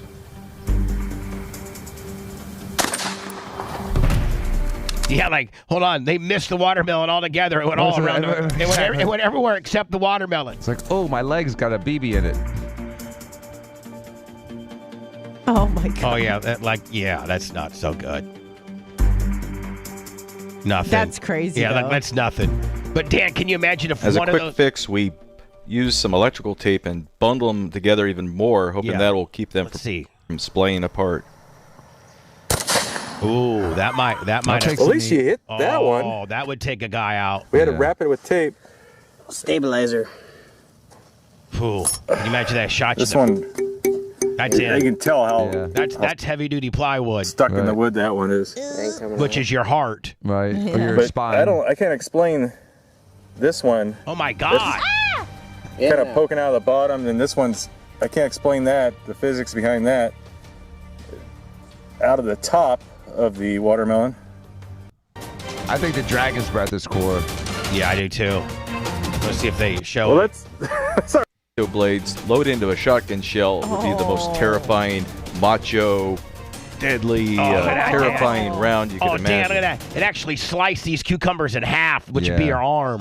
But there's plenty of time-proven, old-school rounds that are very effective without gimmicky modifications. There's never a shortage of companies trying to play on people's emotions. Yeah, they played on my emotion. I had the dragon's breath and the flying fish hooks. The dragon's breath's really cool. Now, this woman here, she sent her 5 children over to the Gaza Strip for summer vacation. It's a great place to vacation. I think so. And she now wants her kids back. And she's pleading with, I guess, we obviously just got some, was it like 92 people from way Israel? more than that. It was a few hundred. Well, this woman wants her kids back there in the Gaza Strip. We can get no one from the Gaza Strip back. Citizens in Israel were brought back to Tampa this week. American Palestinians were asking for the same help. The Council on American Islamic... I mean, sometimes life ain't fair, right? ...relations or care... Sometimes you're stuck on the wrong side of the gimmick. Trust me. Says it feels like their government is ignoring them. News Channel 8's Trevor Sahaki is live now in Tampa, and I know you talked to a mother who has kids who are in Gaza. She said they were there for summer break and they were just coming home to go back to school. Well, didn't school start about October, a month ago? Yeah, it's the middle of October. And this Israel thing just happened 2 weeks ago. Right. So, still in October. Right. So no school starts in October. Why didn't you have your kids back in August? More about that, Trevor. Because they're not really in school. Yeah, Stacey was very emotional inside this press conference today. Mother of 5 American-born Palestinian kids said she hasn't heard from them in over a week. They're all she had under to hide 11. her face behind sunglasses the whole time. She had to hide her face. Why isn't she with them? For the Palestinian, for the U.S. citizen in Gaza. Hannah El-Nagar's 5 kids were spending the summer in Gaza visiting their grandparents. Mira, Mara. Hey, Lami, I'm sorry, Dan. Yes, from somebody that would know, Tony won $11 million in 2005. That's cray-cray. Dan's milkshakes are in the kitchen. All right. Thank you. No problem. Her attorney said the kids were in the process of getting back home to Tampa when war broke out. Now, she said she has no idea where they are. I don't know nothing about my kids after they bombing the area they're supposed to be. Why is she having to go under? Why is she going undercover? She thinks that we hate her so. We don't care about where we don't. There's crazies out there. But listen, why is your infant going to Gaza for 3 months without you? That seems to be That's odd. weird to have all 5 kids without her for so long. All under 11 years old. And how would she feel if her kids were kidnapped by the Jewish people and being tortured and murdered? Exactly. You know what I'm saying? So sorry. They're evacuating people out of Israel. From that time until now, I try to call, try to do everything. That's weird. To try to know at least where's my kids. She couldn't even consider the worst possible outcome. I don't know if they are in the safe area. I don't know if they are. I don't know nothing about my kids. But her friend spoke plainly. She doesn't know if her kids are dead or alive, quite frankly. And I know she doesn't want to say it, but it's the harsh truth that has to be spoken up on. Well, I mean, if she's Palestinian and her kids are with the other Palestinians, then chances are they're probably safe. They probably didn't stick them in there in the front line, number one. Number two, again, imagine the opposite. There's 200 hostages being held by the savages of Hamas. And what's happening to those people? I'd be more afraid if I was one of those families than I was with a family that had Palestinians with other Palestinians evacuating the city. Well, I mean, Wah! It's dangerous. I mean, that hospital did get bombed and stuff. The hospital their kids on October. Their hospital got hit by friendly fire at the hands of the Palestinians. That's been proven. I know that, but the way you said it made it ambiguous. No. But I'm just saying it's not. They get hit by the dangerous. Israelis. The Israelis are not targeting I'm not saying civilians that. or I'm babies. just saying it's a dangerous situation. Dan's really damned up today. I just said it's dangerous. I'm just saying they're the animals in this situation. But I mean, they're kids though. I get it, and they're Americans. She wants to bring them home. Born children that are stuck. I don't think that you have near the amount of sympathy when you have seemed to have done an irresponsible thing and letting all 5 of your children under the age of 11, all of which under the age of 11, and some very, very, very young, to travel abroad, especially in an unstable region as the Gaza Strip, without you. It's seems to be odd. In Where's a Dad? war Not that that they did matters, not ask for. They just went to go see their grandparents. Well, their grandma and grandpa live in a really unstable area right now. And Hannah said her kids are young, too. The oldest is only 11 years old, and she wasn't the only... That's on her. Why? 100%. That's on her. That was there was a baby in there. We'll share more stories tonight at 5. The youngest looked like it was 1. Trevor Sahaki, 8 on your side. She should be breastfeeding, not shipping him to That's what I'm Palestine for the wondering. summer. That's weird. She's a bad mom. The in my mayor, opinion. Bad mom. Dan, the king of Tampa says she should be breastfeeding, not shipping her kids off for the summer. We can't get your kids until after this excursion is gone and done. They're probably okay, right? I mean, the Israelis are going to go through the Gaza Strip and just get to Hamas and let everybody else. They're not. be I okay. can guarantee that her kids are not being actively tortured right now. They're being trained for the next World Trade Center. Just when you thought you knew the real deal, they pulled a fast one and duped your dumbass. The Bubba the Love Sponge Show will return after these words. Cartoons. Yeah. That looks silly. have you seen anyone ever kind of look? I think Macho Man's got to get me hooked up for Michael Rigsby. Did you get the second Afrin sprayer? You did it right now? Perfect. Spray me up. Spray it up. I'm gonna get hooked on this stuff. I have to go to rehab. Oh, I know. Just like you got hooked on mushrooms, just got hooked on fucking salt. What's up, everybody?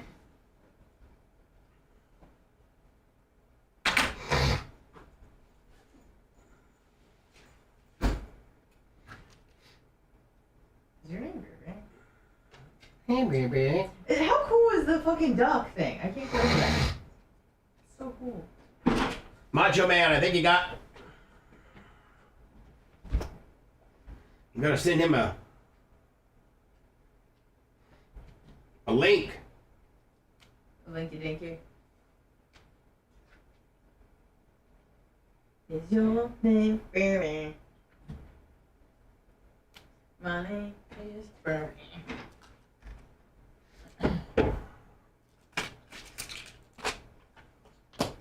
What's up, everybody? I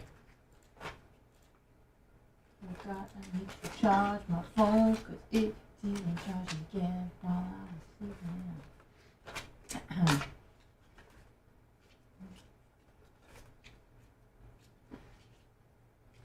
Is your name Baby?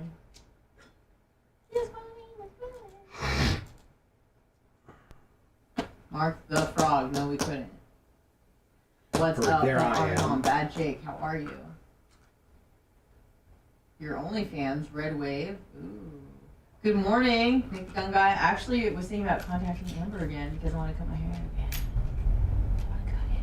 I'm addicted now. I'm a cutter. I'm a fucking cutter. The secret we got from the after show last Friday. I think I did. I called it out. Teased, right? If not, I'll call it out again on my show.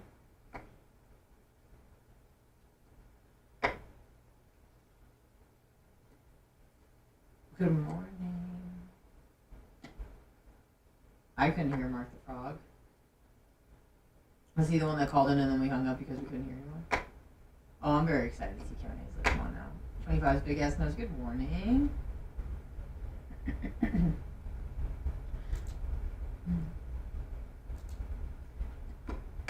Is Kevin coming today?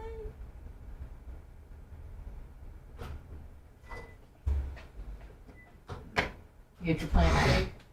Got my I looked plant at the link shake. this morning, so you should have the link. Okay, cool. I just told The him. shakes too.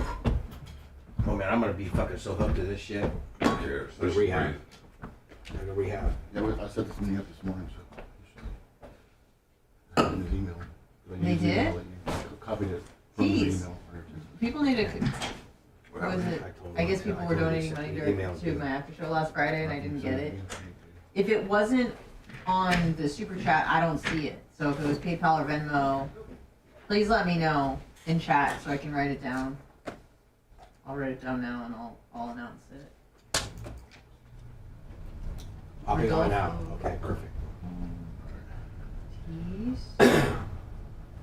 Oh, I got another one. Eric Rinke. was super chat. See, it's not coming through. But I feel like I fucking did. Rodolfo Rivera. I definitely. I was doing all these segments. I'm sorry. So Oh, you're good. multitasking. I know you're multitasking. He should be here any second. We got 2 minutes. And all I do is just accept him, right? Yeah, I'll wait for it. I'm already rolling back for something. I definitely feel that John Costico. Wait, the show, like the main show? Or the after show? Either way, He's gonna set him up on Lummy's mic. Set him up on Lummy's mic and tell him I got this racing interview for 15 minutes. All right, that mic's already swapped out. There should be some headphones there still. Yep, thank you. Hey, Mike, we're a minute 50 out, buddy. You're at after show. I got you. You hear me? Yeah, can you hear me okay? I got you, man. I got you good. With my David Gravel shirt on, look at that. So good to see you. Love that. Wanted to represent. Thank you for having me, man. I appreciate it. Thanks, Bubba. I appreciate you coming on. I'm gonna start promoting Dirt Late Model, and I'm just gonna start promoting this sport a little bit more to my platform because I really don't talk about it much. Yeah, and I know you love it. Oh, yeah, you have a Oh, it was great. I got sick though. I passed a kidney stone, but it was great. And, it was the who's who except for Howard. It was pretty good. You feel like your head's better. I do feel like Howard doesn't get out much anymore, I don't think. No, and we had a monster truck show at my racetrack, and so I was supposed to be there for that, but I didn't really need to be there. Yeah. Well, I own a racetrack too, and monster truck shows are always the thing that cost no money and make the most money. Hey man, we cleaned up. I'm telling you. I'd have 10 monster truck shows and no racing if I could. We have an event at our track that's a $300,000 purse. You fight to the death to make money on it. Hey, Frito, ask go fuck yourself. Nothing. You made people there. You just make it. And that's right. You have Lucas in, and you got $350,000 purse for the whole weekend. You're just trying to fucking break even. $2,500 to start, and all this bullshit. You do death and destruction night with enduros, and you make $52,000. It's kind of depressing to what it is. Go back a little ways. Oh, is that what All right, here we go, buddy. Oh, honorables. Oh, okay. I didn't see it. I tried to monitor, but. Sleepy fucking. Motherfucker.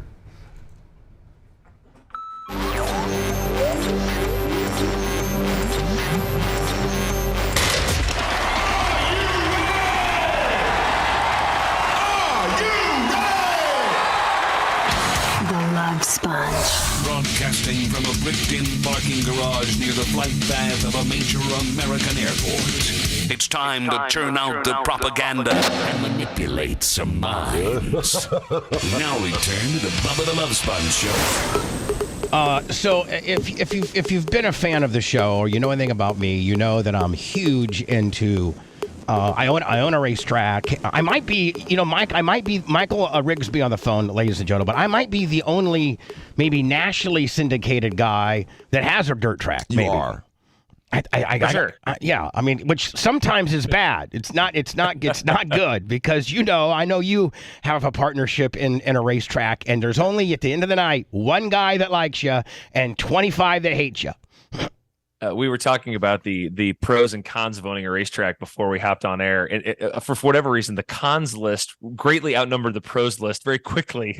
In 2011, when I just thought I just needed to have a damn dirt track, and I just had to have one, I wish somebody would take me aside and said, listen, I know you've raced a little bit, and I know that you see the good side of the track and the winner's circle and all the dudes and stuff, but you don't see the dark side of racing and everybody that hates you and how tough it really is to make a living or to make any money at it just because the weather. So, I mean, you got the weather, you got one racer now on the bigger global shows like, Lucas and World Outlaw, UNP and things like that, those USAC, those established franchises, you can usually get a pretty good par on how you're going to do. But like on a straight Saturday night show, 3 or 4, street stock guys get mad at you and they boycott you. And next thing you know, you got a field of 7.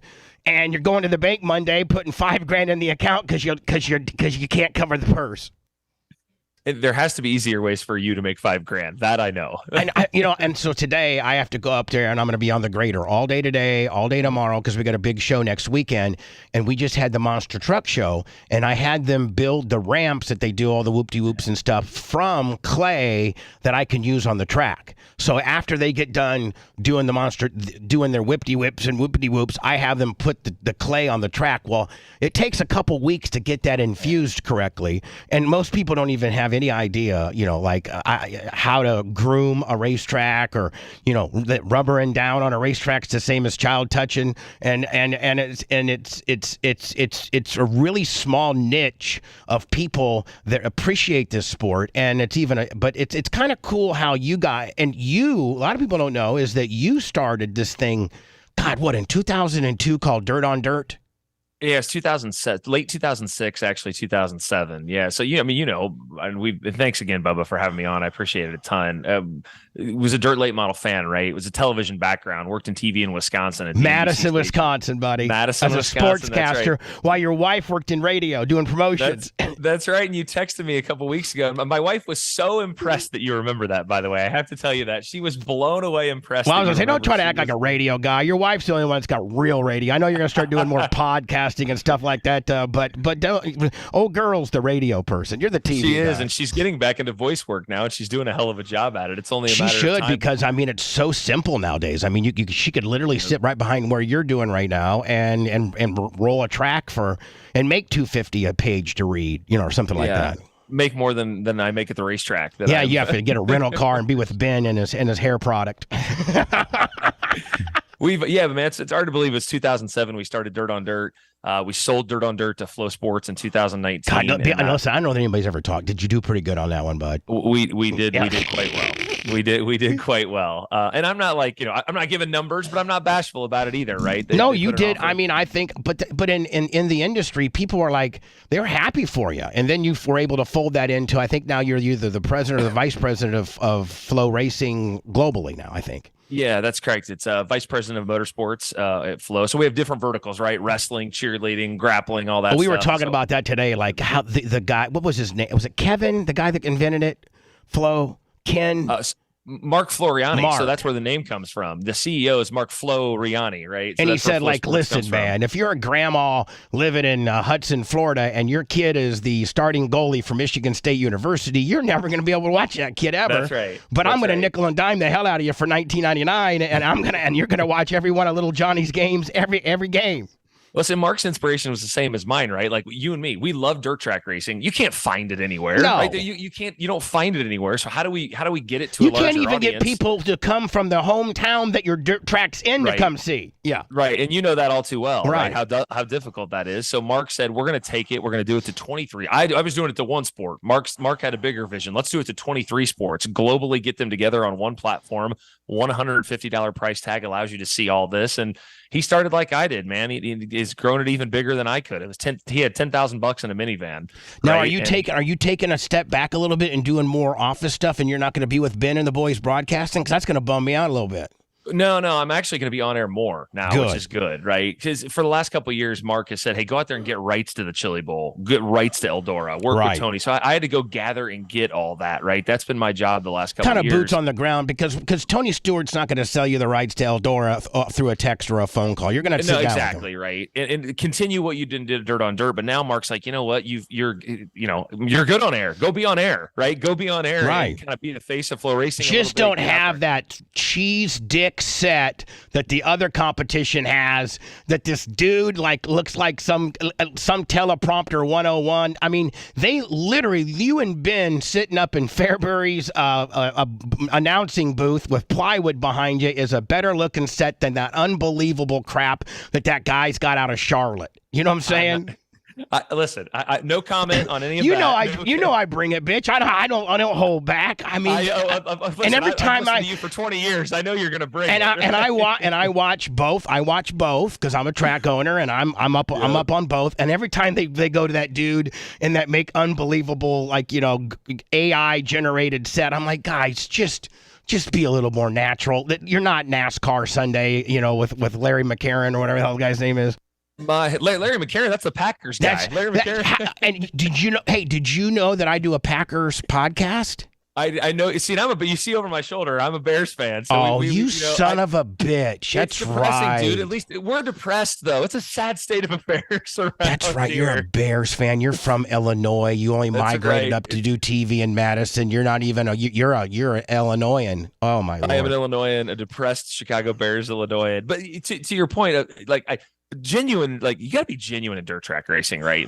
That's the one thing people can spot a mile away, and I have learned that in my 15 to 17 year career now, is if you're not genuine, if you're not doing the plywood thing, to your point, they spot that and they sniff that out a mile away. They do. They don't want Buck and Aikman, right, for this. They want Ben and DJ, yes, right? They do. And then want. Can I tell you what works for you guys is, and I don't know if you're going to be able to do it or not, but when you guys would do the after race Twitter feed, when you guys would be getting in the car and go to the wall, and you'd be like, man, East Bay raced out the way old East Bay used to race out like that. Remember when East Bay raced out last week? I think last year might have been Friday or Saturday, and they pulled one out of their ass. It was racy, and it was like, man, that's the East Bay. And you guys just make, and I'm not trying to say anything bad about East Bay. I'm just saying, you guys kind of break it down. And are you guys going to do? Are you going to do any more of that? We do, yeah. So it's called the drive home, and easily it's the dumbest thing ever in the fact that it's the cheapest. It's my cell phone on a cell phone thing, flipped around on the dash of a minivan, pointed at the four of us in a van. Easily the most popular thing we do, easily the cheapest thing we do. I'll have old ladies, I'm going to Eldora, getting ready to leave for Eldora. There will be an old lady that stops me in Eldora. I love the drive home, she'll for sure. That is, we could do a $40,000, $50,000, $60,000, $70,000 production. They all love the drive home. Why? The genuineness of it, right? Again, the genuineness of it, just us. What do you do when you get in the car when you leave a racetrack? You talk about racing. Yeah. That's what you do. And you talk about how much the track either was good or it rubbered up or it sucked or it was racy or who did well at it, who's coming back, who's making who's hot. Which brings us to why we're talking about this weekend is arguably it's the Dirt Track World Championship, and it comes with a caveat in the fact that up until this year, I think that Lucas always just the guy with the most points won. And to Rick Swaley's credit, last year when they decided to make this change, I think this is the truth. I think Mark Richards told me that Swaley called everybody. And he said, "Hey, here's my idea, and at the end of the season, we're going to reset 4 guys for the Dirt Track World Championship at Eldora. It'll be a Friday, heats, Lower Main, Jippio. Then Saturday, it'll be $100,000 to win. Those 4 guys reset, and the highest finishing guy wins." Period. And so there's a lot of people kind of bummed out because RTJ, I don't even know if RTJ had to show up this weekend. He didn't have to show up the last 2 weeks. Yeah. And he would have won the championship. Now, let's talk about, so the 4 people competing in this, they completely reset the points for the Lucas Late Model Series. Yep. It's RTJ, Ricky Thornton Jr., it's Jonathan Davenport, better known as Superman. It's the New Deal, Hudson O'Neal, who I'm kind of pulling for, and Devin Moran, son of the $1 Million Man. Deep down, because I'm just going to hold your feet to the fire. Deep down, who do you think is going to win? I actually think Ricky's going to go there and win this thing. I think, listen, Jonathan Davenport has owned Eldora for the better part of a decade, right? The amount of globes and dreams and all, in the million, he won the second million. Everybody's handing Jonathan this championship. Jonathan's a good friend. I love him to death. Everyone is writing off Ricky Thornton Jr., the guy who just won 33 races, the guy who just won $1 million in a season, the guy who everybody's telling cannot go to Eldora and beat these guys. I think Ricky Thornton Jr. has a gigantic chip on his shoulder. He's going to Eldora this weekend, and he's going to cap off what is one of the 5 or 6 greatest seasons in the history of dirt late model racing and win this weekend. Nobody thinks he can do it. It's ridiculous. The guy's won 33 races. I mean, he's had like a Scott Bloomquist in the mid 80s type run. Right. Yes. JD in 15. Billy Owens, and or even I don't know how many Don O'Neill ever won in one year, but I think he won like 22 or 23, didn't he? Yeah, and Bobby Pierce has had a similar year this year for the World Outlaws, but on the outlaw side. So Bobby, it'll be interesting because Bobby's an aggressive guy, and he'll be in the mix of the top 4, Bubba, on Saturday night. but not racing for a championship. How aggressive does 32 get? And how does that pan out when you got the 49 that's not checked out? You got maybe 15, 18 laps to go, and it lines up like, RT, Superman, maybe New Deal, Devin, and RTJ are maybe in the top 7, but then you got a Bobby Pearson there. Maybe you got a Brandon Shepard in there. I don't know if Shepard's going to be there or not. I think he will be. He is. And you got some guys that really like to have that 100,000, but they're not fighting for that 200,000. That's the thing is Bobby, who to me is the greatest pure talent probably in American motorsports. I say other than Kyle Larson, and I mean that. He's an aggressive guy, right? Is he willing to pull a $300,000 slider on somebody? Yeah, absolutely. He will. He will put the 49 in the wall. He will. But these guys are battling for a championship. Here comes 32 just launching through the corner, and these guys are racing for 32 does not even care about this type of bad slider he will put on you. He will take your nose right off you. And that's what makes it so fascinating. There's a lot of people that hate it because Ricky would have won this. And that part of hating it is correct, right? I get it. That's a bummer. There are more people talking about this championship than ever, though. The internet is on fire talking about this. And that's what Rick wanted, was that, right? Well, he did it, too. And he was very transparent about it. Like, again, even RTJ has said, hey, I knew about it going in. If I didn't want to participate, I wouldn't have done it. And nobody knew, and not even Ricky knew. I think it was maybe for Winter Nationals. I think Devin had the hot hand. I don't even know the RTJ.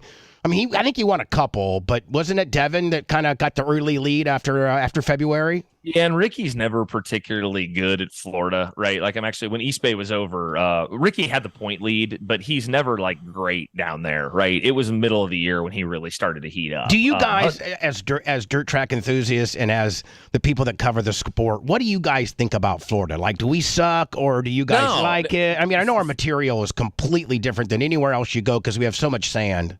Yeah, and that's obviously I grew up in Illinois. I'm a part owner of a racetrack in Illinois. That black dirt, we can grow corn in our racetrack tomorrow, right? Like that Knoxville, Eldora dark that never really rubbers up, that just slicks off. We'll rubber up before we slick off most of the time. Yeah, but you and I have talked about this, okay? And Florida as a whole, Speed Weeks, this was my philosophy when I owned Dirt on Dirt. It's my philosophy now. Speed Weeks is the most important time of the year. It may not be the World 100 to me will always be the biggest event at Eldora, but Speed Weeks is so fucking important. It just matters when you can get this group of guys together for 20 plus days in a row in one spot. It's the most important. The world pays attention to Speed Weeks more than it pays attention to anything. And I've got the viewership data to back that up. More people watch Speed Week stuff than watch anything else. And it's just unique places too. We've talked about Ocala. Ocala's unique, man. Weird things happen at Ocala. Tony told me that my track is one of the top 3 hardest tracks he's ever driven. Easily. Everybody says that, the shape of it. And listen, everything's, when I say weird, I mean that in a complimentary way. Something strange is going to happen at Ocala before the night. The Abe Lincoln car took my fence down last year. Damn him. 26,000. Being a track owner, when you see that car going to your fence, you just see dollar amounts. Just straight $26,000. There is no cheap fence repair ever. I don't care. The cheapest fence repair we've ever had is $9,300, right? That's the cheapest. Oh, I'll take that all day. $9,300. But no, Florida is, we're getting ready too, right? Shit, it's almost November. It's time to start thinking about Florida and getting geared up. And for did you hear our announcement with USAC? We're going to do 2 weekends with USAC. And I love that. And listen to USAC, to me, the purest form. I'm a late model guy by trade, but USAC is the purest form of motorsports on the planet. Let me tell you something. Those guys, and I know this probably isn't the most popular things for you to say as you're covering the Dirt Track World Championship this weekend on Flow. By the way, go to flowracing.com. And become a member and watch all this stuff that we talk about. But non-wing use, I've seen everything from UMP modifieds to 410 All-Star sprints to World Outlaw sprints to World Outlaw late models to modifieds to crates to supers. And the baddest ass drivers with the best car control and the biggest set of nuts are non-wing 410 USAC guys. The Justin Grants, the Tanner Thorsons, the David Gravels. Those are the baddest drivers on the planet. By far. Not debatable either, in my opinion. I've tweeted about it. I talk about it. I talked to Kirk Spridgen about it from UTAC. These are the biggest badass dudes. I have friends that are Formula One fans. I'm telling you, go grab Lewis Hamilton and put him in a 410 at Eldora. He couldn't drive it. Couldn't do it. Could not do it. He'd be afraid. He'd be afraid because there's so much uncertainty and it's so violent. It's so violent that you have. They don't have to. I don't know that any other sport has to counter steer as much as non-wing 410s. I don't. You're on the razor's edge every second of every race when you were in a USAC non-wing 410 car. I'm bummed. I wish they raced for $100,000 all the time because those dudes deserve it. They're nutballs. They're nuts. And I wish that NASCAR and the one thing about. That I wanted to talk about is I think the deflation of enthusiasm with regards to NASCAR. NASCAR, I hope maybe you guys aren't offended by this, but NASCAR lost me 5 or 6 years ago with the rent-a-rides and it's just all you no longer can go. Tony Stewart, Jeff Gordon, Jimmy Johnson, Dale Sr., Dale Jr. None of these guys would have ever gotten discovered if their dad had to write a check to get him in the sport. I say all the time, it's the one last American sport. And by the way, we have a partnership with NASCAR Grassroots. I love working with the company, but it's the one American professional sport that is not a meritocracy. We don't know that these are the best drivers in the world. No. You can't start middle linebacker for the Baltimore Ravens and not be the best. You're the best, right? You are the best. Your dad can't write a check to Robert Irsay of the Colts, and next thing you know, Michael Risby's coming in as the flanker for third down situations. Kill, right? Right? Yeah. But in motorsports, it's like they can almost build a team around a guy and his dad's checkbook, and it never used to be that way. And but one of the purest form of racing hasn't been affected by that, and that is USAC. And but even late models have become a little bit of a rent-a-ride, hasn't it?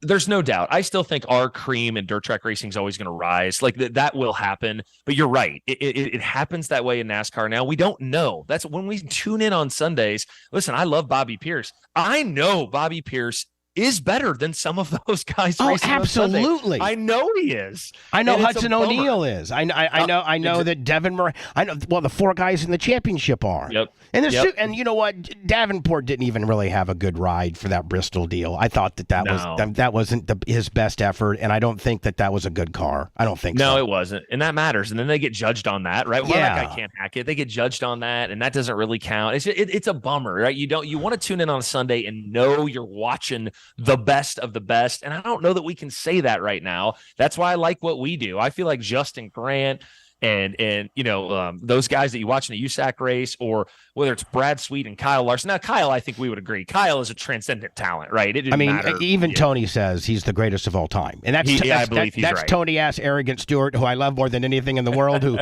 is driving Type Alcohol now, and he's going to get Leah pregnant and make her have the kid, and he's going to go to Top Fuel. That's how it's going to work out.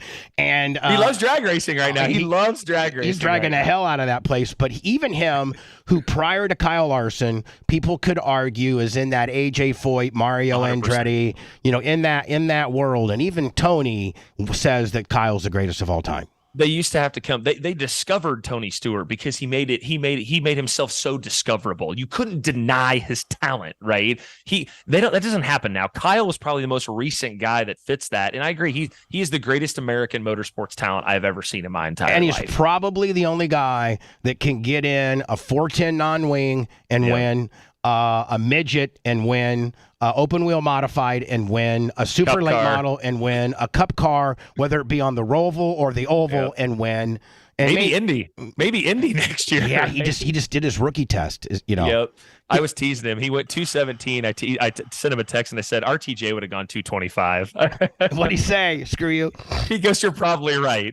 It's what he said back. It's Michael Rigsby, and he is the vice president of Flow Motors or Flow Racing. And this weekend is the Dirt Track World Championships at Eldora. Michael, you own a racetrack. You see every race. You probably have seen almost every track that is a resemblance of a track that hosts some type of sanctioning, something from Turkey Night out in California to the tracks in Arizona. Is Eldora that and when I ask you this as a track owner, is because Eldora's infrastructure and their jumbotron and their pyrotechnics. As an owner, I look at this, I'm like, the only way you can do that is if you are making great money. I don't even think Tony needs to even get into his till to make these leasehold improvements that he's done. But is Eldora by far the premier facility? In my opinion, it is without a question. And I know there's going to be Knoxville, Iowa people that kind of, clamor at that a little bit. And I love Knoxville also. But I don't think Knoxville has the character. It doesn't have quite the charm that Eldora's, rising through the cornfield, middle of nowhere, Americana historic feel to it, right? And the one thing that separates Eldora to me is the love of both. When you get Eldora, the Kings Royal is sold out with 25,000 people. Right. The World 100 is sold out with 25,000 people. You go to Knoxville, the Knoxville Sprint Car Nationals are sold out. They don't really care about the late models. They could care. In fact, they might even boycott the late models. I had an old lady stop me at the grocery store one time and said, literally, Bubba, I wish you weren't here. Yeah, too much noise and everything. What's the next tier of? Well, I mean the Lucas facility in Wheatland, Missouri, I heard is unbelievable. Pound for pound, nicest facility is Wheatland. Yeah. You're right. It's just built to be a dirt track. Wheatland's the nicest facility, but you've got Eldora, Knoxville, Wheatland, that group in there. Charlotte, Texas, and Vegas. Those are like NASCAR tracks that were built to be dirt track. Those I kind of separate those. Yeah, those don't feel the same. But like Port Royal in Pennsylvania has come a long way. It's Williams Grove. Yeah, those PA tracks are good, right? Your track, Fairbury. That's you guys have done some good stuff with that. We've come a long way at Fairbury, and Fairbury's got the thing I say about Fairbury. The town is addicted to dirt late model racing. Like you go to the Barber right now will debate the 1993 World of Outlaw Championship with you, like the Barber in town. Right? They want to fight you. No, RTJ's gonna. I mean, that's rare in a small. There's only 3,000 people in Fairbury, right? It's pretty rare to get a town be it like that addicted. You know how hard it is, even people in Ocala, to get them to come. We have 3,000 people in Fairbury. All 3,000 of them are coming to the racetrack. Oh yeah, we got 20,000 in Ocala, and 19,500 don't even know where the track is. Right. So that's pretty cool. And Florence, Florence, Kentucky's great. Port Royal's great, like I mentioned. There are a lot of great tracks out there, but Eldora is the mystique. It's a religious experience. When you go to Eldora, it is a religious experience. Does Eldora ever rubber? To me, it looks like I've never seen it really. The only time I see it rubber is when it rubbers up top. And they got that one groove they can get up really up on top, and the bottom guy can still be kind of competitive, but it seems like when it rubbers, it usually slicks off more than it rubbers. I would agree. You're 8 times out of 10 you're going to slick off more than rubber. It can rubber. Eldora is usually kind of exciting even when it does rubber because it's wide enough, that you can still make things work there. But yeah, the tire stuff the last couple of years, right? Tires have been kind of weird, and they've not quite figured that out yet. So that's caused Eldora some issues. But by and large, like this weekend, it's gonna be wet. It's gonna be a little cold. It's not gonna rubber this weekend. How do you think Black Sunshine will be this weekend? He's coming Scott back. Bloomquist back this week. Just the craziest 10 Eldora moments of my life. Scott Bloomquist is involved in 9 of them easily. I saw a couple things with Scott. He did some stuff virally and some socially, and it looks like, honest to God, because Scott went through some tough times, some substance stuff and stuff like that. It looks like he's clean, and it looks like he's doing good. It really does. I saw him at the World 100. I told the tan he's got. I told him your tan is unbelievable. His tan's looking good. His hair's looking good. He's real clear-minded right now. Like Scott's not going to Eldora. Scott's like Tiger. Scott's like all these guys. It doesn't matter where they are in their career. He thinks he can win. He thinks he's going to Eldora to win this race. He can. Of course. It's Eldora. It's Scott Bloomquist. Of course. And he'd put the 49 on the wall if he had to. Oh, well, I mean, listen, as a guy who's producing a TV show, I'm like, inject that into my veins. You'd love straight into my veins. How good would it be if the 0 took out the 49 and then they end up on right there at the start finish line, both spun out, and like HUD came in and won it, and then Superman gets out and him and Bloomquist start going at it, and the crew starts fighting. Oh my God, it'd be the best. The crew guys always tease me about wanting that stuff. I'm not even going to pretend it. That'd be awesome. Yeah. I'm like, I used to tell my guys, if you're going to fight, just take your helmets off and fight right underneath the flag stand, please. Front stretch. Front stretch. Well, listen, absolutely. So listen, Mike, I know you got to get going, but know that I'm thinking about you. I'm going to be watching on tonight and tomorrow from my track, and I look forward to having you on more often. I like to start talking about flow racing and dirt late models and sprint cars and all that kind of stuff. And thanks for going on, and good luck this week. And I know you're actually literally headed out right now. I'm walking straight out the door, headed to Eldora. I'll give you a shout out on the post-race show tonight, man. I appreciate you having me on. I'll be watching, and tell the real radio chick I said hi. I will. You're just growing in popularity with her by the minute right now. I know. She might actually make it to the Nat. She might make it down to February, maybe. That if you keep this going, she will come. All yes, right. Hey, good luck to you. So again, Rigsby says RTJ. I'm saying Rigsby says RTJ. I'm pulling for HUD. That's who I'm pulling for.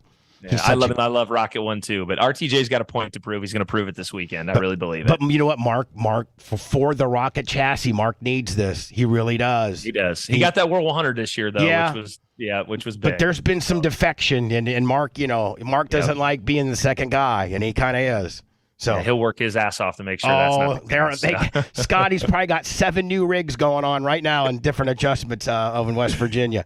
All right, Michael. Hey, good talking to you, buddy. Yep. Thanks, Bubba. Appreciate you. Thank you, bud. Michael Rigsby from Flow Racing. Go to flowracing.com and sign up, and you can see all the great stuff that they offer. Does Kevin make it in? He's here. Snuck in. Did you lose your voice too? I was at the Lightning game last night. I was screaming. Oh, you did? Yeah. Did we win or lose? We won. Yay. Yeah, it was good. Are we good this year or mediocre? I can't tell you because I've not been following it. We were good last night. Typical lawyer. Won't commit to nothing, but just tell you what he knows. Isn't it was good last night. They're solid. They've been solid for years, Bubba. They really have. They're a good really team. have. I mean, they lost Pat Maroon, which is sad. Yeah, but I mean, and it's going to be interesting to see what they do with regards to Stamkos. I mean, I can't even really wrap my head around Stamkos not being a Lightning, and he wanted a deal this offseason because he's on the last year of his deal, and he wanted a deal before they started training camp this year, and Brian Brisbros or whatever the guy's name is was like, listen, we have to see how this year kind of pans out. And then, maybe negotiate a little bit towards the latter part of the year or maybe during off season. And I don't think that went too well with Stamkos. Well, I mean, he's such a part of the team, such an important part of the team. And you would think they'd just like, okay, let's do it. Let's get it done. It doesn't matter.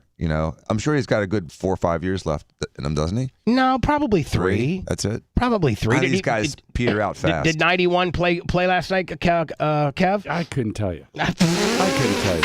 He's the self-proclaimed master marketer of the decade. You hook up with me, boom. All of a sudden you got people wanting you. The Bubba the Love Sponge show returns after these words. Oh, you did? Oh, that's cool. He's a good guy. And then I was talking to this guy, and I go, God, this guy looks familiar to me. It was Derek Brooks. I hadn't seen him in probably 10 years. Look good? Look bad? He just looks like he's 10 years older. Oh. I still wouldn't want to tackle him. When USF was trying to get Dion, Eric Ranky, Yes. 20. they brought Derek Brooks as the special weapon. And that didn't work too well? No, Dion was going to come here, Can't do the money but they wouldn't give him full. He has a clause in his contract that he has full football control. Like, every decision football wise, from the color of your helmet to the type of catering they get. he has a say-so in it, and USF wouldn't give him that clause. I'm confused. Bubba, who are you talking about? Kevin. Kevin's right there. That's okay. Oh, fuck, I thought he was behind. I thought he was behind Lummy. I don't know where everybody is. But I'm sick. they couldn't do it. Colorado was so desperate that they were willing to sign anything.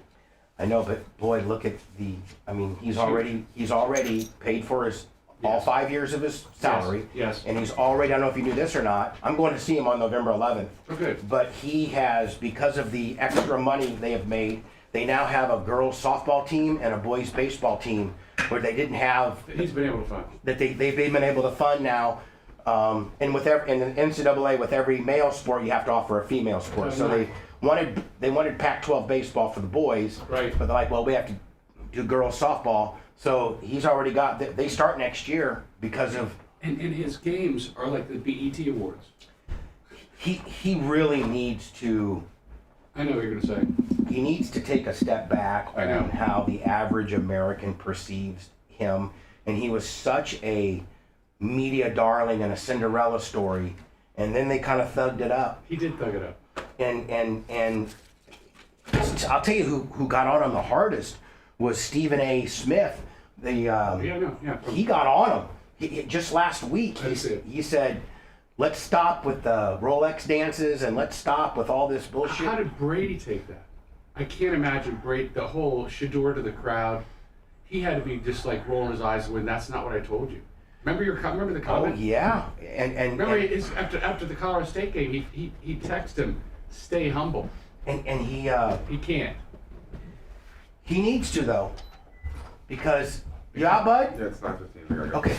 All right. I'm good, thanks. Yeah. Are you learning a lot or doctoring a lot? What are you doing more of? More doctoring. Really? Doing both still. You like the learning? I do. That's awesome. But Dion now because he had a bye, and they're coming back this week. Now they have a chance to if he reset the team attitude wise, and they don't look like the fucking '87 Hurricanes, with like a bunch of thugs, and they look like some hard-nosed football players that can celebrate and do some shit, but not discipline. But not.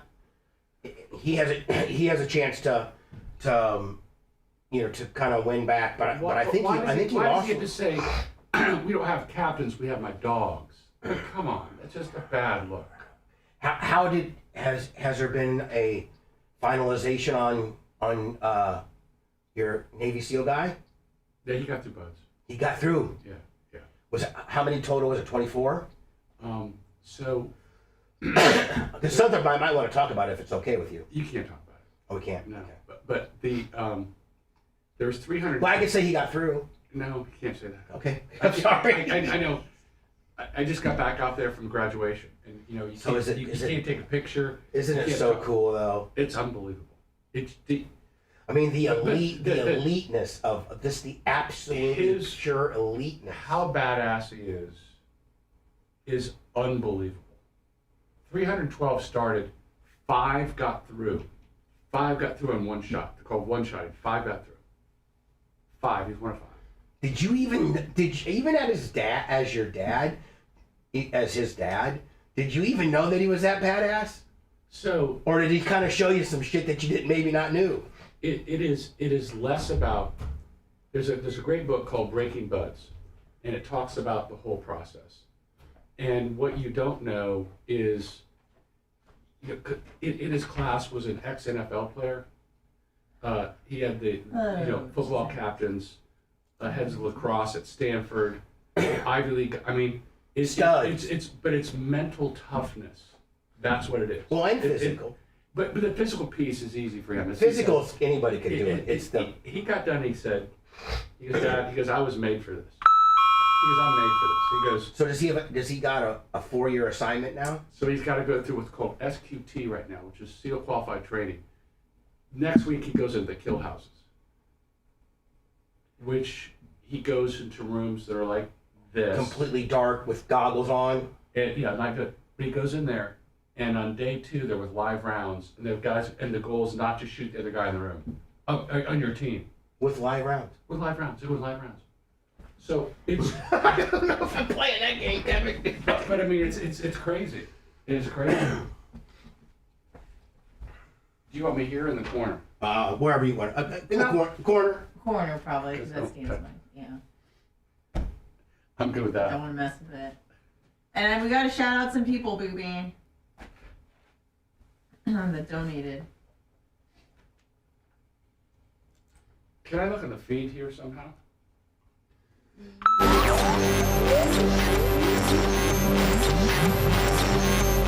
Splintered memories looming up out of the time fog. Lost somewhere between fiction and reality.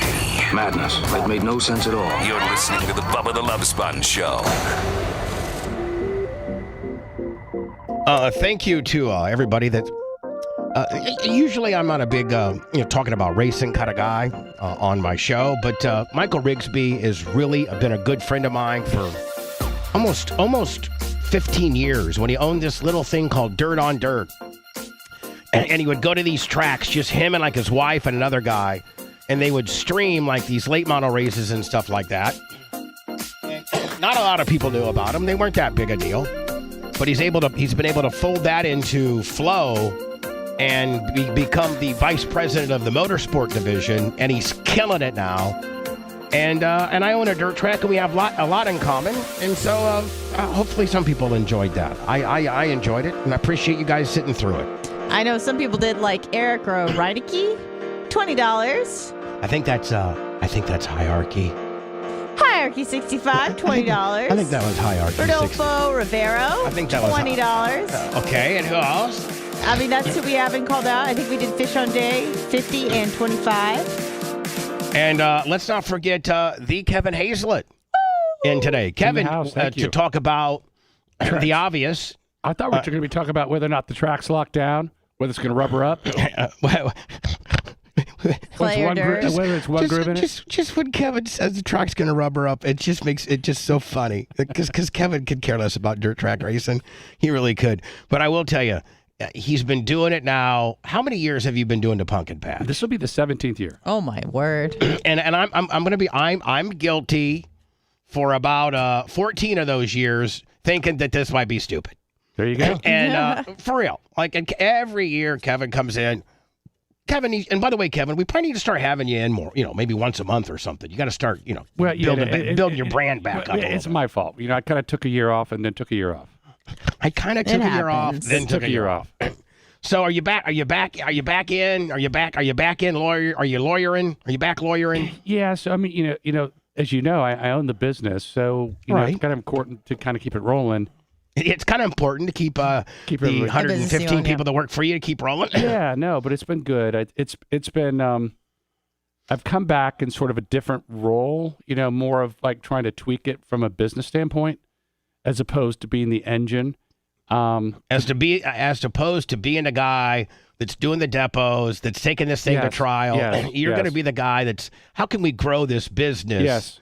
Business-wise, yes. Marketing-wise, cases that we take on-wise, yes. case management-wise, yes. Settling-wise, mediation-wise, right. And not be the guy necessarily boots on the ground. Correct, and I enjoy that other part of it, so it's hard to not do that. Now, when one comes, when you get a case that's kind of sexy, you can't help. I'm telling you right now, you probably can't help yourself. I can't. It might get assigned to somebody else, and you're the big swing and D partner there. You go to the guy. I can see you walking into the guy's his office. He's a junior partner, and you're like, Tom, I know this, but I think I'm going to take lead on this here, buddy. Does that ever happen? Yeah, and sometimes usually because it gets too hot where it's like a tough case, and I'm like, I'll just grab it. Because I need to get in here. Yeah, but I mean, I like that stuff. It's just you can't sit back there and say, I'm going to run a studio. You couldn't do it. Yeah, I couldn't sit back here. Although we have a couple times, Anna's ran the board, and I laid down on the couch when I've been exhausted. But eventually, I could only do that for a day or two before I have to come in here and try to be in control. Yeah, it's a control thing. Did you? So anyway, let's talk about Kevin's pumpkin patch, and it's been going on for 17 years, and it started out, I think, as literally 50 pumpkins, something like that. I've got a photo somewhere, and of course, when I first wanted to do it, people were like, "Are you insane? That's not going to work." I'm like, "I think it's going to work." Including some of those people being your partners. Of course, they thought this is a stupid idea. I'm like, "Well, trust me." You want to spend how much? No, we're not doing that. That's the dumbest marketing thing ever. But like the first year, we didn't spend. I think I had like 30 pumpkins. Right, I know. It was like 30 pumpkins and a 6-pack of beer and like a 12-pack of Coke. I mean, it was like we gave it away, and people came, and it was fun. And then I kept adding and adding and adding and adding and adding. And by like year 7, it was really big. It's good. It is good, and we have, it really kind of it warms your heart, but makes you feel good. Is I've got people that will come with their kids, and their kids now are junior high or high school, and they'll go, "Hey, can you take a picture of us in front of our little pumpkin patch sign?" Their annual picture. And I go, "What's this for?" And they go, "We've used this photo for our Christmas card every year." Yeah, they're like, "Listen," she goes, "You don't know us, but I just want you to know that you're a part of our lives." So oh my gosh, you feel like, you're like, it's great. Now, it doesn't mean necessarily that turns into business all the time, but a lot of times it does. I don't know if I'm supposed to say this or not, which means I'm probably not. That's okay. I think I can be vague about it. But I think that a quote from you, Kevin, the boss man, to me one time was, we got one particular case directly related from the pumpkin patch that will pay for the pumpkin patch for the next 15 or 20 years. True story.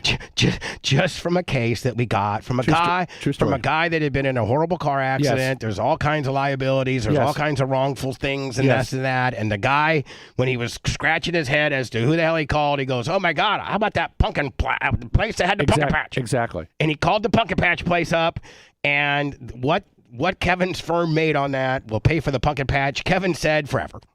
Well, certainly for 15 years, because we started spending more money. So it used to be forever. Now it's got cut back a little bit. Not forever, down to 15 years. Not for 15 years. So it starts at Saturday at Carlson, Meisner, Hazlett, and Clem.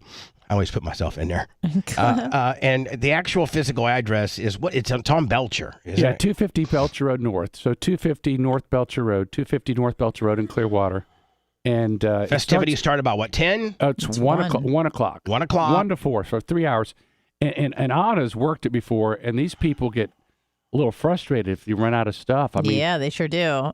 Granted, the one that I helped at was the card line the virtual one, yeah. Yeah. So that was a little bit different. Sucked. I was there the year before when it was wide open, and I was like, I remember telling Kevin, I had no idea, one, that there was this much real estate behind your business, and two, that this thing was as big of a thing. Like, this is pretty much a big thing. It's a big thing. He's like, oh yeah, it's pretty cool. Like it's pretty cool. Well, good time. But I think the COVID one obviously was restricted because of COVID. It was so stupid. Sucked. But look how we locked it down. We didn't even have to. So ridiculous. It's so absurd. The problem is you don't know what you know in the moment. And it's really no difference. And we, Anna and I talked about it on Kevin's Law when interest rates were like at 2%, and I'm like going, you guys need to buy property now. Because I said, we will never see these interest rates again. And a lot of people did. And now what are they, 7? Yeah, 7, 8, somewhere. I mean, it's making it very difficult for people to buy real estate. But a lot of things, when you're in the moment, you don't realize either what a great moment it is or bad it is or stupid it is, at least with COVID. But we made decisions on the information we had, which unfortunately, a lot of people kind of go, this doesn't make a lot of sense. But we didn't follow this. So 1 to 4. But you also made people feel safe enough to want to come because a lot of people are freaked out. You set it up. So even though it didn't make any sense, biologically or science-wise, it made people feel comfortable. Exactly, and plus people wanted to do something. Well, in the era that you were in at the time, you set it up to make people feel as comfortable as they needed to feel in order to be able to participate. Right, and that means something. Yeah, correct. And you had people there that they dress their kids up in Halloween costumes because they weren't going to go out for Halloween. And by the way, guess what? In the car. Yeah. I know. I saw it. Well, now it's not a car deal. It's a park your car and come to the festivity grounds. And you got pumpkins, and you got ice cream, and you got food, and you got face painters, and you got free T-shirts, and you just got everything. Free pumpkin. Got a live band, Raised by Wolves. Live band. It's pretty cool, and the weather's going to cooperate this weekend. It's going to be kind of cool, kind of sweatshirt weather. Nice. And it's going to be nice. No, I don't think there's an ounce of rain in around. And I would be if I was you, I'd be closer to that 1 o'clock than that 4 o'clock because at 4 o'clock I might, little Johnny might not get a pumpkin at 4 o'clock, right? Right, Kevin? They rolled in yesterday, and we brought in 2 trucks full. I think we're sitting just at 804 pumpkins. And somebody had to unload those, did they not? Yeah, they did. I've got some folks who've been working there all day, but 800. It's supposed to be one for family. Usually, some people, will grab 4 or 5, but it's kind of crazy. Try to make sure everybody gets one for their family, but it works out pretty good. So, Kevin, what are you doing? I mean, maybe I shouldn't answer this, but what are you doing politically? A lot of people have asked me, "Hey, when's the next time you're going to have Kevin back on?" I'm like, I don't know. I knew he'd become sniffling around the buckle brush about this Halloween time. I knew that. Brush. I knew he'd be sniffling around the buckle brush, so I finally got him. I got him right in here. Got him. I got him. I don't have to text, nothing. I got him in studio. Kevin, are you thinking about it? It's interesting because I got it. What's so just like you had the connections you have in racing. And your racing connections are organic because you've raced, your son's raced, You've got the track, you've got the involvement, and you learn so much because organically you form relationships because you were in that world. Before I ran, I felt like I knew a lot about it. I knew a lot of people that were in it, but until you actually do it, until you know. get in it, you don't even really have a clue. Well, you don't know until you know. And Kevin, you don't know what you don't know. And even Kevin, on my not taking so serious level, but could see some of the backline how things work, is when I ran for sheriff in 2000. And I made it to the general election because I was the only Democratic candidate, and and that was on a much lower local schedule. And I didn't even have a chance. I mean, I guess I got 36%, 37%, 92% of African Americans. Did you know that? I didn't know. That's awesome. So, but I didn't even know how the political system kind of worked until I got a little bit involved, and that was just very minute compared to what you got involved. Well, and also, I've got people like during the McCarthy vote, I had people, texting me from the House floor, and I've had people that reached out. There's just so many layers. It's hard to explain. You've got the people that are in doing it. You've got the people that are connected to those people. You've got the money people behind those people, and you've got sort of the puppeteers that move people around based upon donations. And big donations. And there's people don't realize there's so much of that. There's so much of the puppeteer moving money around. It is. Like for instance, you. Yeah. I was talking to I'm going to be completely transparent and honest.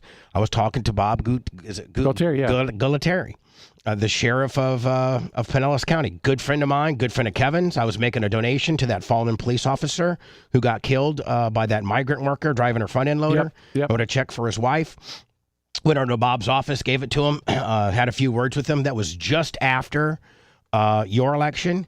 And he's like, man, they did Kevin dirty. They did 40 or 50,000 person Trump robocall Monday night, the night before. He's like, man, they did Kevin dirty. They really did. And the sheriff is a political position, so he sees that. It is. And he was like you. I think that happened to you, right? I mean, well, it did. But I had him making calls for me. I had Grady Judd making calls for me. I had General Flynn making calls for me. So you better put that Grady Judd on me, buddy. I'm the one that made that connection. You did, and and he was great. He was such a wonderful person. But you're up against a machine, and it's that as much as the $4.5 million, but from one donor that made a difference. But hold on, she got $4.5 million from one donor. But you're kidding me. But that makes, how's that legal? No, it goes into a PAC. But soft PAC, Willie. But but that's the political way, and you've got to know that. And it's very, very interesting that how that works. And listen, you don't see it on a local level because rarely do you have like in a sheriff's race, someone come in and give that quantity. Yeah, no one dumps $3 million in a sheriff. If they did, you talk about dirt racing in the meritocracy, where all of a sudden you could take someone and get them elected sheriff based upon money alone. Right. And it's no different than NASCAR. And you make that comparison. So rent a candidate, like it's like that. Well, it's the same thing you talk about in NASCAR. You do the same thing in Canada because if you've got the money, and when you sit down and look at the science behind how people get elected, you could literally have a person in a basement get elected, not meet the people based upon the ads, the texts, the calls from the robocalls, and that person, they may never meet that person. I was out, I think it's 78 campaign events where I did fundraisers and meet and greets, more than anybody else. And I met a lot of people that way. But it's so much easier to connect with someone when a flyer to their home, a TV commercial, a YouTube ad, and you could run that based upon money alone. And so what are you thinking? The answer is, I think what you learn is you if you do it, and as I would tell you that every day you don't do it is probably a day that you're further from doing it because you're like, ooh, I have a pretty good life. And it's very taxing. Oh my God! I mean, if you didn't have your ride or die with you, Missy. Oh my God! I mean, I mean, for real, you really have to have a strong family, ecosystem in order to weather this win or lose. Because it really is harder on them than it is on you. Yeah, much harder on them because because you're like, wait a minute, I thought our life we were working for X, and all of a sudden you take a hard right turn. Right. And like, whoa. But the problem is you want to do something A where you can make a difference, right? Which you could. Yeah.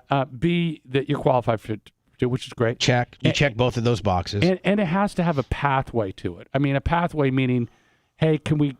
Because the problem is, I'm asking people that I know to write me a check, and that's very awkward, by the way. It is. Yeah. It's very awkward. Very it Is it, Bubba? You ask for money all the time. But hey, Anna, Yeah. you know that money is what pays your paycheck. So I know. maybe you might not want to clown it so No, much. I'm not clowning it. I'm just saying you understand the nature of the beast, is what I'm saying. Not really. I'm giving them something. I mean, I'm giving them a content, a show Sure. that they are addicted to. Right. Because only the addicted ones give us money, right? Nobody else would give us money. I mean, if you're just a casual listener, you're not going to give me $1. I Right. wouldn't. But, the hardcore ones are what keep us in business. I understand that. I'm very appreciative of them. Anyway, quit interrupting, Kevin. But that's okay. But I know you're used to it. You did a lot of Kevin's Law with her. But you're far more tolerable than I am. But the difference is that it's uncomfortable for me to ask, to get money for me to get a job. Right. And it seems kind of silly to me, and it's awkward. I got a job. I just need you to pay me more money. Yeah, and these people are taking, and then like they write. But you know what? But you know what's so sad, Kevin, is that realistically, take my friendship and how long I've known you out of the equation, and I'm just a 57-year-old dude that's looking at the two potential candidates and their resumes and what they've done in life and what they've accomplished in life and what they own in life, where they live, and just the overall body of Kevin versus her. And it's like it's not even close. It just goes to show you that sometimes the most qualified best person doesn't win a lot. It's all about who's got the 46,000 robocalls the night before. It really is. Politics is as dirty and unfair as anything that's out there.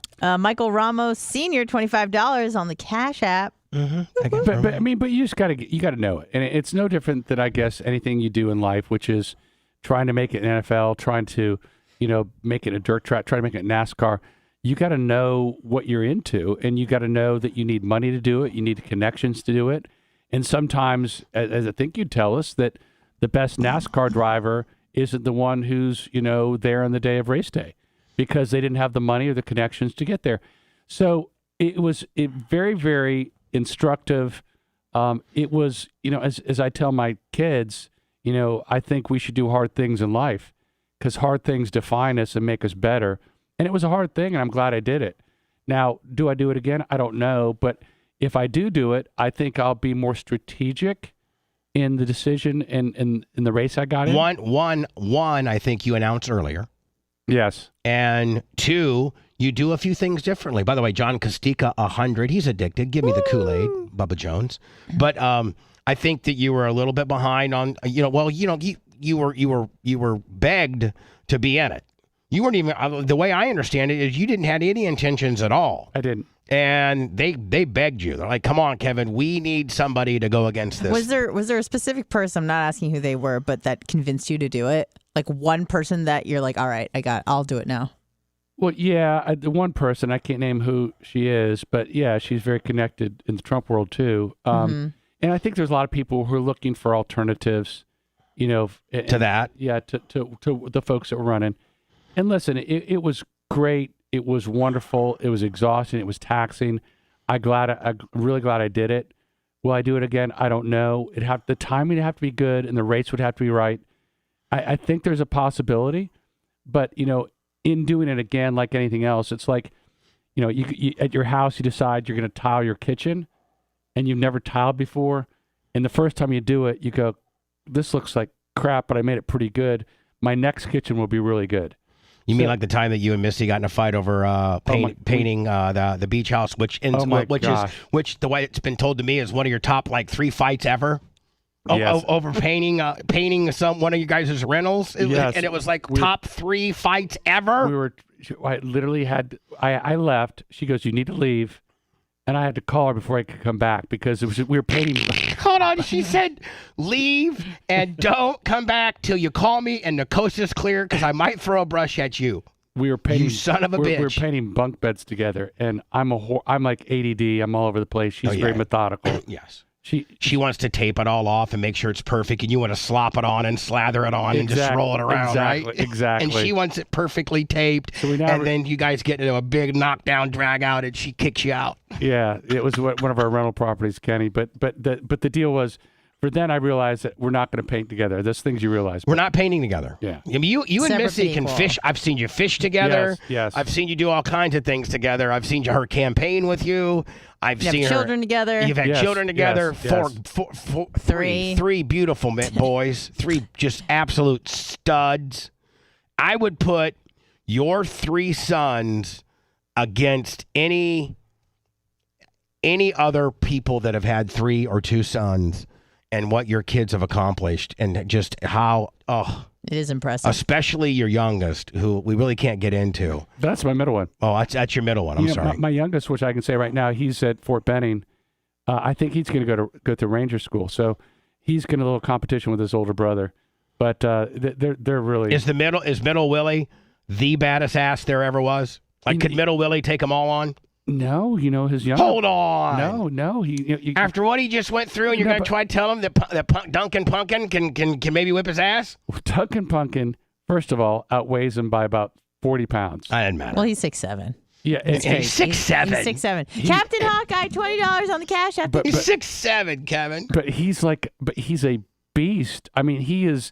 Yeah, but the middle dude, we can't really talk about it. But the middle dude is like, a highly trained killer. But here's the difference. We can't really talk about it. But the youngest one, grappled and boxed at West Point. That doesn't matter to Middle Willie. He will whip that guy. Hey, I want you next time you talk to Middle Willie, I want you to say, "Hey, Middle Willie, listen, I was on the air with Bubba today, and he's putting all of his bets on you, buddy." But you know what he would say? He'd be very calm. He goes, "I don't know, maybe." I mean, he's just so relaxed about it. He's so chill. Thank you that I got his back. He's so chill about it. Let me go into words. I wanted to. We'll reiterate Kevin's promotion that he's got going on this weekend. Then I wanted to see. Did you see this traffic stop of this guy? I just saw it flash on my screen. I haven't seen it yet. It's so bad, and I just don't understand. Like, people raise hell about police officers that shoot people, but when you I genuinely think that people take race out of it. I'm sure there's some of that.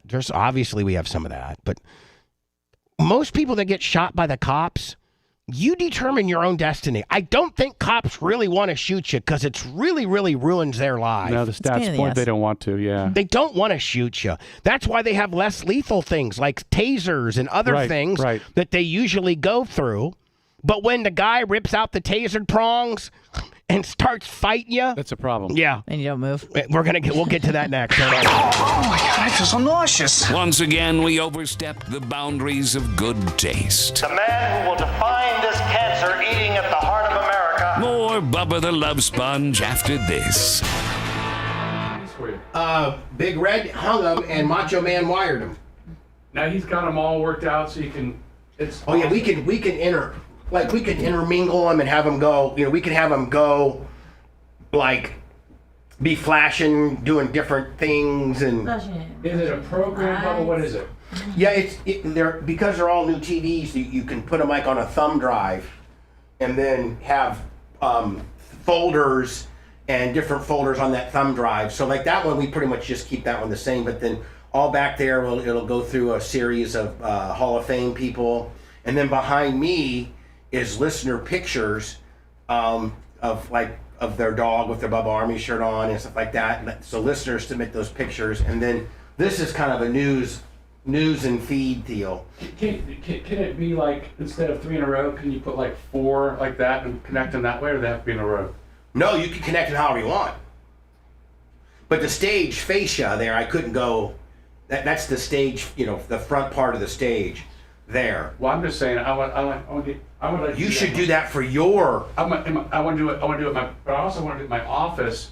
You walk in. There's an area to have 4 TVs. When you go Zoom. when Yes. you're doing your Zoom, Yes. you could put your logo or a series of things, or I really like it. Yeah, and TVs now are. I know nothing. But I'm saying I could wall when you walk in the office. I could have no sound and just like a thing of video just run in the background, which would be very impressive. And I would get pictures from this weekend and pictures of like maybe you in the courtroom, just evergreen organic just run it pictures. through, yes. Like right now we got an hour and 15 minutes worth of pictures. If you look up here, it's everybody. Yeah. That's my stepdad. That's Yeah. Tyler. That's a picture of Tyler racing. Oh, that's awesome. That's me and Larry Plummer. Yes. But you could literally have that, but firm related. Yes. And have some great pictures of you at the podium, like Right. But the nice thing about it, I could have it with like it's all a whole wall. Yes. I like that. I guess it's a good excuse. And it's not hard to do. It's like a box, like that had that situation. Macho Man for a couple $100 could wire it all up fucking for you and mount it. That's what I'll do. I'm gonna talk to him about it. That'd be great. Just find out what your total space is. What your space is, and then he would figure out, okay, that would be 4 42 inchers, or Right. 4. They sometimes will put them like this. Right. I like that. And go 4 that way. Yes. So I like that. So it looks a little different. I might want to. Can you text me his contact? Yeah, I'll get you Macho Man. That'd be great. But it just a little bit of TVs just really makes thing, like that area that you have, that wood area that you talk at sometimes. You could soup that up. Soup up your Zoom. Is still everything Zoom still? No. We everything's hardly any Zoom compared to what it was. Really? Cut back, But that's good for you because you're not as. Yeah. You're more effective in person. Way more. You're fired. Way I'd more. say. I also could do just a sign when you walk in our office behind our thing, so that you walk in, it's the firm name comes in, and you can put anything you want. Like, there's graphic packages done, that you you're can buy done. just input and. Oh, I like that. Yeah, and have that and. That would be a lot better. I like that a lot. Okay. Yeah, that would be really good looking. Yeah, you can for little dollars you can make things look Hollywood now. For literally behind your thing for $800 you can make that thing look like Hollywood. That's what I want. That's what we'll do. You want to be Hollywood? Well, not quite Hollywood. A scale down Hollywood. But make it pop. Yeah, in a nice way. Make it pop.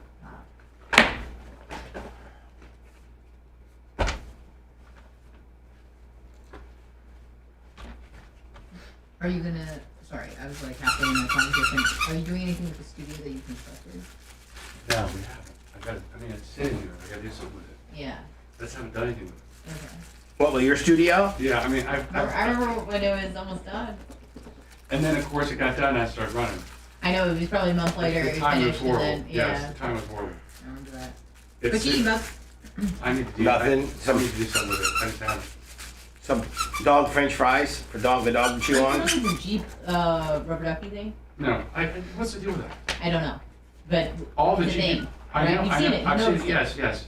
So one of the women that, the couple that listens to the show from Cape Coral, they have a Jeep, and they heard us talking about it. They sent probably 100 rubber duckies with Above Army. Check it out. It's this pop culture thing. I know. Isn't that crazy? What's the deal with Are you familiar with it? I am familiar. I don't know what the reason why. So if you see Is it from the rubber if you ducky go up to Target today, I see it all the time. and you see a Jeep, you're supposed to take a rubber ducky and put it on there. So they sent us about maybe 100 of these Yes. little paper tags. Yes. I need to take some for this So we do that, weekend. and there's a QR code sending that, and so they see what's up. It says Yeah, you leave that on someone's car, they QR code it, and then that links us to the Above Army web page and stuff. So Isn't that cool? you leave it on their Jeep, Yeah, if they have a cool Jeep, you leave it on their Jeep. and it's like a thing for, and then It's like a thing, and then they display them on their cool. front What a dash. great idea. Someone did that. Someone thought of that and sent us a bunch of rubber duckies. Well, I'm gonna steal it and then put my firm logo. No! But I like the idea. that cool? Oh, yeah. Just make a cool Isn't rubber that a duck. great idea? It's a Well, great just idea. do exactly what we did, Kevin. That's what I'll do. Do one with your logo and then a little. I like you. Do you like me? All gimmicks, willies, Joneses, McGillicuddies, shenanigans, hickeys, and bamboozles are property of Bubba the Love Sponge Enterprises. Great success. All violations will be dealt with swiftly and painfully. You're listening to the Bubba the Love Sponge Show. High five. Kevin, I'll be sending a bill to the firm for my marketing consulting. As always. Because it was your idea. We got Kevin on the It's his idea. I told him how he could TV up his place, and he's going to do that. True, that's true. And he just stole the rubber duck gimmick from us, and so Such a Gonna great do that. idea. Yeah, it's a great idea. I'm telling you right now. I know that you're big on coasters at bars. On drink coasters. I pass out 25,000 a week. I know. Well, I've seen koozies at random parties with Kevin Hazlett on You them. need to get into this duck deal. I love the duck deal.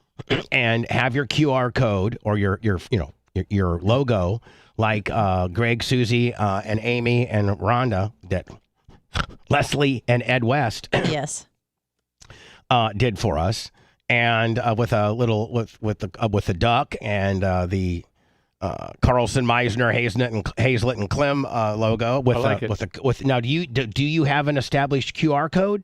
We do. Yeah, I have one that goes right to our website. Yes. Yeah, there you go. And then have like the way that Leslie and Greg did. Mm-hmm. What a great idea. Ed West. They put on. Then they even went further. They went even further with it and put a little explanation. You've been ducked You've by a been member ducked. of the Bubba Army with a QR code, taking us to our Kevin's landing stealing page. that so I'm fast. stealing that. That's so smart. Absolutely. You ever been ducked, Kevin? He's He No, I doesn't have a haven't. Jeep. He has a Rivian. got a Rivian. Yeah, I don't. No one does it. Yeah. Here we go. Video maybe I of a should. deputy shooting and killing a man after I want pulling you to him over watch for this. speeding. This It is happened really. Monday morning on Interstate 95. 11 Live's Ron Jones is joining us now to break down the video I'll tell you, that woman on the right, she's beautiful. and what They're both led hot. up to the shooting. They are. You know, there's a lot of growing concerns about this video. It just Now, was this released guy- and several minutes long. This guy the guy that got killed. Yes. Did 16 years in Florida prison, was wrongfully convicted, and I think maybe got a settlement. Probably. Okay. He was exonerated, yeah. folks, but we're going to show you the full. And so if you're a guy like that, you think that you would be like not ready to try to kill a cop. Yeah, you wouldn't push your luck, would you? Right, no. You're like, I already got a raw deal 16 years ago. Between the deputy Never wanna and the go back. suspect, Leonard Cure, before the deputy opens fire. And we're going to start with the video when the audio is turned on, when the video starts here, which is right after the vehicle is pulled over on the side of the road. No, Camden Sheriff's Damn Office. it. Now the one thing is, I think that they mute out the gunshots, Anna, because you can't. I didn't hear the gunshot. We you played this on the after show yesterday. We couldn't hear the gunshot. Yeah, I think they mute that out for some reason. Here we go. Get out! Put your hands back here. I ain't doing. Now you can. It's a now, good now, start. now, I think Kevin, that's a good start. like you can all beginning. horrible, like right, Kev, like the worst beginning ever. Horrible beginning. Guys already bowed up, right? Horrible bowed beginning. up. Who are you? Staff Sergeant of the Sheriff's Office. My name is Al Wade. I don't care. Step to the rear of this vehicle. In the name of who? In the name of the law of the state of Georgia. Step back here now or you're getting tased. What is he doing? Watch me now. Put your hands on the back of that truck. Do you see that? Put your hands on the back of that truck. The back of the truck. Both hands. Turn around. 34, can you send me another unit? One non-compliant. I'm just glad that this cop didn't get hurt because it got. Anna, you said you watched it yesterday. I've not seen this. It got sketch for him, did it not? It got wild. Why did he get pulled over to begin Speeding. with? Okay. He's going Hold on. over 100. He passed the cop You going dumbass. 100, Kevin. Okay. He passed the cop going 100, and he goes, I maybe was speeding, but not reckless driving. And the guy goes, that was his reasoning. And I got to be honest with you, if I'm a cop, I'm nervous as hell right now. Look where he's doing this on the side of the road. I know, and there's traffic, horrible. and I'm nervous as hell because this guy's kind of thick. You know, this guy's kind of thick. Kind of DMX-y. He's kind of not being compliant. I mean, these guys don't know if they're coming home at night every night because you don't know when you're going to get one of these. Yes. You don't know. Your name is Officer who? Staff Sergeant Aldridge with the Camden County Sheriff's Office. Who county? Camden County. Put your hand behind your back. Do I have a warrant? Wait. No. Excuse me. Either put your hands behind your back or you're getting tased. I'm telling you that right now. Why am I getting tased? Because you are under arrest for speeding and reckless driving. I'm not driving. Nobody was hurt. How was I speeding? You passed me doing 100 miles an hour. Okay, so that's a ticket, right? That usually will get you a ride to the in the back. So hostile. Tickets in the state of Georgia are criminal offenses. I don't have a ticket in Georgia. You do now. You do now. You passed me doing 100 miles an hour. And what? Am I going? Hands behind your back. Yes, you are going to jail. Hands behind your back. Now here's what's unbelievable. He doesn't move. The cop deploys the taser. It makes contact. He's got them both in, and this guy rides it out. I know. Most crazy. people drop right to the floor. Yes. This guy rides it out. Yeah. Well, which is usually for 16 which years. is usually Kevin will tell you. Which is usually a sign that you're on PCP or angel dust, because that's what usually makes people have these higher pain threshold. Yes. Put your hands behind your back. Oh. Look at this. So, Look at this. now. Look at this. Watch this action. You're gonna like this. Oh. Somebody needs to go to jiu-jitsu. Oh my But I'm just telling you, man. Like you're a sheriff. This is not good. You now, as a sheriff, could be thinking, I might die. I'm gonna die. Exactly. I could die. This skirmish could roll out into the road. You guys get hit. That guy's You jacked. both get killed. Yes, he's jacked. Look at this. Watch this. Guy's like Watch pigeon this cuffs. choke. He's all laced up. Now he's getting it. Now he's getting his regular gun. Yeah. This is the baton And this is the baton. Yeah, I this think is, so. Okay, this is the baton. Oh, that's the asp. That's the asp. Yes. Asp? Okay. ASP. Okay. Yeah. Yep. He's choking him. See? Yeah, we don't want to show everything because moments later, the deputy actually shoots Cure. He falls to the ground. You can see Cure moving around for about a minute after the shooting. Then more first responders, they show up on the scene, and about 4 minutes later after the shooting, officials began to perform CPR. Now, the sheriff's office says that they wanted to make that video of... Well, first of all, I don't want to be a Monday morning quarterback, but I do have a few questions here. Hold on. I want to see how they. I want to see how they break this down, because I break it down one way. This guy deserved what he got. Period. Such as, why did the officer demand, as soon as he got there to the scene, that Mr. Cure get out of the truck? Why didn't he walk to the passenger side? These are questions that I would be asking. Man, why are you trying to make this something that's not? Look at it. With so much traffic there, could he have used a better de-escalation approach as he was walking? I think via SO protocol, Kevin, he escalated it from taser to asp to gun. Yes. And some people could say you could have cut out the asp. That's correct. Right? When a guy tears out his prongs on your taser and laughs at you and then gets you in a front headlock, I think it's time to bring out whatever you got. To the vehicle. Did he call for backup before he got out of the vehicle? We heard him call for backup. Get out of here, you race baiting son of a bitch. Yes. For real. But is there a different way he could have de-escalated the entire situation before? There's a different way the bad guy could have handled it, and he would be alive right now. And just had a speeding ticket with a reckless Willie, and Kevin could get that thrown out. He wasn't getting out of the car. Turn into gunfire. And of course, we're hoping to address some of those questions more tonight on 11 Alive News at 11. Man, talk about the news really flipping the script on that, right? Yep. That's not good. Oh, and then did you see this, Kevin? My second one. I'll end the show with this one. This woman here, she's just a regular kind of By the way, white woman. Yeah. Oh, yeah. White woman. White woman. I think 2 black cops. Yeah. White woman, 2 black cops. Yep. But I'm going to tell you right now. Justice. But I'm going to tell you right now. She deserved it. No doubt. 100%.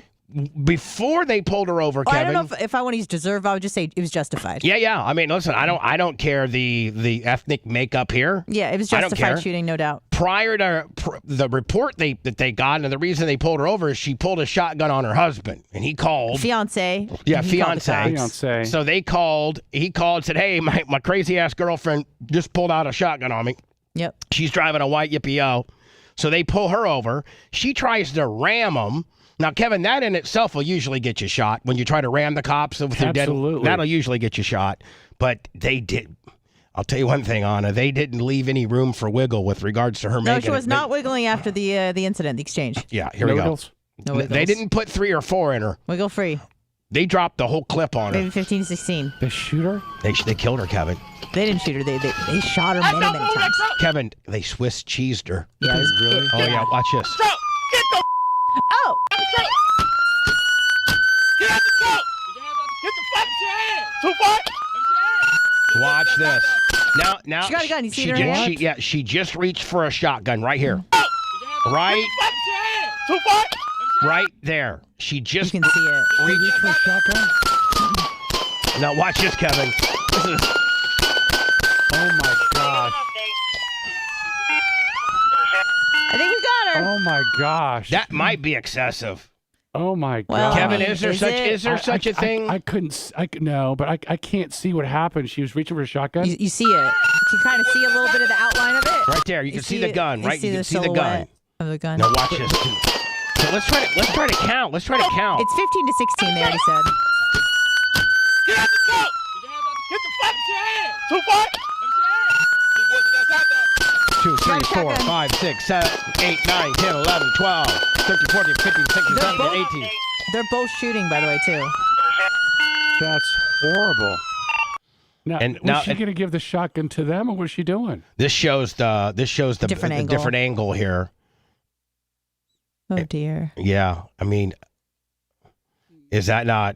That's not good. So this shows earlier on, Kevin, when they're trying to kind of herd her out a little bit, like try to get her to pull over. Then she takes off and then they box her in. Yeah, they box her in, and then she takes off. Is that just like an unsuspecting person right behind him?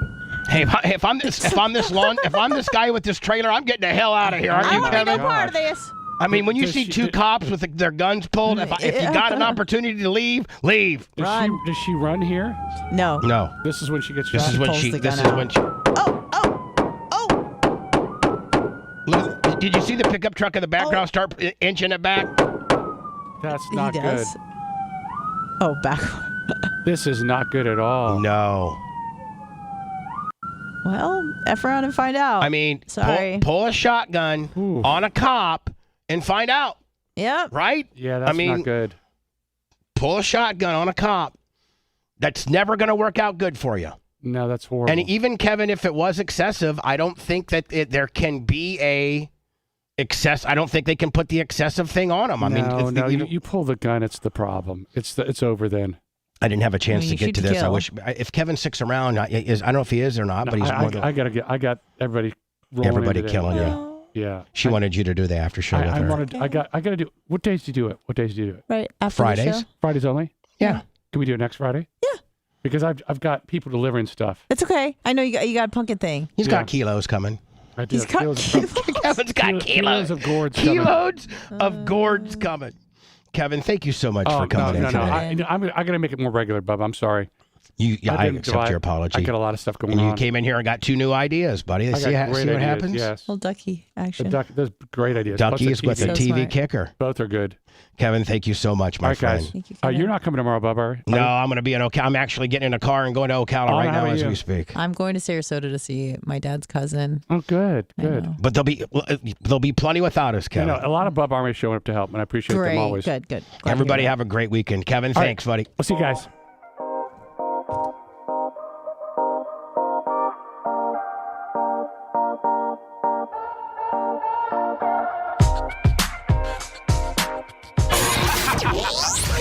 Thanks for letting me finish. You've been listening to the Bubba the Love Sponge Show, starring me, Bubba the Love Sponge. Co-host and show historian Lummox. Co-host Anna Hummel. Co-host Dr. Dan Diaco, Esquire of Council. Co-host J. Diaco, Esquire, the Spitting Cobra of Council. Brett, the Filthy Ginger video editor. Yeah, back here wearing up. It's Mini Macho. The BRN agent, Thomas Buttoned Up B. And for everything else, go to thebubbaarmy.com. Now, time for the legal disclaimer. Exactly. The Bubba the Love Sponge show is intended solely for the enjoyment of our listening audience. Any rebroadcast, retransmission, or other use of this show without express written consent of the Bubba Radio Network is prohibited. We must dissuade him of this delusion. Until next time, always remember. I repeat hello.